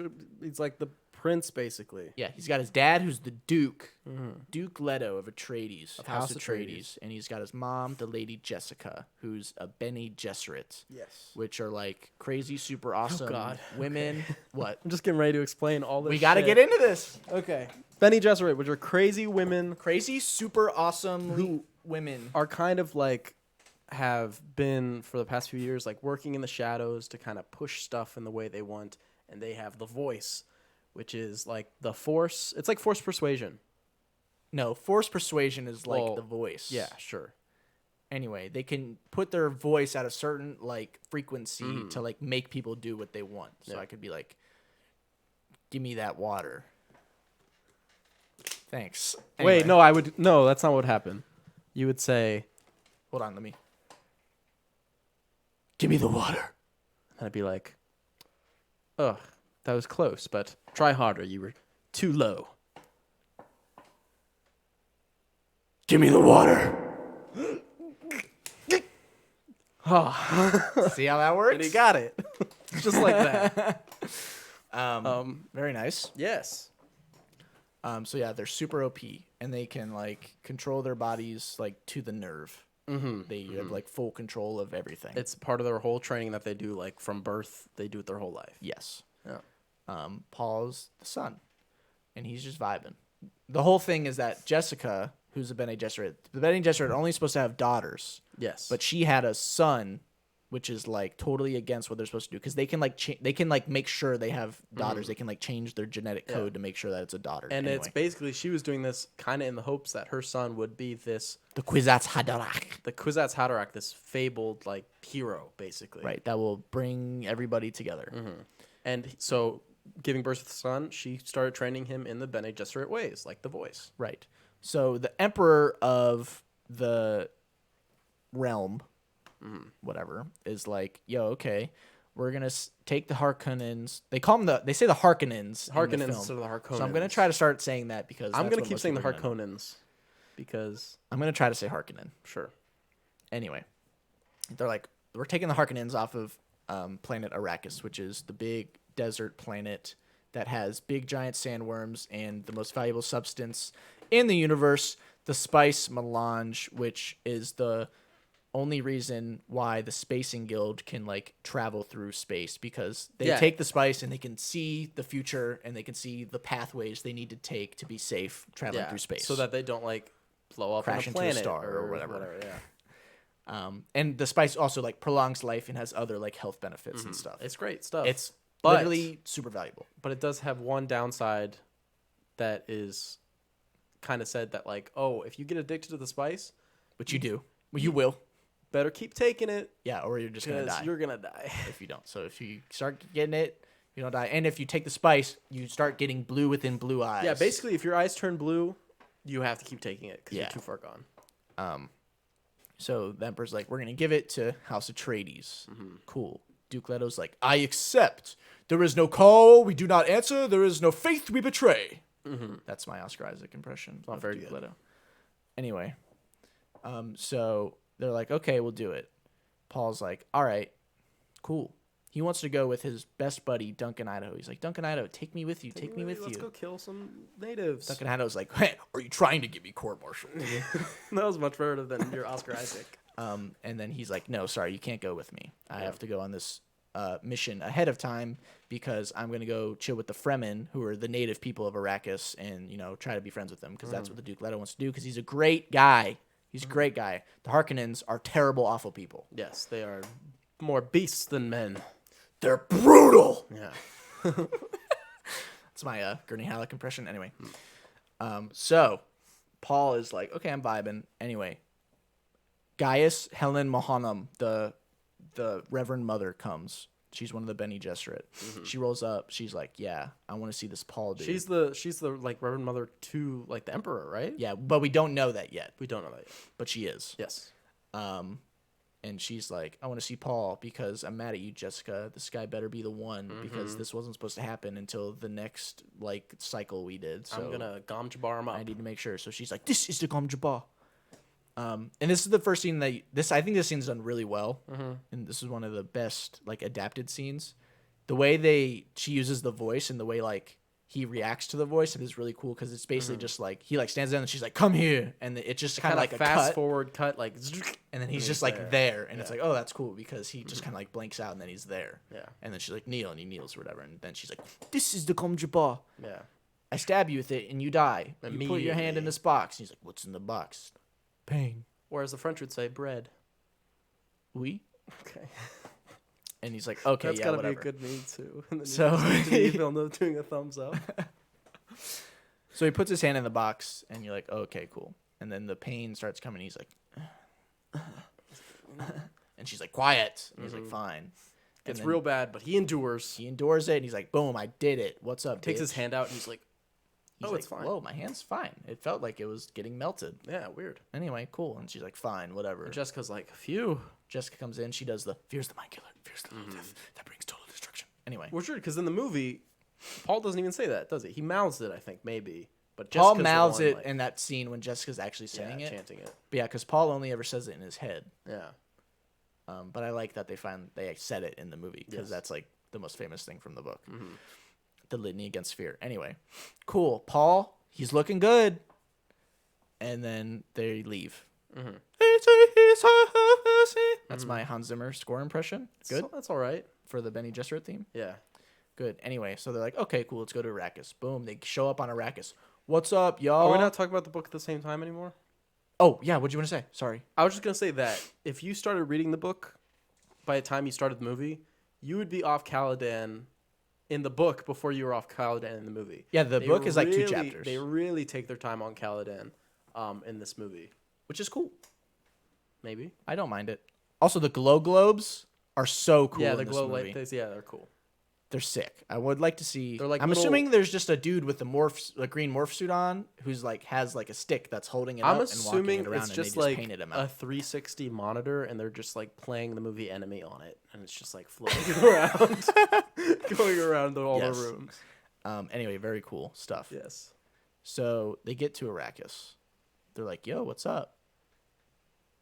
Arrakis people and all the Fremen are like, "Lisan al-Gaib, Lisan al-Gaib," and they're like, Because "What's that?" there's this whole Bene Gesserit plot to make it easier for them that like a long time ago they went there and planted like these legends of a messiah that would come Right. and save them, but it's all like made up. It's Right. fake. Or is it? I mean, yes, it is. Yes, But is it? Right. So they're like, Lisan al-Gaib, and he's like, "Yo." Paul's like, "Yo, what does that mean?" And Jessica's like, "Means Messiah," and she's like, "Oh, okay." Well, Or it means Paul's- seer of stars, seer of truth, or something. That was Whatever. something, yeah. Because Mahdi is Messiah. Muad'Dib. No, Mahdi. Oh, Muad'Dib's the mouse. Mahdi. Because he's Paul, Mahdi, Muad'Dib, Lisan al-Gaib, Usul. Usul. He's a lot. Duke Atreides. He's everything. He is the Duke. So anyway, they show up. They're chilling. They're with Thufir. This is what I'll just get into this now. One of my big complaints of the film is they never ever explain what a mentat is. They don't even say the word mentat? The word is not in the film. Mentats are extremely important to the story. Because you don't even know that computers aren't like a thing. Right. So let me run this down for you peeps. Yeah, let's explain You the crash see, course. Everyone knows Thufir and Piter. They're in the movies, and they do the thing with their eyes where they like go Roll all back. white, and they like are like, yes, Yeah. I know knowledge. Mm-hmm. Basically, there was like a huge like AI uprising like Mm-hmm. way in the past because this movie's like thousands and thousands and thousands, tens of thousands This of years is in the future. one thing that he actually kept from the 1984 version because it says like 20,000, the year like 20,000 whatever, when actually it's 20,000 AG, which is like 40,000 years after Yeah, now. after Guild, which is when the Spacing Guild was. Right, exactly. So it's 20,000 years since then, but I think both this and the 1984 version just say, Did no, they? it's like 20,000, like 2,000, it's like 18,000 years. you Yeah, know? it's crazy. So basically, there was like AI uprising, and everyone came together, and the guild was like, "Okay, no more sentient machines. It's This bad. is not a good thing. If we want that, we will make our humans." So they have human thinking machines, which is what a mentat is. They're just fucking crazy smart And they're geniuses. dudes. Yeah, and they're the dudes. There's the Bene Gesserit women and the mentat dudes. Yeah.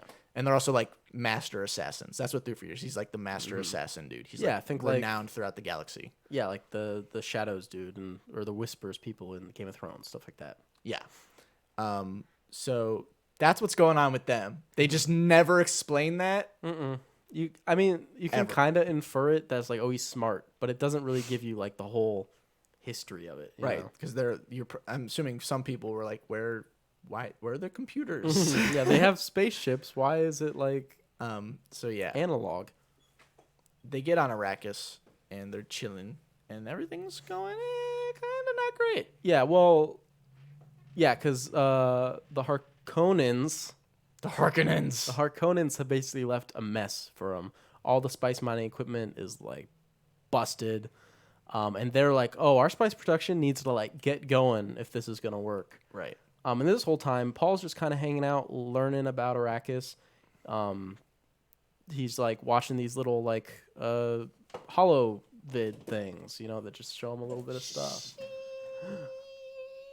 And he's like, I must remain still because it's a hunter seeker, and I know that if I move, it'll be that. I hope a lady doesn't walk into the room.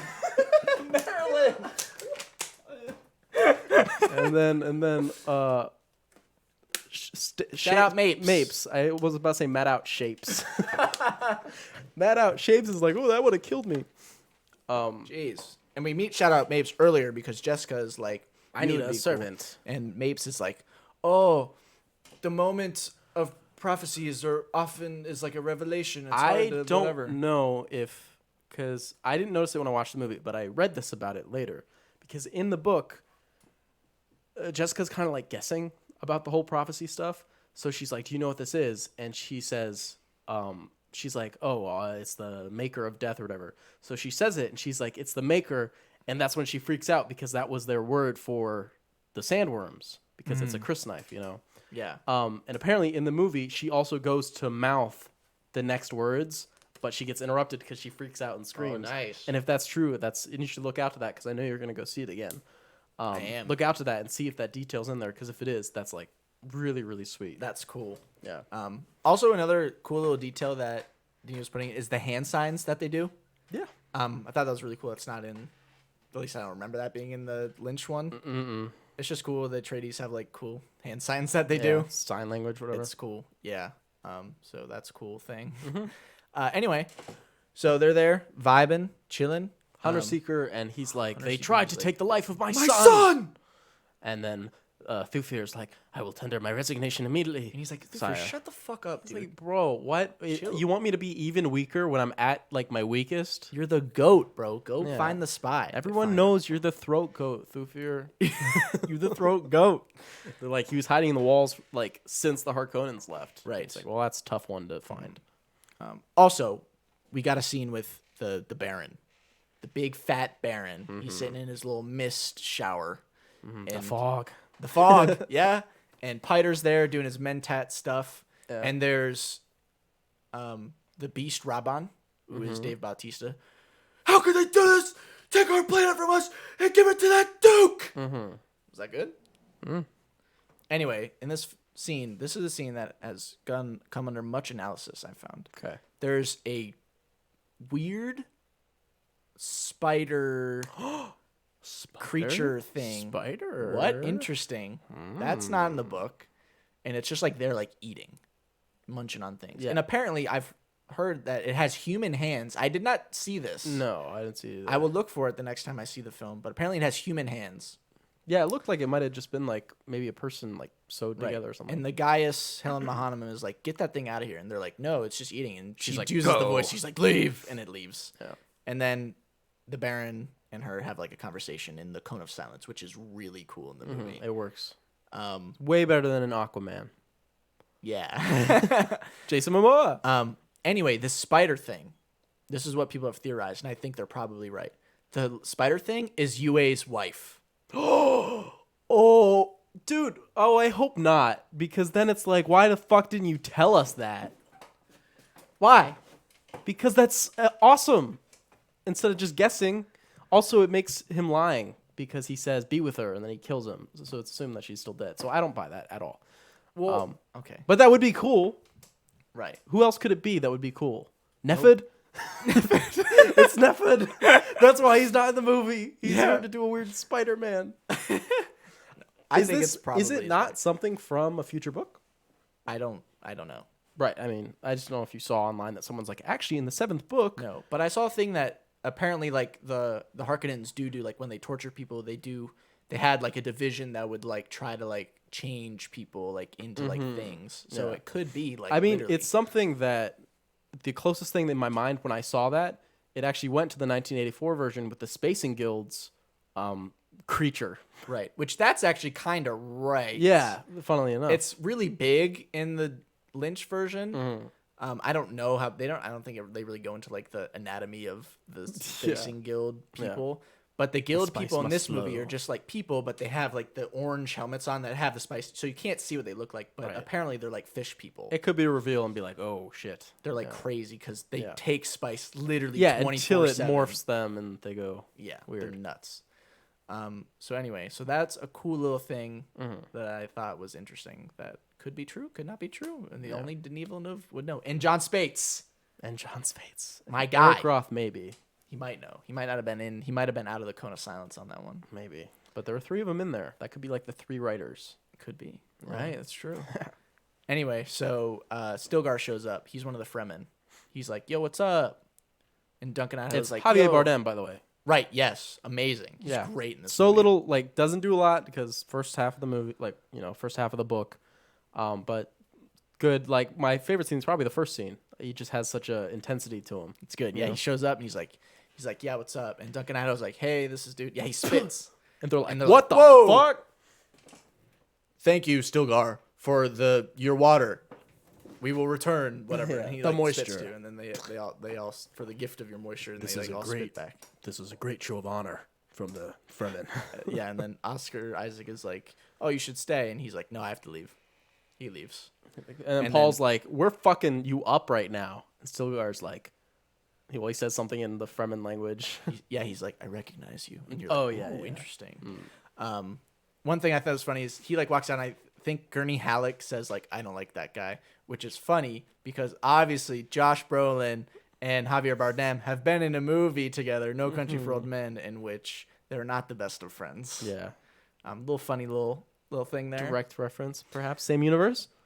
Could be. Could be. You never know. I love that all that Marvel shows happen, so you can say that now, and it's just funny. One thing, I think Josh Brolin does a really great job as Gurney, but maybe they think they still have a chance to go into him more in the second film because they don't really go into him at all in this movie, really. Yeah. They don't, at least I don't think they tell you why he like hates the Harkonnens so much. The reason he hates them so much is because he was a prisoner on Seleucus Secundus, which is like the Emperor's prison planet, and he was like tortured and shit by the Beast Rabban, and he wants like his whole thing is like, I need revenge on the Beast Rabban. His whole thing is my thing. Yeah, he's like, let me kill just like any of them. I'll kill all the Harkonnens, but the Beast Rabban, he gave me this scar. I need this. Yeah, I could definitely see them putting that all in the second movie. They could. And 'Cause- he sings and he plays the balistet, balistet, which is like huge to his character. So I'm Yeah, hoping they can bring that they in. mention it in the first movie. He's like, "Play us a song, Gurney." Yeah. And he's like, "No, it's time for training." But I did hear, I saw like an interview where Denis was like, I have a scene of Josh Brolin like singing a song, but I had to cut it. And I was Damn like, it. he's like, but I would love to have put it in. Yeah, once the director's cut 4 hours long. So I'd like to see that. Right, the director's cut. This definitely seems like a film that could, even though I come away and I like the movie, that a director's cut could like elevate it so much. Oh, absolutely. Because it's just all this stuff like, and you want to know what they cut. It's like, it's just yeah, I like- want to see Gurney Halleck sing a song, dude. That's his thing. Anyway, then the worst thing ever happens. My favorite scene in the book has been omitted from the film. Yeah. This is very upsetting to me. There's a scene where Duke Leto Atreides gets on a table in front of everybody. He takes down his pants and he shits all over the place. Like, yes. theoretically, like by his actions, that's what he's doing. He doesn't actually do that, but it's Right. basically if he did that, it'd be the same amount of like. They have a big disgust. dinner party, and Stilgar's there, and Paul's there, and Tuek Gurney's is there, there. Duncan Idaho's there. There's a bunch of smugglers that are there. They're all just having a cool meal, and they have like all this water, and obviously water's like very precious, even more precious than the spice. They have spice everywhere. Yeah. But what they don't have is water. Yeah, on Arrakis, it's water. Right. You know. Obviously on Caladan they had water from the sky. And there's a whole scene where the Duke, he just gets like super pissed off. He's like, fucking hate this. And he like just like takes the water and he like pours it on the ground and everyone's like, whoa. Like the shit? What? Yeah, and he's like, we're changing customs or whatever. And they're like, yeah, okay. And then he has to leave, and then Paul has to take over, and Paul like tells a cool story or whatever. Yeah.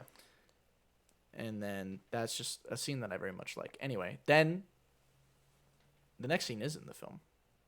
They go, Dr. Liette Kynes comes in. She's like, yo, what's up? I'm the doc. Wait, Doctor Who? Well, in the film, it's Dr. Liette Kynes. And that was immediately for me. I was like, whoa. Yeah. In the book, it's just Dr. Kynes because Liette is very important. Liette is like basically like the leader of the Fremen. There's even in the book, they're trying to like actually pinpoint, like, let's find this guy. And then Thufir's like, it might be like a god. Like, just to put like how on high this character is to the Fremen. They don't know who the Liette is. Yeah. Because they speak about it in like such terms that it's like, it could just be like Jesus, you know? Yeah, and you find out later in the book that Kynes is the Has Liette. been and you're Liette like, Kynes. oh, holy shit. Yeah, in it's the a big film, they're reveal. just like, it's Liette Kynes. Right That's away. just like the name. Okay. They just have to get away. Also a woman in the film. Yeah, that's just a change. Does it really matter? It doesn't change No. anything? Cool. Yeah. Whatever. Doesn't matter. She's like, yo, what's up? Let's check your still suits. Make sure you're cool. She's like, wow, have you worn a still suit before? Paul's like, no. It just You're seemed wearing like this is the boot slip fashion at the ankles. How did you know how to do And that? then she says something in the Fremen language like, He will know your ways. as if born to them. Yeah. And everyone's like, ooh, interesting. Yeah. Plot thickens. Anyway, they go to see a spice miner do some spice mining. She's like, if we're lucky, we'll get to see a worm. And you're like, oh, sick. Nice. Boom, they get to the spice miner, do some spice mining. They're chilling. The carry-all comes in. Oh, my goodness. It doesn't work. Surprise, surprise. Oh, my G. The worm's coming. How are they going to do it? All these guys They on the spot spice it. miner are Duke going to Leto's die. like, get him out of there. Everyone out of the carry-all. Let's get to safety. We can fit 6 on each of our thopters. 1, 2, 3. We got 3 of them. We'll but toss out the there's shield generators and the seats, And he's just like, get but in. there's 21. And he's like, we'll make it work. Yeah. And so they get 7. He's like, 7 here, 7 there. They get all of them. The worm's coming. Paul goes on. This doesn't happen in the book. Paul has like a spice trip, which Yeah, he I liked this addition. Yeah, it was worked. He has his first spice trip like here where he like inhales some of the spice and he gets like visions and he like freaks out. But it's not his first vision. Because first vision is at the very beginning. Right, but this is the first time the spice The has spice. like influenced Yeah. his like, and he like goes into a trance or whatever, and he is just like kneeling down, like Johnny. Yes. And it's just like, there's this, I'm having dreams about this girl. Oh. And then Gurney Halleck comes on. And he's like, dude, come on, let's go. he's like, and "The they get out in time. They save everybody. Damn the spice! Big worm eats munchies. Looks like a big old Starlight pit. Yep, eats it up good. Love spice. Munchies I good. wonder if the spice and the worms are connected. I don't know. They get back. They're like, cool. The Duke is like, Paul, you need to be on your game. You have too much responsibility. He's like, I'm sorry. Then he looks at Kynes and he's like, look what the Harkonnens left for us. Everything's in shambles. And she's like, It's like, yeah, it's tough. Yep, sorry. Gotta make it work. And it's the closest we probably get to the scene in the book, which I don't know if I can quite nail down exactly when. I want to say it was right before everything goes to shit. Okay. But the Duke Leto just talks to Paul, and he's like, he basically, because in the inner monologue, you get obviously a ton of inner monologue in the book. Yeah. But he's basically like, oh, I'm going to die. I'm dead. There's no way I'm making out of this. I'm fucking dead. Yeah. And he talks to Paul, and he's like, listen, if you have to take advantage of these people, do it. If you need to do the Messiah, like, it's okay. Just make sure that black and green flies high, all right? Because you're going to be the Duke. You've got to be the man. And, you know, he's talking to a 14-year-old. And it's also right after that scene, I believe, which I feel is like the last scene in the book of Paul as a kid, because he like falls asleep at like the command table, like using his like sack as a pillow, you know. And it's like I remember that being like such an innocent piece of imagery. You know, like falling asleep at a table with his bag, and it's like that's it. Then from then on, it's Duke Atreides. It's go time. You know? Yeah. Yeah. And then the next thing that happens in the film is the betrayal. I would like to get into this because Dr. Yue is extremely misused in the film, I think. It's his third time on camera that he betrays them. And his first 2 times, he doesn't really do anything. I think he says one sentence the first time, and then maybe like you 2 learn about his wife as the Duke is like killing him. As he's like killing him. Yeah. So that's just like weird. In the book, he has like a lot more time. And also in the book, Thufir and Jessica receives a message from like the Bene Gesserit. It's like there's a traitor amongst you. Not even a thing in this movie. Not a thing. And there's like a whole like few chapters where they're like, there's a traitor. We need to figure out who it is. And Thufir thinks it's Jessica, and Jessica thinks it's Thufir. And they have like a Mentat versus Bene Gesserit off to like figure out who's and not who. to get into it too much, but because I was gonna save the things we liked and the things we didn't like for the end of this whole you know, description. But I can say right now, one of the things I did not like, and I can get into why specifically that's like didn't seem like a good decision later. Yeah. Okay. But yeah, so Dr. Yue, he betrays him. He's like, sorry, paralyzes my him, wife. And he's like, listen, Duke Leto, you're gonna die. Here's a little tooth. The tooth. Remember the tooth. And you can kill Baron Harkonnen because when he's next to you, just chomp on it and it'll release poison gas and he'll die. And he's like, and you know what? I feel bad, so I'm gonna save your son and daughter, or sorry, son and wife, son and concubine. Right, not his wife, his lover, which is another thing we'll get into. So it's cool. They're like, oh, okay, cool. The attack on Arakeen happens, which we get to see a little bit. Yeah, this is a good change because in the book, you don't see it at all, obviously, because it follows mostly Paul and Jessica. Yes. Anyway, so actually we get a few battles scenes, which are cool. Gurney's like running around. This is the last time you see Gurney in the whole movie. Fuck, dude, what? Which is how it goes. He could have had one more scene. There's a scene that they could have put in with like him and the smugglers where we like figure out where he's at. They don't do that. That's not that big of a deal. We also could have the scene with Duncan Idaho where he gets drunk on the spice spear, and he's like, "I fucking hate Jessica." Yes, but we didn't get that either. That would have been which is fine because Duncan gets a lot in this movie. He gets so much already that it's like fine, and they just chose to give him all positive shit because that is like a scene because we know that Jessica's fine. Yeah, that you're like, okay, Duncan Idaho. Yeah. And Jason Momoa is so great. Yeah, I recently came across his YouTube channel. He's a lovely person. Oh yeah, I hear always the best things. He's awesome. Anyway, and he like loves Dune. He has like a bunch of videos about Dune. He's like, I love Dune, and like there's one part where he like while they were filming Dune in the desert, he just like went out with his friends to the desert and just like shot things like in his costume. He was like doing cool things, and he got this cool shot, and he like showed it to Denis, and Denis was like, oh, I love this. Let's use it in the film. So like one of the shots that Jason Momoa shot just for fun is in the film. I don't know which one it is. I wonder if it's the one of them all in the desert, like with the binoculars. Remember? It could be. It could be like that one. Which I just think is really cool. He's a cool guy. Anyway, there's big battle happening. Everything's blowing up. This is where the shield fighting gets a little to me. So the whole thing with the shields is they have the shields. Nothing coming quick can penetrate the shield. Impenetrable. The only thing that can penetrate the shield is the slow blade. Yes. And the reason they don't have guns is because, well, they have the laser guns, right? Yes, the big giant lasers. They can't use those on the shields because if those come into contact with a shield, it creates a fucking nuclear explosion. Yeah, real bad. Real bad. They don't say that in the movie. Anyway, and they don't show it. I mean, they're saving it for the second. Maybe. So yeah, that happens. But we do see the laser gun totally rip shit up, and Very it's cool. awesome. Very cool. Very cool. It's actually not exactly what I imagined in my mind. No, it's so fine. Yeah, which I exactly. really liked. Yeah, It's it so is fine, neat. but it creates like fucking devastation. Yes. It's really cool. So they have a fight. There's a cool part where like the Atreides are on the stairs. They're like Atreides, Atreides, And then the They're super Sardaukar cool. like Yeah, the Sardaukar descend from the sky. That is so cool. It's a great looking. A cool little addition because I didn't think I was just like, oh, the Sardaukar just show up. No, they like fucking like float down Yeah. from the space and they're like, yeah, what's up? I remember specifically because there's a scene where it's dead silence as they do it, and then it comes in, and they come in. Yeah, it's freaking awesome. And they have a fight, and they clash, and the shields just like make a bunch of noise, and like, it's whatever. Anyway, I'll get to the main shield problem later when Duncan fights a bunch of people. Sure. They get out. Paul and Jessica are captured. They're in the Thopter with people. They're like, we're gonna dump them in the desert. They'll die out there. Yep. Obviously. Boom. Paul uses the voice. Finally, uses the voice to get him to take the gag off Jessica because obviously Jessica could just Do the totally voice better, own all of yeah. them. So, but she has the gag, so she can't talk.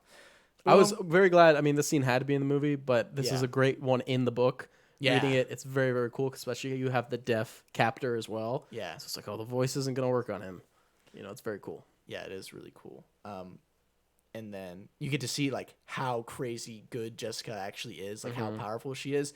Literally, the dude takes off her mask and she's like, "Untie me!" Yeah. And he's like, "Oh yeah, okay." And the guy goes, "What are you she's doing?" like, Kill Kill him. him. Just, Okay, he's dead. you know. And they kill everybody, and then they land their plane, their Thopter, which the Thopters Ornithopters. are just perfect. They They're are. they are probably the best designed thing in the film. They look so freaking cool, almost perfect. Yeah, I would say. Maybe perfect. Maybe perfect. They crash land. They're like, "Yeah, what's up? We're chilling." And then Duncan Idaho shows up. He's like, "Yo, what's up, Hey. guys?" It's like, hey, I told you I was out of the Fremen. My Lord Duke. He's like, oh. He's like, "These damn Harkonnens. I killed as many as I could." They go back with Kynes. Yeah. Kynes is there. They go back and they're like, "Yeah, cool." They go to the Siege. They're chilling there with some Fremen. They're chilling, trying to figure out what they need to do. Boom. And they're like, Sardaukar attack. Yeah, they're like, what are you to the Fremen? And she's like, I'm going to smile at you. Yeah, you never get it. Anyway, it's just weird. Sardaukar show up. There's a cool scene where like some of the Fremen like hide under the sand. Under the sand, And, like, which is, I remember reading that in the book too, and I'm Yeah. glad to see it look And, as like, cool as I attack thought them. it would. it's sick. It's great. They attack him a little bit. They're coming. Duncan's like, "I need to fight them." He goes in front of the door. The door closes. Paul's like, "No, Duncan, no!" Boom. Duncan gets stuck. Then he fights off like a bajillion Sardaukar, but he ends up dying. Yeah. This scene, it's a cool scene. Don't get me wrong. It's cool to like see because in the book they're just like the door closed. Closes You never and see that's Duncan it. again. He's dead. Yeah. In the movie, it's like I don't know. Sometimes like it just seems like eventually they just kind of gave up on the whole like shield fighting thing, yeah. and they're just like stabbing people now, and it's just kind of like okay, It's like I weird. get it. There's sometimes where he'll like hit somebody hard and then like wait, and then it'll like go red, and then he'll like drag the blade across. But like other times he just like throws his blade and it just hits a dude, and he just like falls. Yeah. It's like what? It's like, does the concussive force still like go Yeah, through? I don't know. It just seems like they're just kind of like stabbing people now. Yeah. But I mean, I would get it's probably really hard to choreograph a fight scene like that and try to make it like look cool. Yeah, it makes sense and be like, okay, this. So like I get it, but it's just kind of a weird thing. Anyway, he dies. They're laser gunning through the door. It's sick. Looks cool. They're like, we need to get out of here. Kynes is like, you guys go this way. I'm leaving. Bye. They're like, but how will you make it? And she's like, don't worry. I'm Fremen. I'm Fremen. Yes, we knew this. Next scene. This is the worst part of the movie. This is the worst part of the movie. I don't know. It's the cringiest part of the movie. It is. For This part is sure. cringe. It's I can't even cringe. lie. I don't know why they did this. Kynes dies in the book, just like she dies in the movie, but literally not like this at all. In the movie, she's chilling. She puts down a thumper. She's obviously, I mean, if you've read the books, you know that she's going to ride the worm. Yeah, and but she gets the hooks out, and she's like, she's ready to. The Fremen have ways of travel. She gets just stabbed in the back. But what is cool about that shot is that instead of blood pouring out, they do make it water. Right, from the which I'm like, stills, that's a which cute, is cool. That's a cute little thing. But then she gets like stabbed and she falls down. And then she's like, "I only worship Shai Halud." Which is weird for the first part because one, isn't the whole point in the book that they don't just kill Kynes because then a truth sayer could be like, "Did you kill Kynes?" And they'd be like, "Yes." right? Yeah, they leave her in the desert. Yeah, leave him in the desert. Right, him in the book, yeah. And there's like a whole chapter of him like hallucinating about his dad It's and like awesome. the ecological surveys of Arrakis and stuff. Right, and how like the planet works. So, do you want to get into that? But we'll do it in the movie first. In the movie, she's like, I only serve Shai-Hulud, which and is she goes, bah, she does. bah. And they just kind of look at her and they're like, huh? What are you doing? Worm Boy shows up And and then swallows them all. eats them. Which, like, maybe if you're listening to it, you're like, oh, I guess that's cool. Like, people who don't know, they might be like, oh, cool. Yeah, I guess. Anyway, so in the book, he's like having hallucinations of his dad and stuff, and like having a cool character moment. He's like, "Yeah, I'm gonna die. I'm in the desert." And you're getting a lot of stuff for Kynes that's just like, yeah. oh, cool. I didn't know this about him. So he's just like laying there on the ground, and he's on top of what is called a spice deposit, which is like a big sack of spice, basically. Yeah. And the way the planet works is like there's the big sack of spice, and then eventually it like explodes and creates like a big I explosion. think I don't know if it's just from the spice or if it's something with moisture when it hits it. It happens. I'm not sure. Some sort of thing happens. It explodes, And that basically sends- everything on top of the sand goes below. Yeah, it just flips. and it just flips it. So Yeah. he's gonna get huge buried. explosion, buried everything. And that like sends the spice into the Yeah. atmosphere or whatever, and in the sand. So it's like in the book, it's like, oh yeah, he's a Fremen. He's like the Fremen. Yeah. You know, so this whole like life with the spice, like trade thing that's going on makes perfect sense. You know, Right. Chilling there, boom, blows up, dead. That's it. Cool. Very cool. It's like such a way for like the guy who does what he does to go. the ecologist. It's perfect. of the planet. So I just why I would like to know why we changed that. I guess it'd just be hard to describe. You know what I mean? You just have you could. I mean, when they were on the plane, they could have seen an explosion and been like, "What the fuck is that?" And Kynes could have been like, "That's this." That's a spice deposit. You know, and then the later scene just have it happen. Yeah. But I get it. It's just like it's too much character stuff that obviously Kynes in the end of it all isn't like this huge character. You know, Right. they're already throwing away the reveal. Mm. If you're gonna do anything, like it would have been worse if they just stabbed her and she died. Yeah. Right. Yeah, I guess. This is like the best second get you can have. I suppose. So anyway, That's probably honestly, I bet a lot of people disagree with us on this. well, whatever. We can all have our own opinions. Yeah. We still think the movie's good. Anyway, Paul and Jessica have to ride the storm. They go into the storm. Nobody survives a storm. The storms obviously are crazy. Yeah, Kynes but tells them to luckily, fly as high. we know, they got through, and now their skins are in Fortnite, and you can get Yes. the emo. They made it through the storm. Yes. Wouldn't that be the best? They drive the ornithopter, and she's like, Paul! And then it's like Fortnite guy is there. He's like, golden scar. That would be great. That would be. So then they crash land. They made it through the storm. They crash land. Cool. Little cool detail is when it shows like the thopter laying there. It's got like the one wing sitting up because they have one wing. That's like exactly to the T how it's described in the book, which is a cool little thing. Yeah, it's nice when they One go wing that sticking specific. up. And they're like, okay, we're in the middle of the desert. We need to get to safety. Yeah, we So have what this do they sack of. From Doc, they say, oh, it's From from Dr. Dr. Yue. Yue because it's got his little symbol on it. Boom, they have the tent. They The put still tent. The still tent, which is really cool. There's the cool shot where like you see like the water like moving. Yeah, it through almost it. looks like It's, captures- skin. You know. Yeah, it's very really cool. The design is really cool on that. Anyway, they're in the tent just chilling, waiting out, like whatever. They're chilling. Paul gets some spice, and this is the moment where he has his like total fucking revelation freak out. I see a holy war. Yeah. Devastation across all of the galaxy. People calling out my name. And she's like, Paul, Please. you Bene Gesserit? You Bene Gesserit, baby, freak! It's really good scene. It's is. done really well in awesome. the film. I literally, a lot of the first movie, I was like, if they do that scene, I was like, I don't know. I don't know if they're going to be able to do it without making it like weird. Yeah, but But they did it. good. They with really this did one. do it. And the vision he sees is so cool. The actual like war they see where they all pop up Yeah. out of the sand and they have the cool little fight. And And then you have the trailer shot, which is like with him, and he's like, whoa. yeah, right, yeah, the one with him and Chani with like the really blue Yes. eyes, like looking down on Yeah. like whatever kind of devastation they're wreaking on the universe. That is like that's cold as fuck. Yeah. That shit's awesome. But there's a cool in like the battle sequence that he sees of like the Holy War. I didn't even notice the first time I saw the film. the second time, there's like these huge explosions happening in the background. Yeah. Those are worms. Oh yeah. Yeah, so like you can see like and the last one, like the worm like comes up out of the ground. You can see it like eat some dude. It's just a really cool thing that cool. the Fremen like use the worms in battle because they're like fucking awesome. Yeah. That'll be in the next film.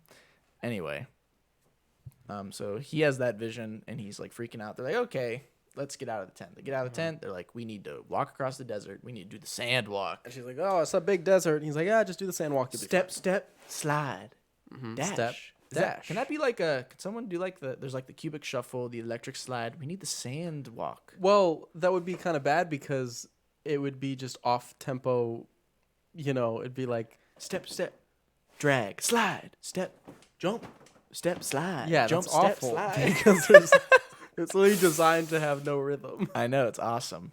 Because the worms are attracted to rhythm. Yeah, it's rhythmic. Like, because obviously the dunes will make sound when all the sand's going everywhere. So it's trying to imitate, like, the natural sound of the sand just, like, readjusting. But obviously if you're just stepping, it's like a big tell. Right, so they're, like, walking around the desert or whatever. The movie doesn't have a scene. I didn't think they would put this scene in, but it's just a scene that she I gets like. buried in the sand and he's like... Where she gets buried. Jessica, like, they're really? like going down a thing. Yeah, she gets buried. And Paul's like, oh my God, my mom has been buried in the sand. And he's like trying to find her.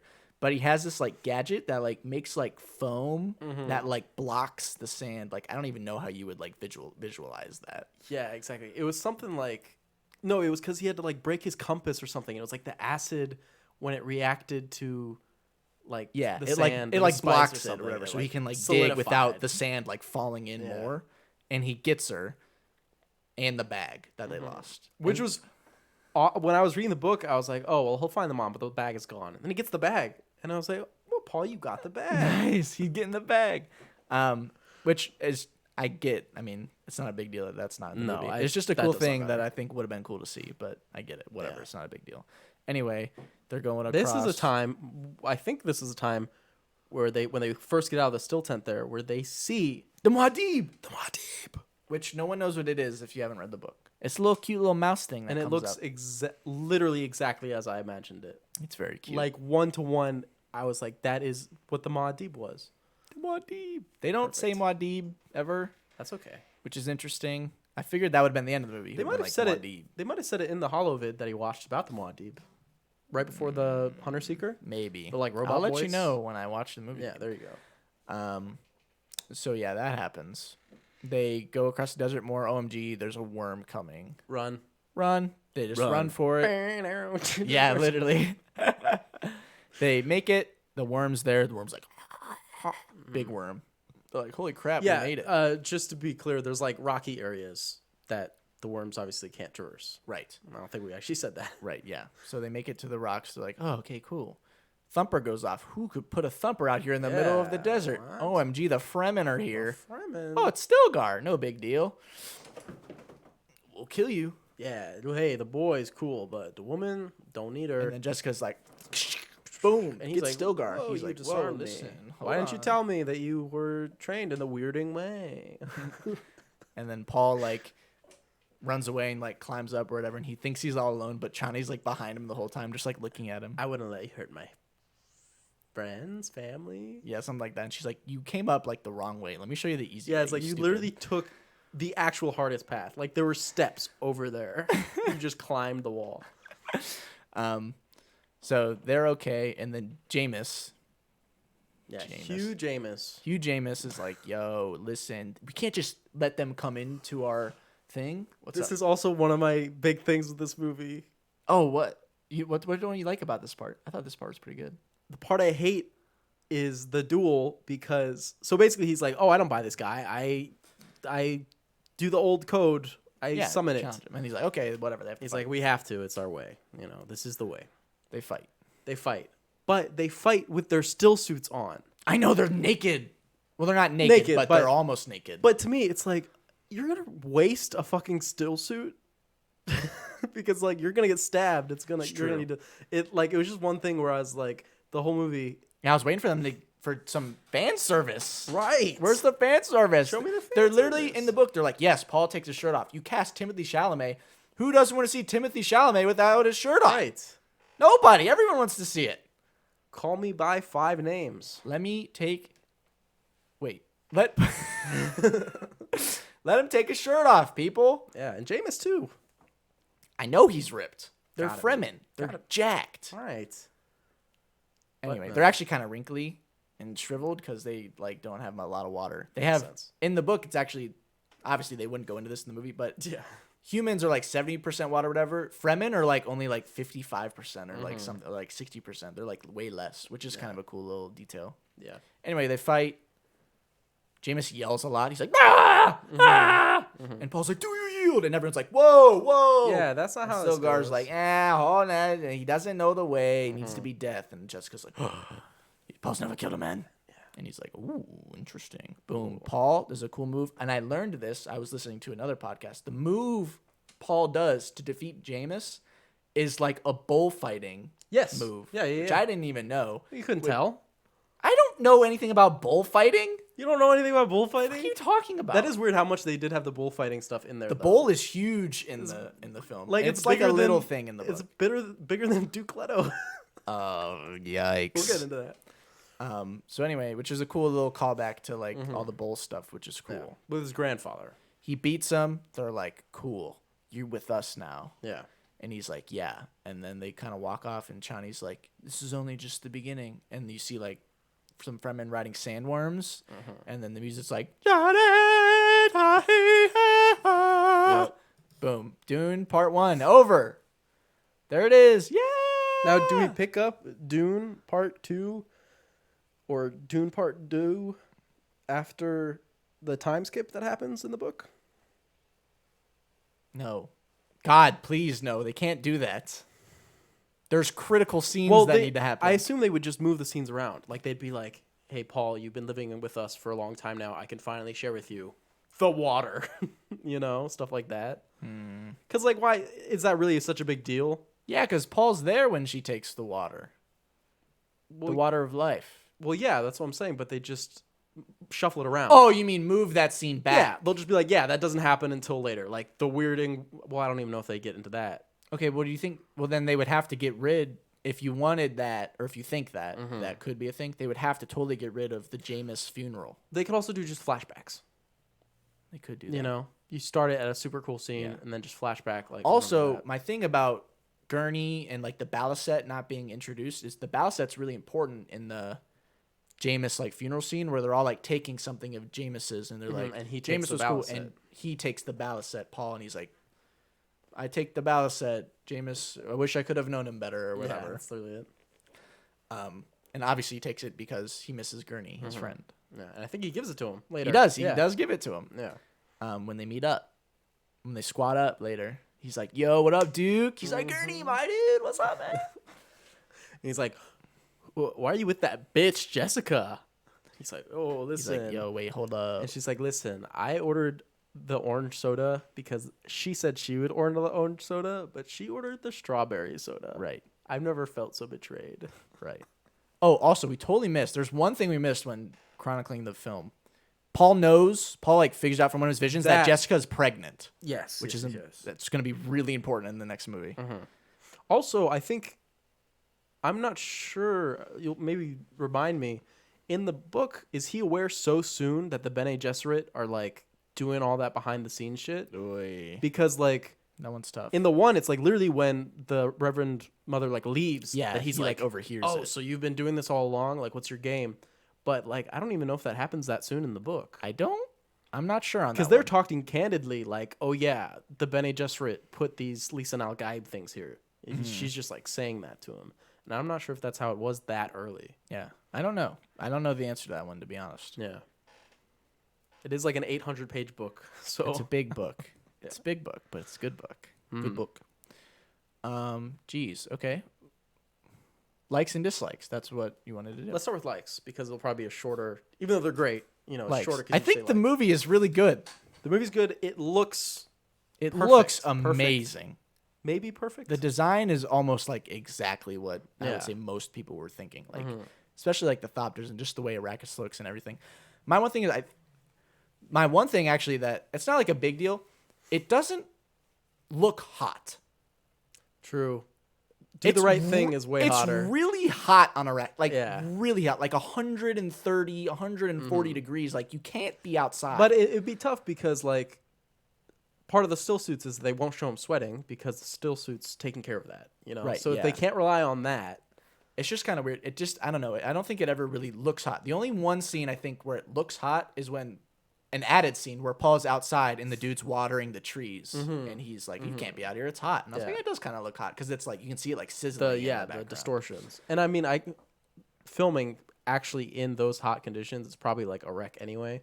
So it's not a big deal, but it doesn't ever really look hot there. And like they don't do the right thing. ever really focus on how important water is and why the still suits are so important. Yeah, it is. I mean, like you're saying, that added scene, they say like, oh yeah, each tree is like 100 lives, you know, or whatever, and it's like this whole thing, which I don't know if that was supposed to be the stand-in for the scene that we really liked in the book, where it's like they have that like, not planetarium, but that like where all the greenhouse. plants are, like the greenery basically. area. I'm guessing that was kind of a stand-in for something like that, you know? Could be. But yeah, it's definitely lacking that like, overwhelming like wow. Yeah. Yeah, looks great. I'll save my dislike for the one thing that I don't think looks great, but I'll save that for later. Okay. The casting is actually like, I would not change anything. It's literally quite perfect. They did such an incredible job with the casting and the performances. Everyone's fucking great. Casting's really The casting is like really, really good. Even though they're all like super mega famous people, it's like still perfect. And I'm not, when I was watching the movie, I was like, look at all these famous people together. It's not like Endgame. And I like seeing Batista in the roles that I think he should be in. I know. It's awesome. Which I know he'd probably hate to hear, but it's like, you were made for like that kind of, just do it, embrace it, you know? Yeah. Don't be crazy. like, I want to play a sophisticated professor. It's like, bro, look at you. Yeah. Yeah, I know what you mean. Yeah, the performance is really great. Score? I think this is, Hans Zimmer goes fucking nuts on this movie. It's a nuts score from him. It sounds like dubstep. Have you heard that? Have you like read about this? This is amazing. He said something like teenagers. Guys, Hans Zimmer, this is real. He invented instruments to record the score for this film. He just created a new instrument and was like, you play this. Yeah. That's amazing. That's actually not as crazy as you think, but it is still. Talking about it actually happens more often than you would think. Okay. Well, but it is still like, it's not like every day. And he had like a cool like choir, just like everything he does. It just like feels really Dune. Yeah, and the whole choir, it was always, as far as I could tell, all female vocals and stuff. It's awesome. Which added, like, especially with the Bene Gesserit scenes, it was like perfect. Yeah, the Bene Gesserit has like I think when they have that scene where the guy's playing like the bagpipes or whatever, the Atreides theme, so good. Yeah, that's literally Hans Zimmer. The guy who comes out and plays like the bagpipes. Remember when they're coming? I heard that. I didn't look at him when I watched the movie. I'll look hard. But I heard that. Oh yeah, that's just Hans Zimmer just playing those. That's cool. Yeah. Because remember, it's when they come down first on the planet. Yeah. Yeah. And,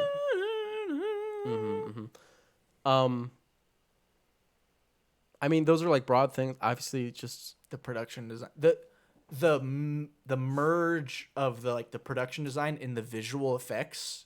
Like, you almost can't tell. Oh, ever. yeah. It's, like, so seamless. You feel like they just went to another planet and filmed the movie. Right. Like, there's just... Like, you can look at it and be like, is that a prop or is that CG? You're like, Yeah, it's, like, so seamless. It's really incredible. Yeah, it's very, very good in that respect. Except for some things.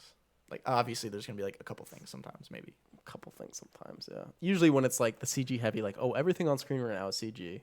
Sometimes you can be like, okay. Yeah. The laser guns. God, the laser guns are cool as fuck. When Duncan Idaho was like flying the thopter away and the laser guns like chasing him, I was just like, this is just the coolest thing I've ever seen in my life. Yeah, it's cool. Trying to think of anything I really liked. I mean, we basically said everything. We only have like a few things that we really don't like. Yeah. That just make it. And like, there's things I do have like a not necessarily dislikes, but things that I missed, and I only missed them because of literally movies that we've watched recently that made me even think about them. Oh, okay. The Baron's harness. Yeah, I thought was really cool. And the little his movement was very like creepy, you know, and the way he like floated around. All the floating just looked really cool. Yeah, I liked the removal of like the homophobia. That was nice. Yes, that was pretty cool. Big win. But yeah, because in the books he's like, ooh, my nephew is hot. And you're like, what the fuck? He does say that. Yeah. And there's bad He's also a stuff in the book. pedophile in the books. Yeah, exactly. Well, yeah, his nephew's like 15. And he's like, oh my gosh. Yeah. Well, there's also parts where he's like, get me a servant boy. I need him. Right, literally. And he's like, and kill him. No, not kill him first. He's like, knock him unconscious first. I don't want to wrestle. Yeah. It's like he's. oh, God. Yeah. And it's not a like good knowing Frank Herbert's beliefs at the time, you're like, 1984 kept that stuff in. He went for it. He was like, you know what? Keep it. It's all good. Let's go. Yeah. Yeah. And Fade Routha, not in this movie. Good. He would have had one scene, which would have been weird. Yeah, exactly. So I'm cool that they don't have him in this movie. It'll be a big thing. People were upset about Chani. Imagine Fade. Yeah. They would have been like, oh, hairstyles is Fade Routha. OMG, this is so great. And he has like one scene where he has like a line. And then that's it. Right. Chani's in it more because she's in the visions. Yeah. I was seeing people that were like, looks like she's in a perfume commercial. It's like, yeah, I It is guess. kind of like that. And she has like 2 lines at the end of the movie. Are we ready to... Should we go to things that... Is there anything that you missed? I mean, we already said like the dinner scene, but it's not necessarily a dislike. I mean, I would say the lack of the dinner scene is actually like a dislike. Probably. I think that scene is like really important. So I don't know why you would cut that. Anyway. That's okay. Is there anything else like that you just like missed? That it's like, oh, it's fine that it wasn't there, but not necessarily from the book, but just even filmmaking things. And I'll start just so you know. Okay. Like one, because we watched... Literally, I was thinking about it. I was like, "Oh, this is the only reason." We watched The Woman in the Dunes, the Japanese film, on our yes. and I was like, the sand photography. I was like, there could have been a little bit more just like wicked sand photography going on. I know. But again, a huge blockbuster movie. You don't have the time. I get it. I missed it, but whatever. But I mean, even that, like, I guess, even cinematographer wise, there could have been like 1 or 2 more just like really cool, interesting shots thrown in. But it seems like, again, like a blockbuster thing is just not time. Oh, I have a few more things that I really enjoyed. Okay, go for it. Okay. Seleucus Secundus, the prison planet where the Sardaukar are like made into cool men. Yes. They show it for a little bit, right? They show it for a little bit, and they're in like their like training ground, and they have the prisoners like hung upside down, and the blood is being like dripped out of them into like this pool. Yeah. That was really I don't know if that's like a thing. Sure it is. It's got to be, right? Because that's like a rough planet. You don't want to be there. Like, apparently, the gravity is like heavier there too, so it like makes you like stronger. Cool. That was really cool. The other thing that I just think was totally fucking awesome, the guild ships were so sick. They're just like huge, massive, like behemoths. Yeah. And I assume we've got to see those at the end of the second movie too, bro. Yeah. And the way like that you could see how they worked, like because they just have these huge like holes in them. They kind of look like, if anyone plays Destiny 2 here, they look like the Leviathan from Destiny 2. Sure. That's what they look like. Anyway. Oh, like the gold ship with all the... Where Callus is. Yeah, it's got all the gold and stuff on it or whatever, right? Yeah. It's the one that eats the suns. Yeah. Anyway. Well, it eats planets. It takes power from suns. Anyway, that doesn't matter. That's different. That's different. Also inspired by Dune, maybe? Anyway. The way you can like, there's a shot where you can see through, like they're in space, like on Caladan, and the big guild ship's up there, and you can see like through the middle of the guild ship, and then you can see like the space time like warped in the middle, and then like the end of the wormhole, or like whatever, like on the other side, so you can see they just like go through the ship, and it like takes them where they, like that's freaking sweet. It's cool. The folding, they call it folding space. The folding of space time, yeah. That's basically what a wormhole is. That's very sweet, right? Cool as fuck. Loved that. Was awesome. Yeah. Okay, I think I'm good now. Unless I think of something again, obviously. Sure, right. But we can go more into the shit we didn't like because fuck this movie. Right. Yeah. I was gonna say definitely the missing the sand photography. I was a few times or whatever. Yeah. Maybe this is a dislike. Maybe it's not. I haven't thought about it too much, but I really feel like they undersold. And maybe you could tell me I'm crazy. Okay. But just how, like in the movie, I felt like, oh, maybe they have like 1,000 troops or something, you know? It was like, but no, like that's like almost all of them. The Sardaukar? No, the Atreides. It's like their army's like done. You know what I mean? Yeah, it's like everyone's dead. And Arrakeen was supposed to be like populated and like full, like everyone's there. And in this one, it was like, oh, they had like a regiment of soldiers, and then like. It's like their army got blessed. Like, no, it's like their people got blown up. You know what I mean? Mm-hmm. So I felt like that was one of the things that they didn't really get across, like that it's like this is it. Like Yeah, this this was a is big literally deal. the extermination of the entire They went from house, like minus Paul. a ton, and then Jessica now they have like Gurney. 70. Yeah. At least in the book, I'm pretty sure Gurney has a line. It's like, oh, there's 70 of us. Yeah, Like, and then like oh. all of them get killed too. Yeah, exactly. Like in that scene. So that was one thing where I was like, I don't feel like they really got across. I mean, I think it's enough because it's like, oh, your whole family. Yeah. But I was a little disappointed in that because I was like, oh, I don't know if people will understand quite the gravity of it, you know? Yeah. Because I don't want people to be like, to go back and then be like, oh, where's all the people that used to live there? It's like, what do you mean? Right. They're all dead. You know?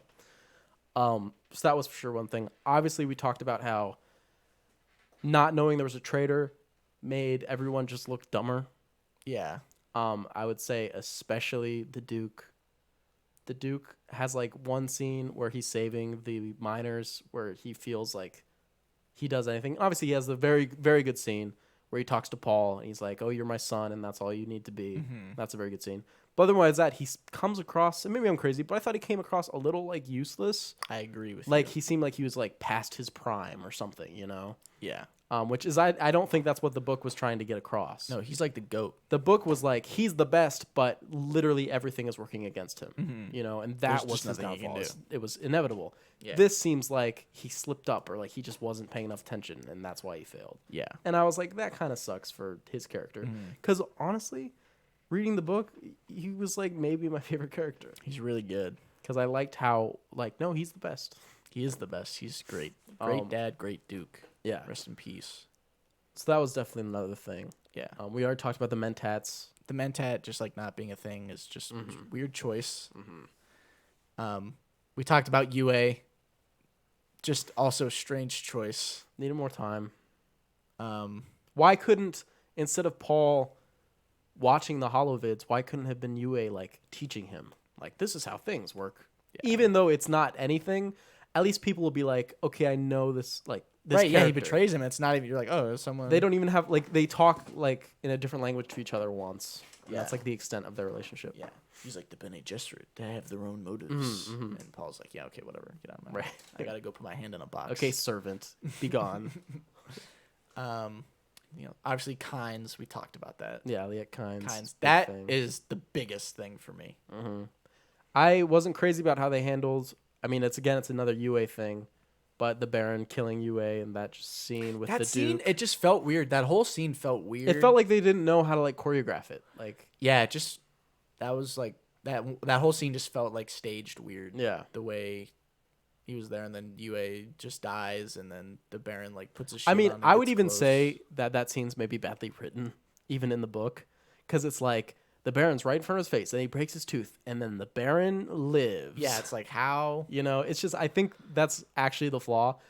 Maybe they could have even just like changed it more. I mean, in this, they make him activate his shield. Right, he And they're puts his saying shield that's on. why, you know, he survived, I guess. But like, it's weird because when he does the gas, the shield goes red. yeah. So you're like, yeah. oh, the gas gets in. But I think it then just he's, gives like, him floating on the it gives him ceiling, a second so to like it's escape, maybe. Yeah, so I don't really know. Because he That does whole have scene to like is do the just heal thing after. strange. Yeah. But I'll put the blame on the book for that one. I will. Yeah. And then Piter dies. Piter, he doesn't get enough either. But he's not like super mega Piter's important. not super Not important. a big deal. Yeah. But I just like him. Yeah. No Nephid. Bad. What the hell? What the hell? I'm trying to think if there's any actual other like characters who just like out. Tuek, both Tueks were gone. happens. The water dude everyone at the dinner table. I Everyone guess. that was in the dinner scene just not there, except Yeah. for Stilgar. Stilgar is still there. Stilgar, very good. Stilgar, they did Stilgar good in the film. Yeah, they did. Honestly, other than he's just not in the scene that they just didn't put in the movie. That was the only other thing he would have been in. He's gonna be in part 2 a lot. Oh yeah, a he'll lot. be like the one of the Deuterogonist mains. almost. Yeah. He's sick. Yes, I can't wait to see him teach Paul. No, I mean, I would have, like I said, I would have liked Gurney with the singing. That's okay though. Yeah, that's fine. That's just a missing, but not a dislike. Yeah. No. Okay, well then I have my big dislike, which is my biggest dislike of the whole movie. Oh, okay. Maybe I'm just missing. The visions. I can't say. Listen, Oh, really, interesting. the visions. They have like 7, and every single one has like the same shot of Chani and the knife. Like every single one. They're not like enough. And I'm just like, Jesus, I get it. And maybe it's like maybe it's better if you don't know what's going to happen with the knife, but obviously I knew, so I was just kind of impatient. But it was the same shot. It was the knife shot specifically, because it wasn't even like nice to look at. It's just like a knife on the ground. Okay. And I was just like, Jesus, again and again and again and again, this knife. I would have preferred if it was like first vision Chani, second vision the knife, third vision Jameis, fourth vision, like different things. I did like, though, I understand where you're or coming maybe from. like shortened versions instead of like the full shot each time. I understand what you're saying. But I did like about the visions how they showed, like they showed a vision possible future. where Jameis was like friends with Paul and they were Yes. chilling. He's like, hey man, this is how you do That this, is good. which shows that Paul, the stuff he sees might not always be the way things are going to go. And I guess the reason they kept showing the knife was like, oh, the knife is the constant. You know, no matter what, this knife's going to come into play at some point. Right. Either Chani's going to fucking kill you or you're going to kill Jameis. Like, that seemed like what they were saying. So I get it, but it's like, it was the same exact shot. I do. I know exactly what shot you're talking about. Yeah. It's It's very plain. Maybe they could have just made the shot more interesting. I mean, how do you knife on ground? Right. I don't know. Like, what do you do? How do we do this? But that did, maybe it was also because I was coming off of like, I didn't feel like the Duke got enough, that I was like, oh, but they have enough time for this knife. For the knife, damn it. You know? That reminds me, the other thing is Jessica and the Duke's relationship. There's one line about, I should have married you. They're much more intimate in the book. Yeah, and it's like, people aren't even going to understand what that line means, I think. Oh, I should have married you. Like, will they even get it? Yeah. Maybe in part 2 with like Princess Irulan and Chani, with Paul being like, listen, okay, I got to marry her, but like, you're my main squeeze. Hey, yeah, for real. Yeah, I'm just like, Beast Rabbit. You're my main squeeze. Yeah, you know. Anyway, yeah. Anything else? You got anything else about Dune? About that movie, I have one more thing. Okay. Something that the 1984 movie did better. Oh, okay. Actually, 2 things, maybe. If I'm being really saucy. One, the Atreides Number pug. 1, David Lynch directed it. He's my favorite. Number 1, the Atreides pug. Wait, hold on. I know. Sorry, I'm interrupting you again. Okay. I just realized my favorite director made Dune. I know. Your favorite Isn't director that made crazy? Dune. That's crazy. That's awesome. Anyway, the pug. The Atreides pug, nowhere to be seen in this dude. And that pug is the fucking funniest thing in the world. Did you remember Gurney, which is Patrick Stewart, Right. charges into battle with the pug, and the pug lives. Amazing. Amazing moment. Strapped to his chest like a baby. He's like, charge. It's the funniest fucking thing in my life. Amazing. 2. Other things. This might be backlash that I think he did better. I preferred I know what you're going to say. the sandworms Oh. in the 1984 version. They're almost the same. I don't know what to tell you. So the difference is you prefer like the triangle mouth as opposed to the circle mouth. It gives it a little more something, I think. Interesting. And I think just obviously it wasn't like CGI, because the CGI in the 1984, like the blue screen with the ships, Yeah. like some of the worst look effects. hilarious. The shields are also hilarious, but like the ships actually just look like bad, like even for the time bad, Yeah. But something about those sandworms, they look fantastic in that version, and I love them. They do and I look mean, good. even Denis Villeneuve basically took the still suit designs from the 84 version and just Modified. souped them up a little bit, you Yeah. know. But I would say those 2 things that I actually prefer from the 1984. The weird guns, sound guns, maybe Those not. just don't exist. Because that was like supposed to be the weirding way instead of like just like martial arts or whatever. It was Yeah. guns. What the fuck? What? Yeah, who It's knows so what that was hilarious. all about? I don't know. Okay. Is there anything like for Dune Part 2? Let's do Part 2 now real quick. Let's talk Okay. about it. We're hitting the casting couch. Oh, who do I want to fuck so they can be in Dune 2? Wait. Boy. Fade Rotha. Sting. Big character. Oh. Sting. Who do you want to see? Well, here's the thing. I don't know if I can answer this honestly because we already like know. That's my fault. Well, we don't know for sure. It's come on. There's big chance it could be Barry Keoghan, who's from, if you've seen Dunkirk, he's the kid that goes blind. He was Or if in you've Green seen Knight. Green Knight, he's the like Robber dude that kid, like bandit. bothers Dev Patel the whole time. Yeah. He's on his quest, and he's also in Eternals coming up. He's one of the Eternals. He's Shugoff, the Eternal. 'Cause you got Shugoff, you got Puffle, Tomby, and Quaig. yeah. That's all the Eternals. Because when they announced that Dune Part 2 was happening, he tweeted like a winky face and, a like a shh emoji. So people were like, "Oh, he's Fade." Who else could he be? He can't be anybody else. He's the only option. Right. He's the Could perfect be age. Princess Irulan? No. Princess Irulan. She's only going to be in one scene, which is my big thing of how big will they go? She's literally only in one Does scene. Denis Villeneuve have a daughter? Would she be old enough? My thing was Anya Taylor-Joy.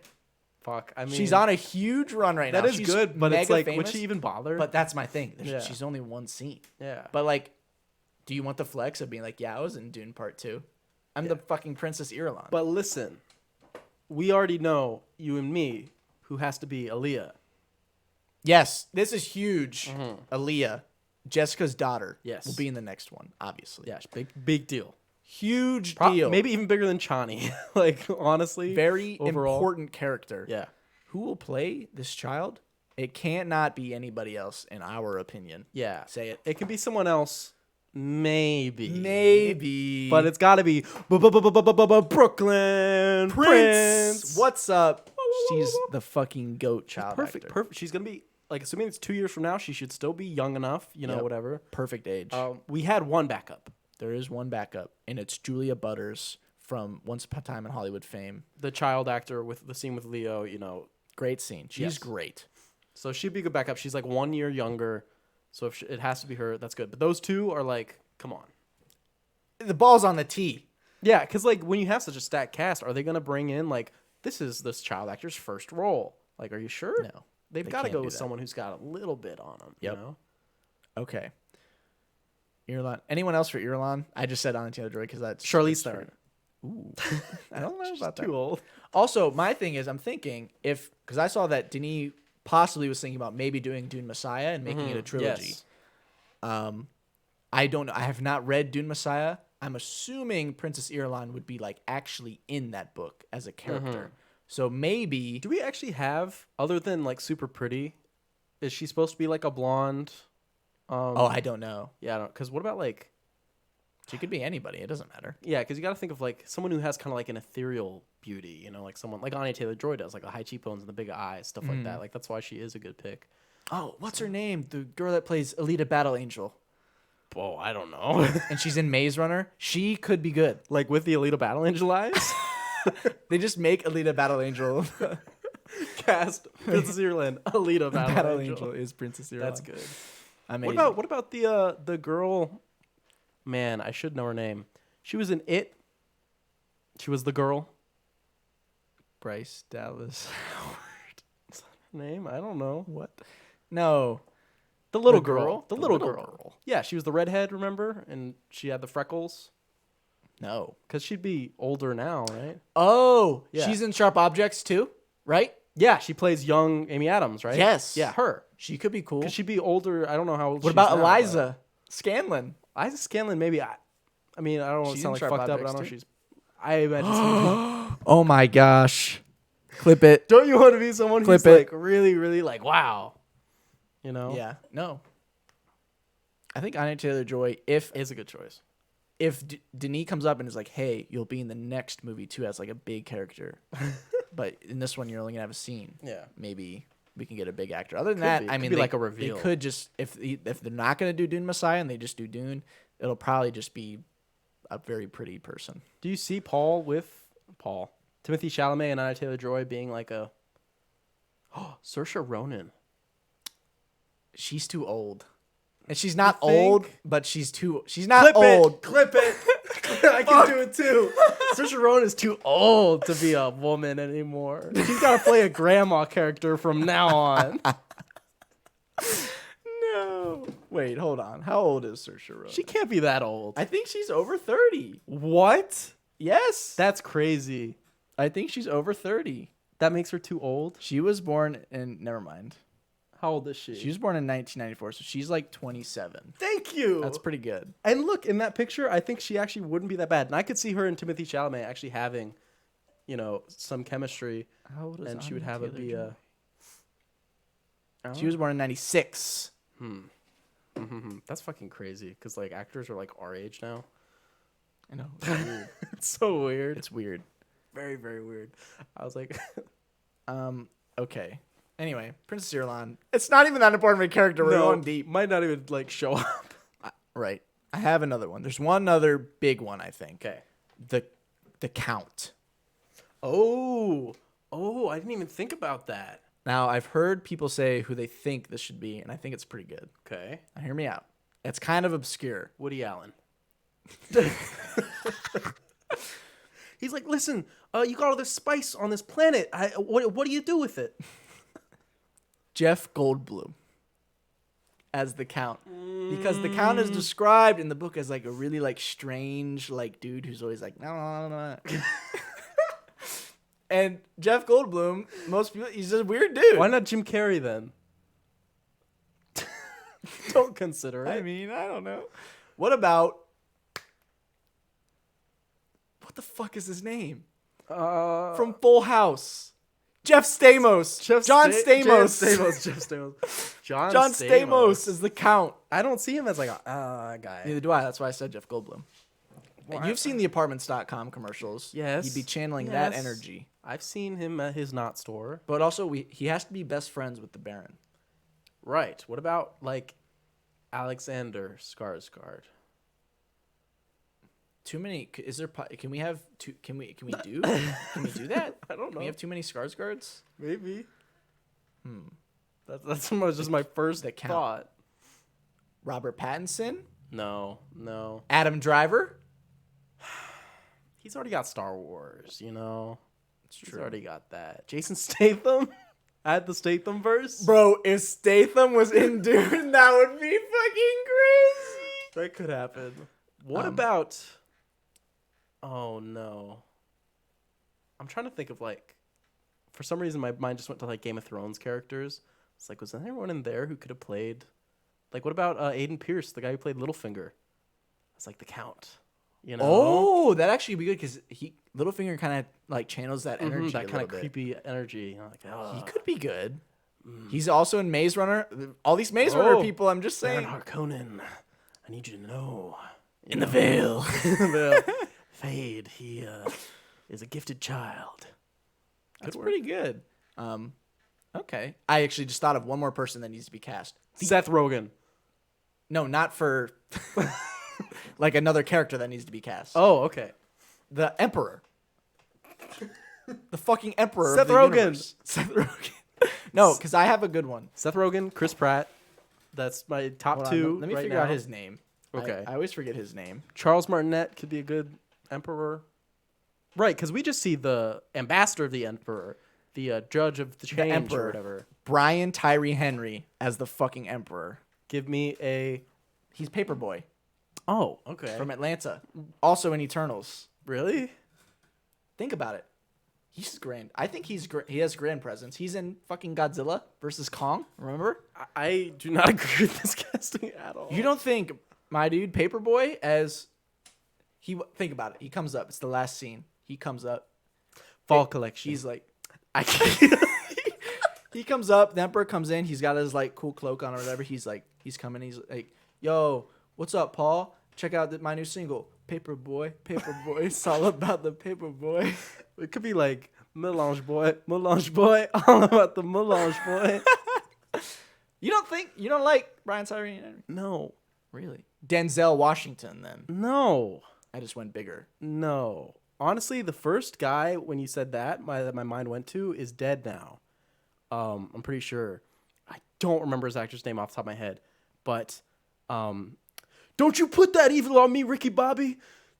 Remember from Talladega Nights, the guy with the knife in my leg? Oh, I would have cast him. Yes. I'm pretty sure that actor's actually passed away now. No. But that is actually where my mind went. Is he really? Because I believe he played in a few other movies that I know of. And yeah, Michael Clark Duncan. He's in the Green Mile, right? Yeah, I'm pretty sure. And I am afraid that. Oh my gosh, 2012. Yeah, he died. a long That was time ago, forever long time ago. But that's where so my mind sad. went when you said that. Wow, well, That's he what we can't could be have in the had. movie.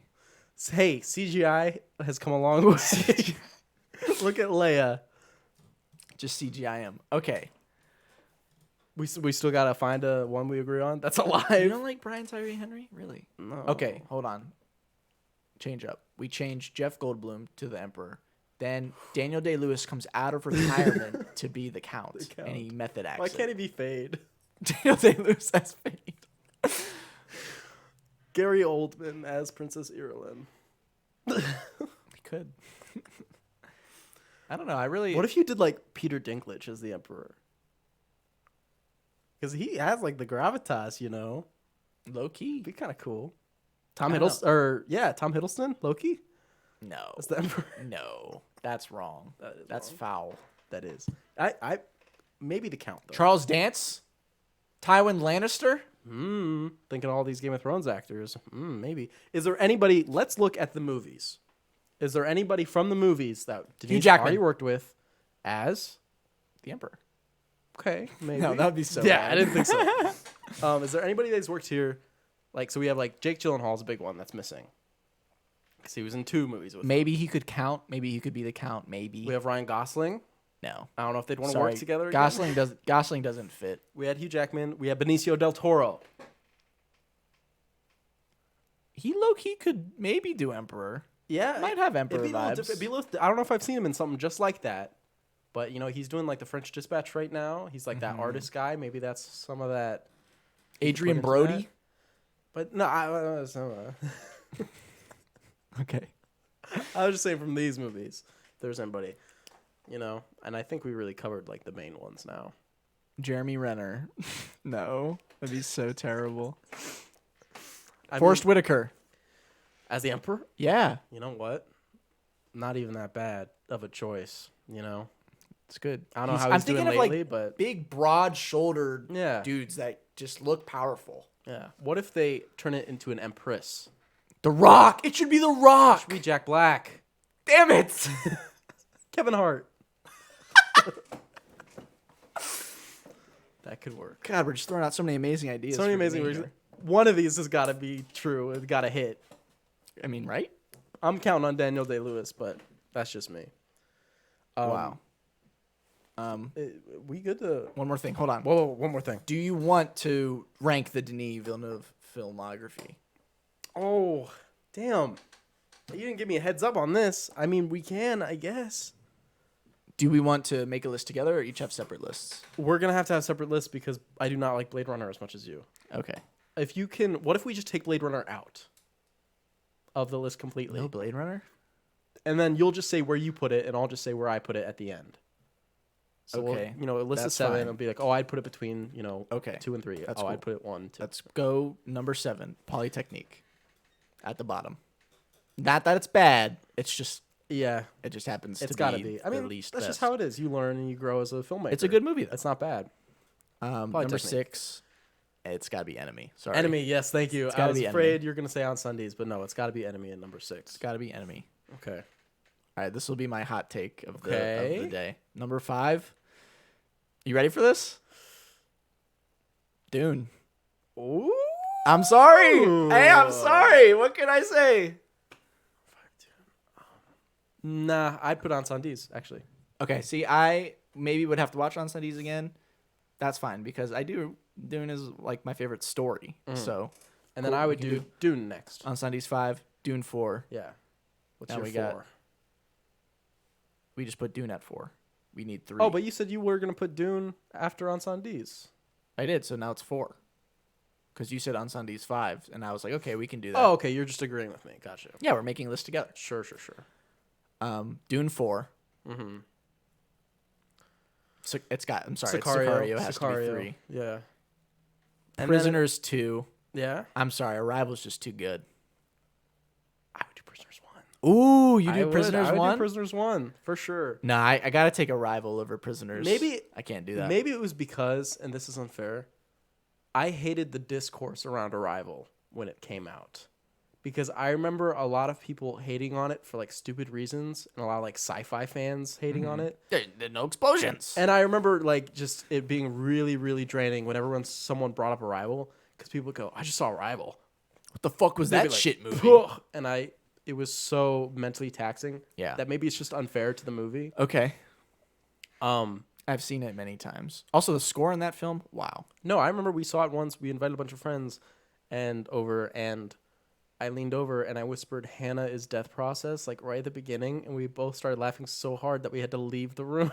Yeah. That was funny because no one knew what was happening except for us. They're just like, "What the fuck?" Funny. Okay, so you go Prisoners 1. Arrival 2. Arrival 2. I go Arrival 1, Prisoners 2. But where do you put Blade Runner? 3. So better than Sicario? Yeah. Just barely for me. Just barely. Okay. Well, I put Blade Runner at number 1. Yeah, It's my exactly. favorite. Yeah. So, you know. Yeah. Yeah. Yeah. Dude, not that we don't like Dune, guys. Listen. Mackenzie Thomas is Princess Irulan. Not horrible. It's Davis. Davis. Mackenzie Sorry. Davis. Yeah, Mackenzie Davis. Okay. I've never seen her with long hair. I know. Because I picture Princess Irulan as having like crazy long hair. For sure. Or if not that, a crazy done up like headdress Yeah, thing. yeah. Space stuff. Right. Yeah. Okay, cool. Okay. Awesome. That's our God, we list. did it. Definitive. There it is. That's the definitive list. We talked about We talked about Dune for like an hour. for an hour because we talked about the book and we didn't even really talk about the second part of the book. But now I'm like, maybe we really shouldn't. We could say like, what do we look forward to? Okay, second yeah. book? What are the things we're looking forward to being okay? Because I've heard Denis said that he's gonna go crazy with this one. That's what he said. He was like, Dune was like the test run, and this is like hopefully me, the I get we'll to get do the what I budget want. for it and everything. So the budget could be higher. Honestly, when I think about it, there's nothing. There's only like 300 pages left. Like the first movie is like 500 pages of the 800-page book. So there's only like 300 pages left. You could put everything could be there. Yes. I think. I don't think there's anything that you need to cut. But there's stuff that like maybe was missing from the first one that they'd want to put in the second one and just kind of like shuffle. Could be. Things I'm looking forward to the most. Obviously, riding the fucking worm. Yeah. I mean, that's got to be like an extended sequence, right? Because it actually goes by kind of quickly in the book, a little bit, you know? So I could see them being like training and the successful one, like a whole sequence dedicated to it, you know? I would like something to change. I would like more Aaliyah. She's only in like 1 or 2 scenes, and then like the end of the book happens. Yeah, and she doesn't even have like many scenes with Paul even at all, you know? I would like to see more Aaliyah. That'd be cool. Yeah, and I was actually going to say the same thing about Chani. Chani's in it a lot, though. She is, but I felt like she became a little handmaiden-y, which, as far as I could tell in the first movie, isn't as much as what they want to do. She feels like a little, you know, hand and foot serving Paul. I'd like to see a little bit more Chani come through, you know. Yeah. Okay. I would say that. Yeah. That's cool. Well, I think they will, but when they meet up with Gurney, because they basically ambush, like Gurney's with like spice miners and he's like going to mine spice. Yeah. And they get ambushed by the Fremen and Paul's there and they have this like huge battle. I think that'll be really cool, hopefully. It could be like the opening and then flashback from there, you know? It could be, yeah. Because then Paul sees him and he's like, oh, dude, guys, we need to stop fighting. What are we doing? And I wonder, because I remember in the book, he was like, oh, wow, he looks super different. Like Paul, he was like, his skin's like 2 shades darker and he's got like, you know, wrinkles and stuff. And he's like, whoa, who is this? I wonder if they'll even bother any of that. Probably not, because they want to keep Timothée Chalamet like hot and all. Yeah. But I have another... Well, okay, another thing. They need to go big on the Harkonnen scenes with Fade. They need to really hit Fade hard. They need to give Harkonnens their due. I'm getting you. Because they can get a lot in this one. Because there's the whole like gladiator sequence with Fade like killing all of the slaves or whatever. Then there's the part where like, Fade like tries to like kill the Baron, and the Baron's like, yeah, not now. Can't What do you do think that. you're doing? And he's like, no. He's like, you know what we're gonna do? We're gonna go to the all the women's slaves quarters, and you're going to kill Yeah. all of them. I wonder because bare we don't hands. see this in the first film, but in the book, the Baron's actually kind of like bumbling. He's kind of like, oh, I'm glad that worked out. Yeah. He's not like this mastermind. He's like, things are really coming up Harkonnen, you know? So I Yeah. wonder if we'll get like that doubt and that stuff, and it could like lead to his downfall in the second film, you know? Yeah. That'd be really cool to see them implement. I I want to see the water.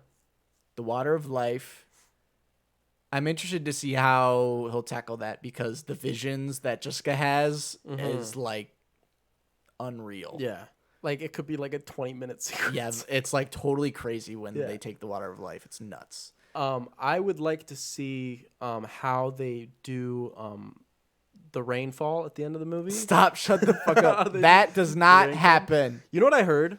I heard people say that in that version, the 1984 version, the spice doesn't just let you see the future, and that's how the Spacing Guild uses it to like fold space. It's that the spice actually gives you the power to fold space, and that's what he does at the end of the movie. He folds the space between Arrakis and Caladan, and that's where the rain comes from. No. It's like Caladan in the sky. That's stupid. And I was like, that's really powerful. That's like superhero shit. Yeah. You could just go to other planets and be like, fold space, sandworm. You know? Yeah. I hope that No, happens. I hope that doesn't happen. If it doesn't rain, I'll be mad. I will be very happy if it doesn't rain. Well, no, then he couldn't do his trilogy, so it can't rain. Please don't rain. It can rain at the end of the third one. A change I would like is, or I think would be kind of cool for the movie too, just like a cool moment.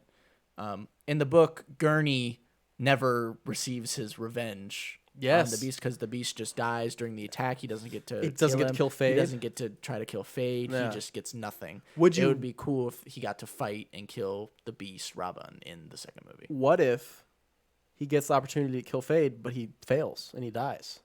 No. No? What if he might be in Messiah? Oh, you're right. He might be a Messiah. They can't just kill somebody.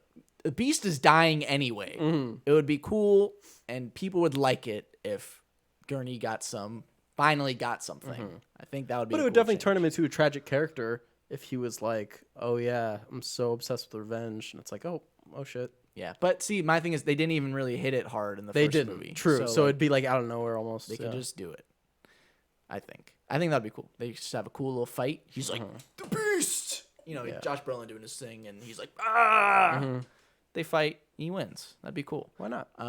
The attack on Arakeen, or like the retake of Yeah, Arakeen, yeah, would the be siege. sick when they're just riding like I don't know how many sandworms, but like more than 10, and they just destroy the whole city. I'm That'd be sick. excited to see how they're going to visualize like the siege and the sieges, you know, Yeah. just like how those societies works, like what levels they're on, you know. It'll be cool just to actually see that, visualize it just in front of you and not have to Yeah. be like, oh, I think it would like look something like this, you know. I wonder if they'll show the water. Well, that's what I'm That's saying. like the first thing that would happen. Yeah. Where where Stilgar's like, yeah, But we how do have you- like a bunch of water. How do you even like show that? Do you just take him to a cave and then just like endless horizon of? I think it would be like in the Quantum of Solace when they're in the cave and there's like Yeah, water. It like would look that. like that. Probably. I don't know. That's That's kind of what I was thinking. When like that. They're just like, yeah, we have all this water, by the way. and he's like, we need 2 gallons more, and then the planet is livable. That's cool. I'm trying to think. Anything else? I just hope they do the count right. That's big. And Fade. What if they cast? Okay, this is actually the perfect. This better not be a meme. What if they go like, oh my gosh, how many Freemen do they? I thought it was 10,000. It's like count. How many Freemen do they have? Freeman, whatever. Fremen. I was thinking Morgan Freeman, not him, but Could be the Emperor. Fremen. He's like, how many do they have? Count. How many do they have? And he goes, 1 Fremen.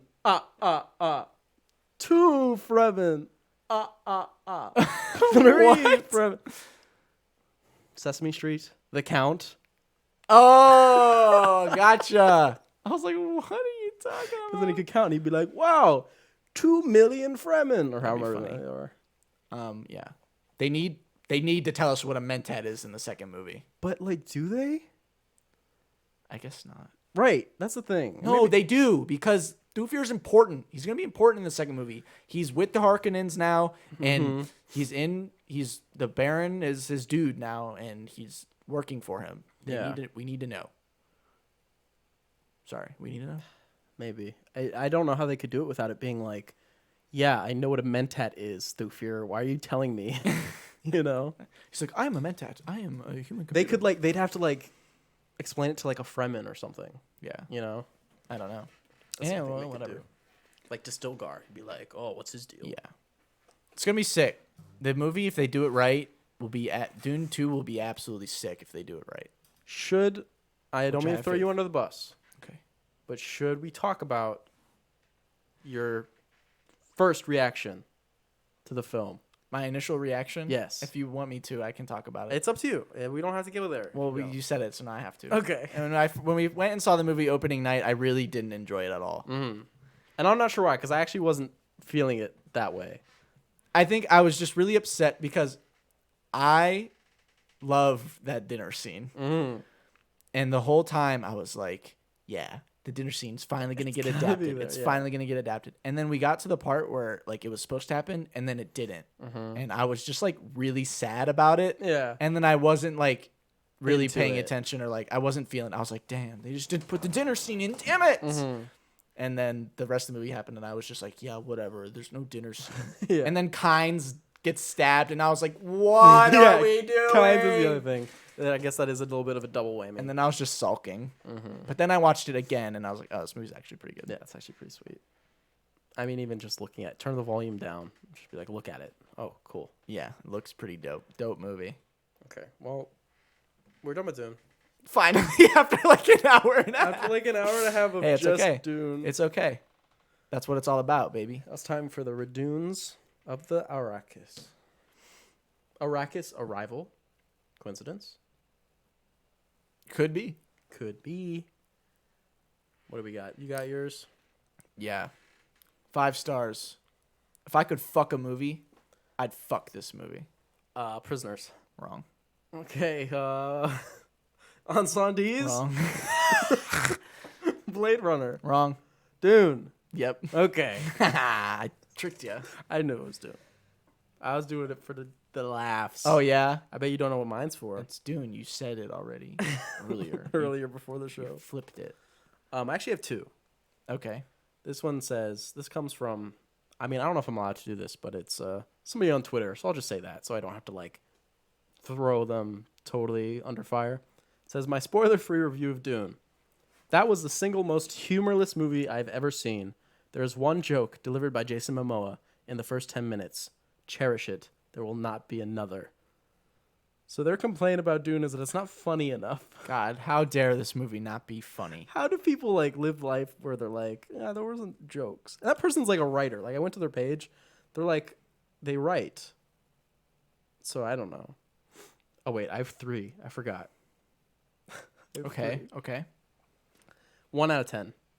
Comfortable seats. Decided to go for the VIP seats with it being a long film. Felt the popcorn was a little overpriced, and to be honest, I seemed to get lots of little bits of popcorn, like the dregs of a microwave packet. The Fanta was spot on, and I liked how the staff member gave me 3 straws because he explained that the paper straws melt quite easily. Decided to keep the crispy M&Ms for a later date. I'd review the film itself, but the idea of reliving it again in my head would be too painful an experience for me. I have no idea. Lamb? Dune! Oh, Dune again. I have 1 more. 1 out of 10, and I need you to pay attention. 1 out of 10. Another fake review film. Super slow and full of abysmal action scene. Bored to freaking death. Entire film full of boring conversation and super annoying overuse scene. Such as overuse of the staring scene. Dude again? Overuse of the yelling scene. Overuse of the arguing scene. Overuse of the reading scene. Overuse of the searching scene. Glitch fighting scene. Super annoying sound effects scene. Sleeping scene. Mind talking scene. Jet flying scene. And overuse of the hallucinate scene. Make the film unwatchable. The only intensity of the film is the explosion scene. This is satire, right? At the end, Paul and Chani on their way to Siege Tabor. That's it. Wasting time to watch. Good old. Do you follow this guy? Good old Quench. I wish I could. I want to see if he's doing this to like not the big movies. You know, like does he do this to like The Turning? What's his name? Quen Chow. Just amazing. Just right Amazing there. reviewer. I hope it's all satire because wow. I really wish I could look at his page and like, what did he give a 10? I've only seen him give 1 out of 10s.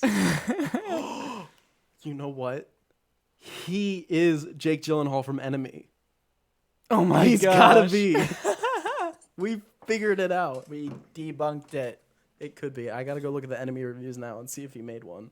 Be like, that guy looks a lot like me in this movie. Nice. But yeah, that's the reviews of the week. Holy crap. Oh boy. Jeez. Jeez. Hey man, we usually do an email at this part, but guess no one really felt like it this time. No one wants gotta to make us feel good. I mean, guys, I think they were like, you know what? They're gonna be talking about an 800-page book and like a 2.5-hour movie and then another 2.5-hour movie. The show's gonna be long enough. I guess. They're like, no, Hey, emails. but you can email us, you know, whatever. You can email us your favorite thing about Dune. You can email us your favorite thing about anything. You can email us a question at thestaglerpod@gmail.com. Thestaglerpod@gmail.com. You can do that. So yeah, but we don't have one today, so we're just gonna end the show now, I guess. Well, not quite. Usually we get a question from the emails. So last time, a few times this has happened, you know, I've said, oh, do you have a question for me? Or do you have a question you would like to pose? Just a random, you know, question. And my question's not random, but I have one if you'd like to hear it. Sure. Denis Villeneuve, when he's done with Dune, what do you want to see next? Ooh, interesting. So Do you want to see a different genre, more sci-fi? Dune Part 2. Do you want to see something else? No more sci-fi. As much as I love sci-fi, my favorite thing. Well, that's And the he's thing. great at it. Because my answer is my favorite thing. I want to see a Denis Villeneuve horror. With what he did with Enemy, Yeah. imagine an actual for real horror film from Denis I was Villeneuve. thinking, yeah, definitely go in another. Just pick a genre he hasn't done yet. That could be crazy. Horror would be know? cool. What else? He's kind of done almost everything else. No musical. No, I don't think he could do a musical. no comedy. He doesn't have. No. God no. You know, No comedy. he would. I mean, really, That's like not his thing. what he could do is just a less serious drama where the stakes aren't like life or death. The stake is like, oh, I'll divorce my husband. He could do like a really something. personal film. Maybe. Yeah, like kind of go back to his roots almost. do You like know? a Roma. and do like, yeah, sure, something like that. The horror is probably the best option That's for him though, what I was because thinking. he already is so good at like building tension Yeah. and like just like I mean, a lot of his movies have like really horrible, terrible things happen Yeah. in them. I mean, So take he could Prisoners just do and it. put it from Paul Dano's perspective. That's a horror movie. Yeah, you know? exactly.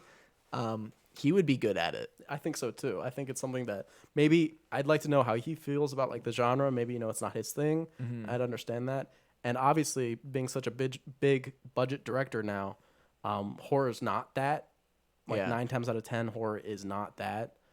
So it'd be like such a swerve, but Yeah. we'd be very But yeah, lucky. you I can only think. make huge, giant tentpole films for so long till you're like, okay, hold on, I need a Yeah, break. give me a little. Yeah. Yeah, though. Sci-fi would be cool. I'd be cool for another original sci-fi, like Arrival. I don't know if Arrival's based on a book. It probably is. I think it is. Yeah. But like, you know, something like that like no one really knows about. That would be cool. Because I'll take sci-fi any day. for sure. Maybe a Star Trek. I don't think you would. That'd be sick. That would be sick though. Anyway. Yeah, that'd be cool. Horror, that's a good one. That would be really cool if he did a horror film. That'd be sick. All right, Denis, you've heard it. Once you're done with Messiah, If you end up doing that. if you end up doing it, I would love that, by the way. Dune Messiah would be sick. I've never Yeah. read it, but just like the Do you idea of, think- because no one's done that yet. He Yeah. would be the first one. do you think it would still be like? Because I think they said they want Dune 2 to be like what 2023, 2024. 2023. Yeah. So do you think that could even be like 2025 or 6?